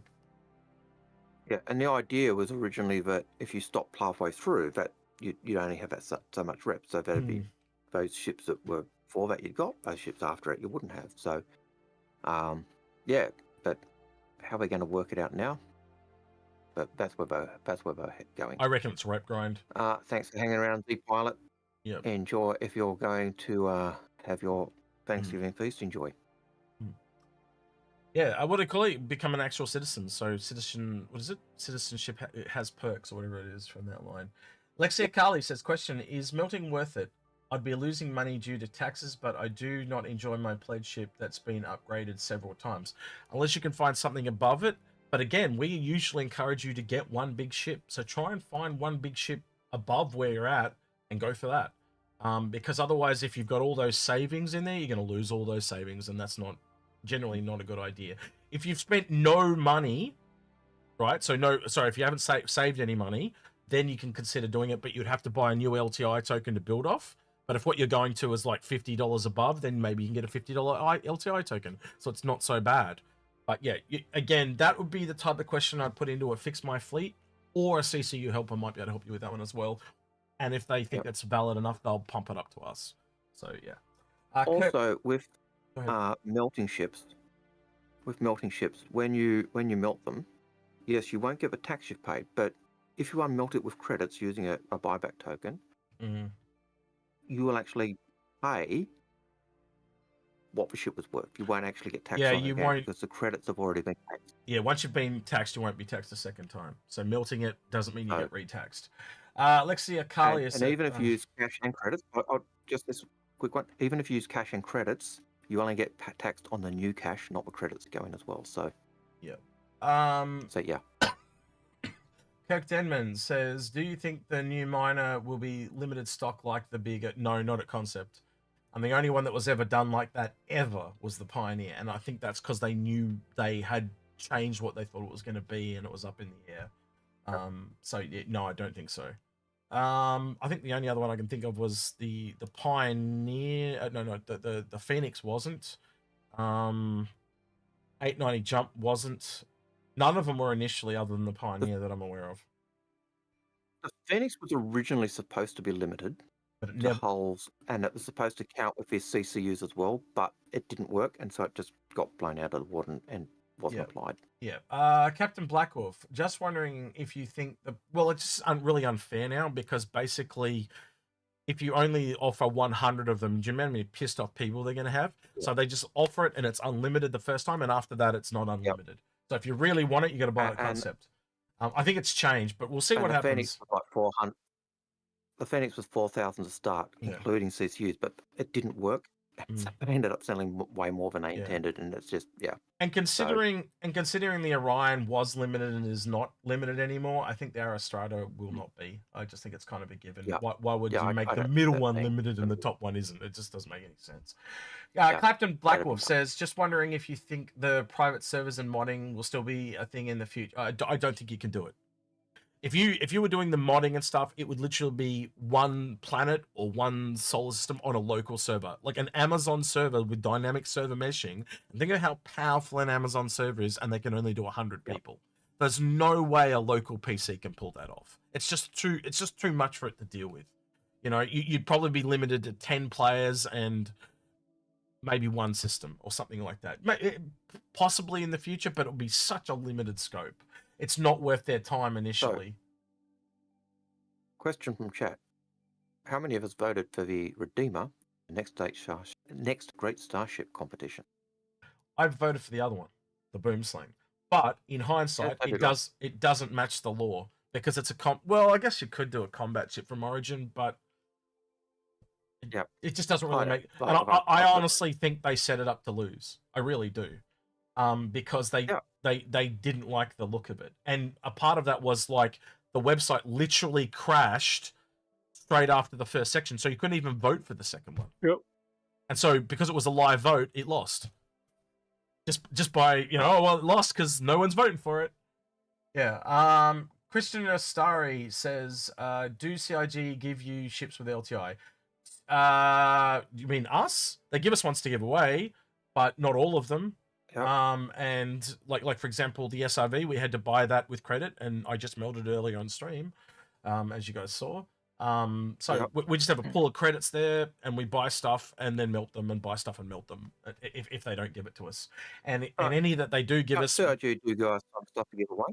Yeah, and anything they do give us is and just they will be giving us some stuff to give away for our giveaway. Yeah, true. No, they do. They help us out heaps.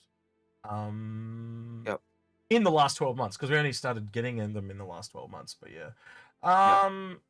Kafaka Cat Trap is buying ships for my friends justified? It feels bad luring people into getting invested in a game that's so buggy currently and has a reputation as a scam. Okay, so the way I would answer this is, how do your friends feel about the game? If they feel it as a scam, then maybe just show them some trailers and try and convince them around, and then maybe that. Or you could just buy them a starter pack. Don't buy them like a Kraken. Again, you know your friends better than we ever will. You know, so I don't know. I don't find it as a scam. And the more people I find that are still calling it a scam now, I think they just love trolling. I'm at that point now. Yep. Yeah. Look, I think if you've got friends who are looking at the game and not sure, get them over, play the game. Load up a game. Load up a ship. Say, hey, have a go, and talk them through. See what they think. Yeah. Does attributed like strike? Okay. Question from Rob TJ says, does attributed hanger matter like Selfland or Arrow View? Algared, I'll let you take that one. Not anymore. It used to be a thing, but I don't think it is anymore. I think it's going to translate to hanger fees. I think that's eventually what it's got to be now. Yep. Because the system has changed. Jose says, what plugin is that? That was Explore. That is Explore. It's a plugin for Firefox and Chrome that lets you kind of custom search your own hanger and stuff, and I mean the website hanger. So your own list of shit. Araxa says, are the Best in Show skins separate from your pledge ship? Yes, they will be. Yep. They will be when they're applied. They're applied like the helmets were, if you know what that was in the recent event. The Glass Sword says, question, I have a CCU upgrade from the Andromeda to Corsair, but I never applied the upgrade. Do you still get the purple Best in Show skin? If it has that thing on it, no, wait, hang on. I have a CCU upgrade from the Andromeda. No, you'd need to buy another one on the last day of the sale. It has to have that purple colory thing on it that I was showing earlier. Hopefully I explained that, because that's obviously where those questions have come from. Noel Near Earth says, do you guys have a filter and search bar for your hanger? Yeah, that's the Explore thing we just talked about.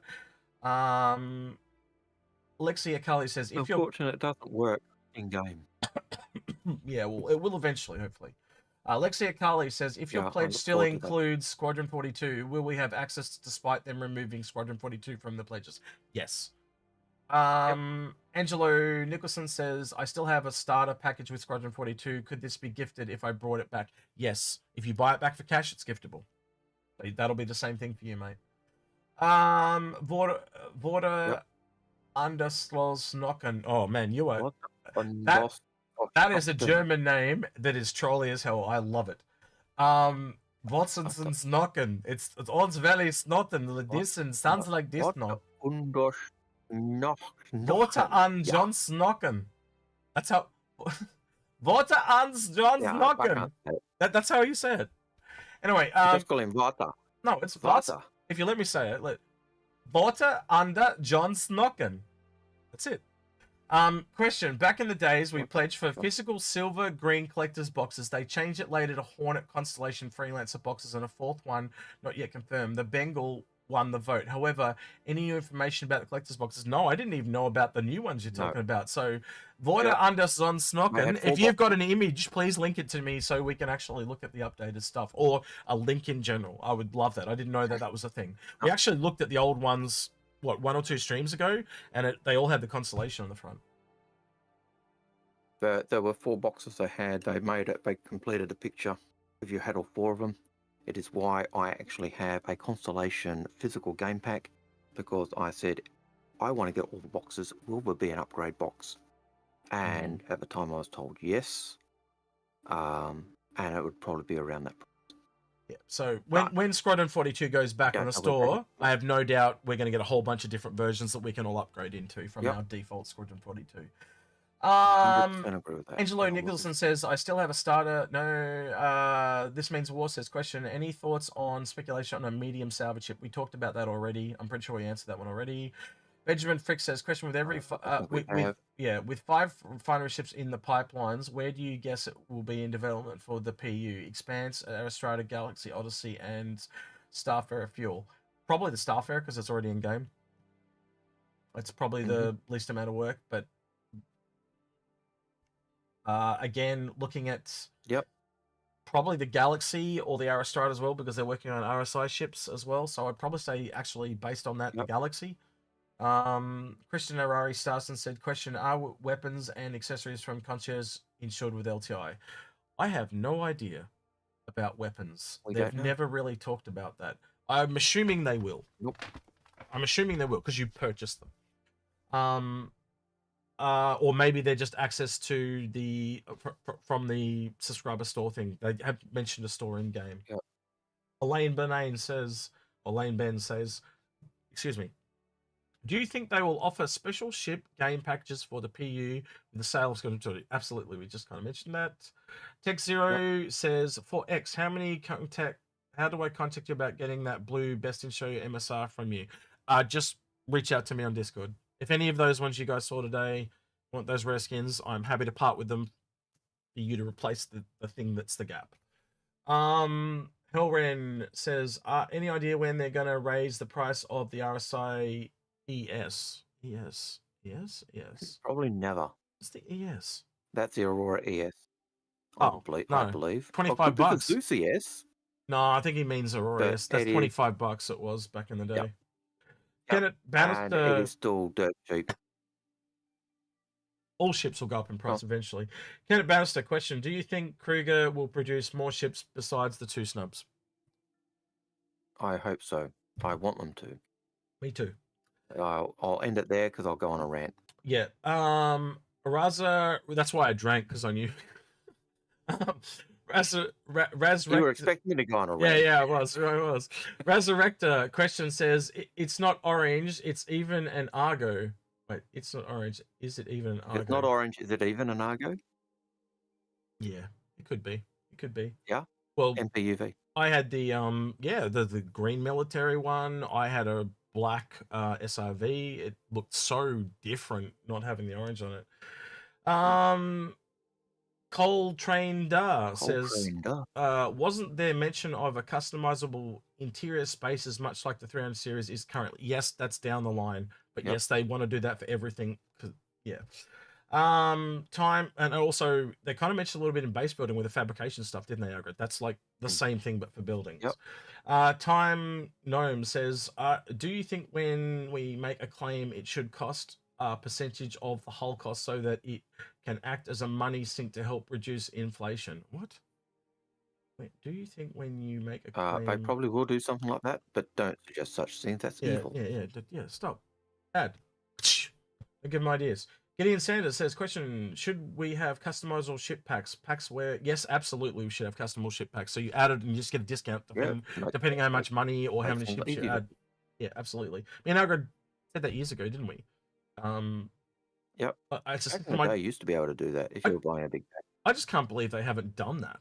Why do all these packs when it's like, make your own? You know? Question, rather back one... in the day, Go ahead. I was going to say, back in the day, people who bought the big packs, if they wanted, they'd actually contact CIG and they'd talk with Chelsea or Ali, and they'd actually reconfigure the pack for them. But that is like 2014. Hasn't been done since 2015. So yeah.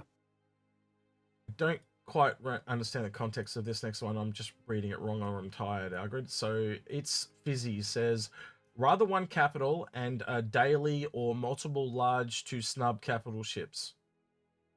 Okay, so do you rather have a Kraken and a small daily driver, or multiple large ships that are sub capital?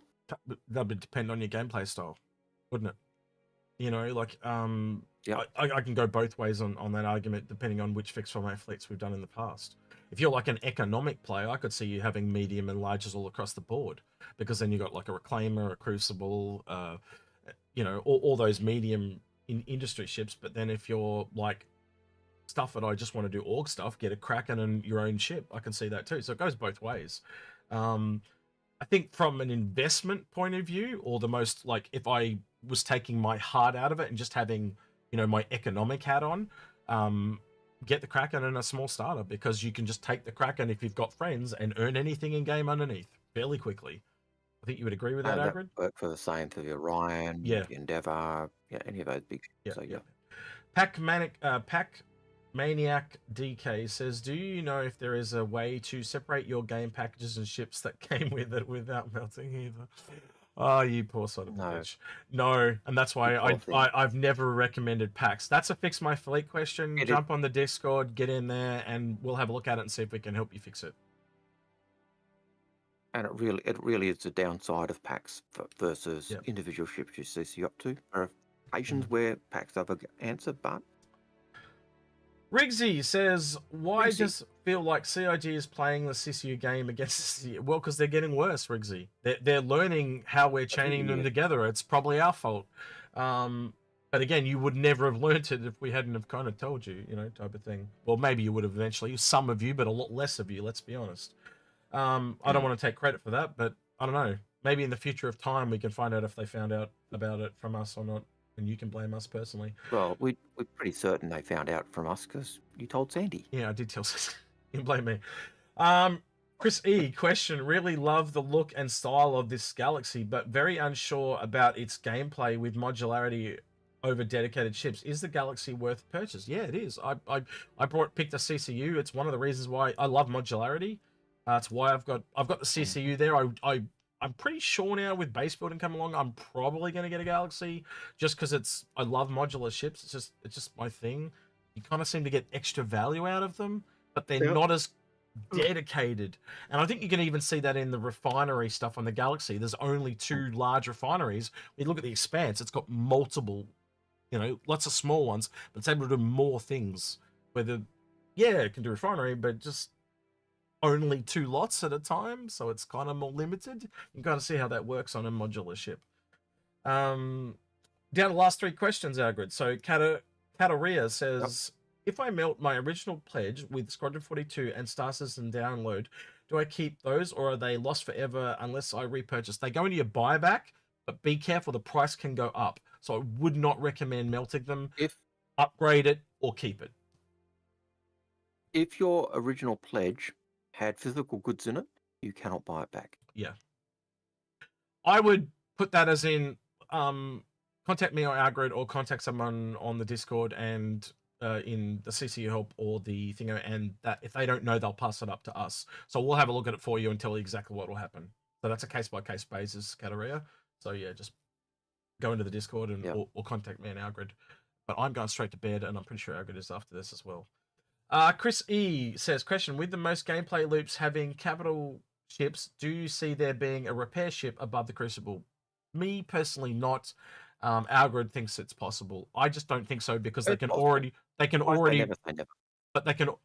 say never, but I don't think so. There needs to be because it can already repair everything. So what's the point? And that's you know, yes, they could. Why would they? Because it does everything, and I think it's got capital components on it, which technically makes it a capital ship anyway. So yeah, when you've got a small ship in the SRV, you've got a medium in the Vulcan, and this is clearly going to grow, and it's like a large. But again, remember the Reclaimer's a large, and it's a capital as well, so it could grow or stay the same. It doesn't matter. But then there's something else in between. But there is room for vehicles below. Yeah, but if this does grow, there is room for something in between. Absolutely. And I think my cough is getting to me because I'm talking too much. Yeah, so we'll leave it at that. Never say never, as Algared said. But I don't think above it. I think it's more likely below it. Would you agree with that, Algared? If the Crucible goes up, yeah. Okay, yeah, we're on the same page. I actually think the Crucible is going to be pushed up as it grows. Yep. And then we'll get something in between. But yep, absolutely agree with you. Because the Crucible's always been the capital repair ship. Yep. All right, final question for this Into the Warp, what do you call it? Into the Warp, Thanksgiving is what they call it. We don't do that. What would be the opposite of Thanksgiving? Deceitful. Australia Day. Taking. No, Australia Day. Australia. Because it ties back to the early settlement and being thankful that they've got there and have been provided stuff. That's not the opposite. I said the opposite. Anyway. Dell or Det says, do you think there is room to have a separate dedicated capital medical versus the multi-role modular endeavor? Would there really be any benefit to something like that? I think you could probably, if they thought about it, they could come up with something. But I just don't see it's literally a hospital. It's a full hospital. It's like Maria Pure of Heart. I'm just trying to think of how you would do it, because it's almost like the Cutter versus the Apollo. You know what I mean? Because you got one built for speed, but the other one's got better features. Could you take that in and make it more dedicated in there? Absolutely, you could. You could just have a hospital ship that's a different manufacturer. You could. But they also said they generally did not want to have ships that directly compete. So how do you make that special? It's a hospital. It does everything. How do you do more than a hospital does?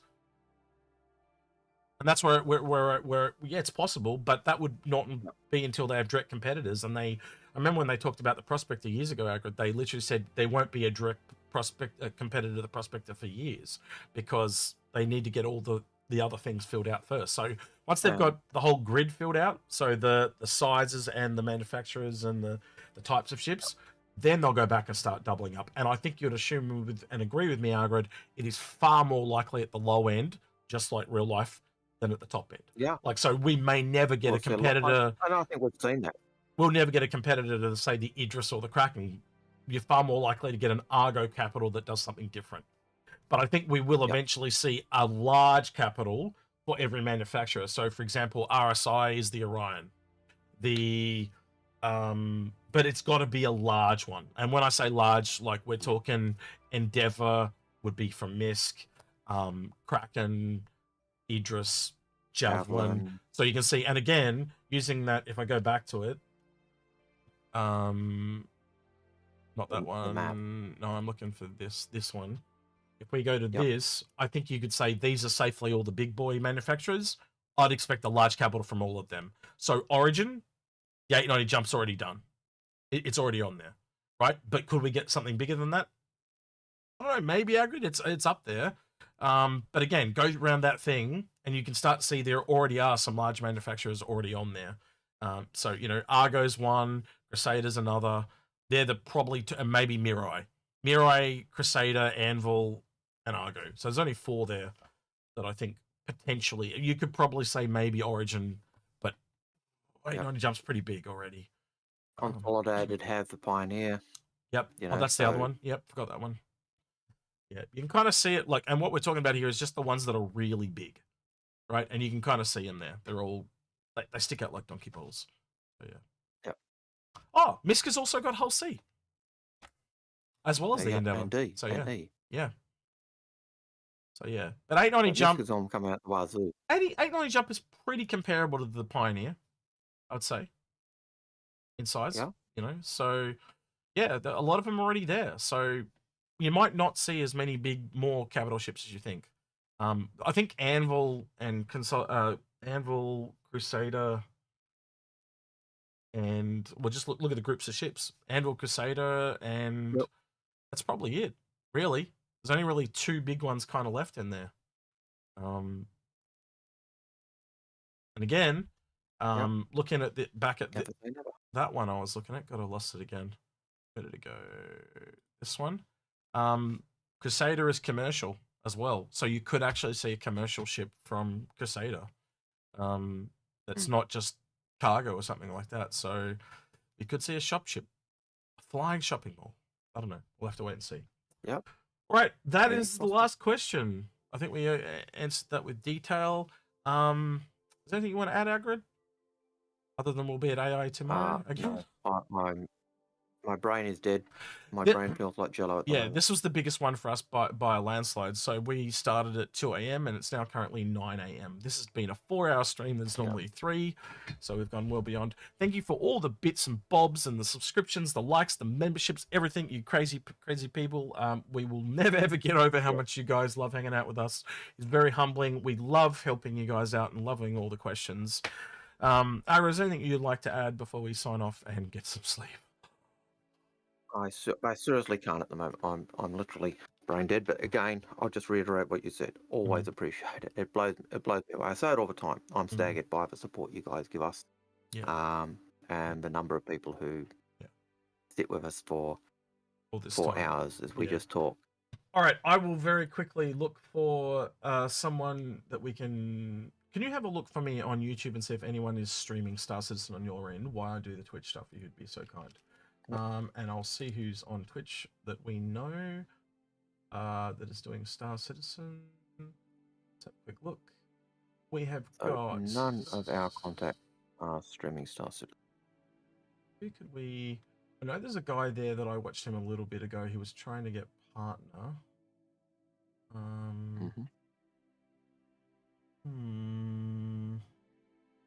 Don't know any of those people. I know that one person there, and I know that person there. All right, and who else is there? Anyone that we know? Oh, Tirada's on. Never rated Tirada, but he's got 949 people. And he speaks French, so you wouldn't understand it anyway. Right. I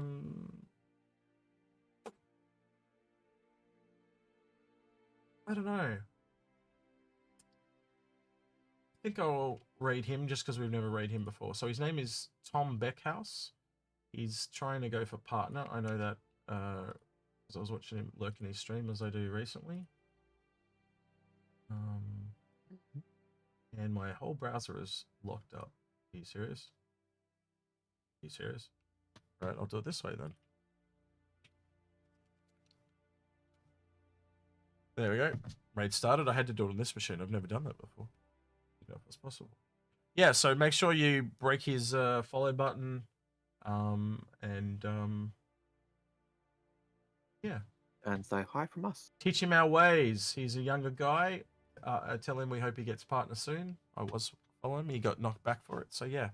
So, you're about to double his view count. So, yeah. Thank you for joining us. Have a great Thanksgiving, and we'll see you tomorrow for Mirai and this day. Bye, Twitch. Say goodbye, YouTube. Bye. And they're gone. Oh, those crazy lads. They're gone. I can't believe how much money they're throwing us. That was crazy. Right. 210 people left on YouTube. Did you find anyone, Algared, or not? I didn't find anyone. According to our YouTube connections, none of them are online. We are. That is it. There's a group called Inforunners that are streaming at the moment. Oh, really? Wow. Could we raid them? You think that'd be possible? Yeah, let's raid them. YouTube gaming. I'll have a quick look on there and see if there's anyone. YouTube gaming. YouTube. No. YouTube Gaming Live, that one. Man, Star Citizen. Nope, there is literally nobody streaming Star Citizen. All right, so we're just going to wrap it up there. I do like to try and pass along the love if we can, especially to some smaller creators or people I know that are trying to go for partner or trying to get their view count up. So, yeah. Again, thanks for joining us. Very, very humbling. Have a great time. We're exhausted if you can't tell. We're just wave Algared. We're waffling at this point, aren't we? We're done. Yeah. All right. He's been Algared. I've been Algared. I've been screwed. Oh wait, we're gonna do this thing. Okay. Don't forget to like, subscribe, ring the notification bell. Hit the bell. Thank you to people that went the extra mile on Patreon. Really do appreciate it. Thank you. Yep. Bye. Bye. Jumper. I'm going to bed. So exhausted.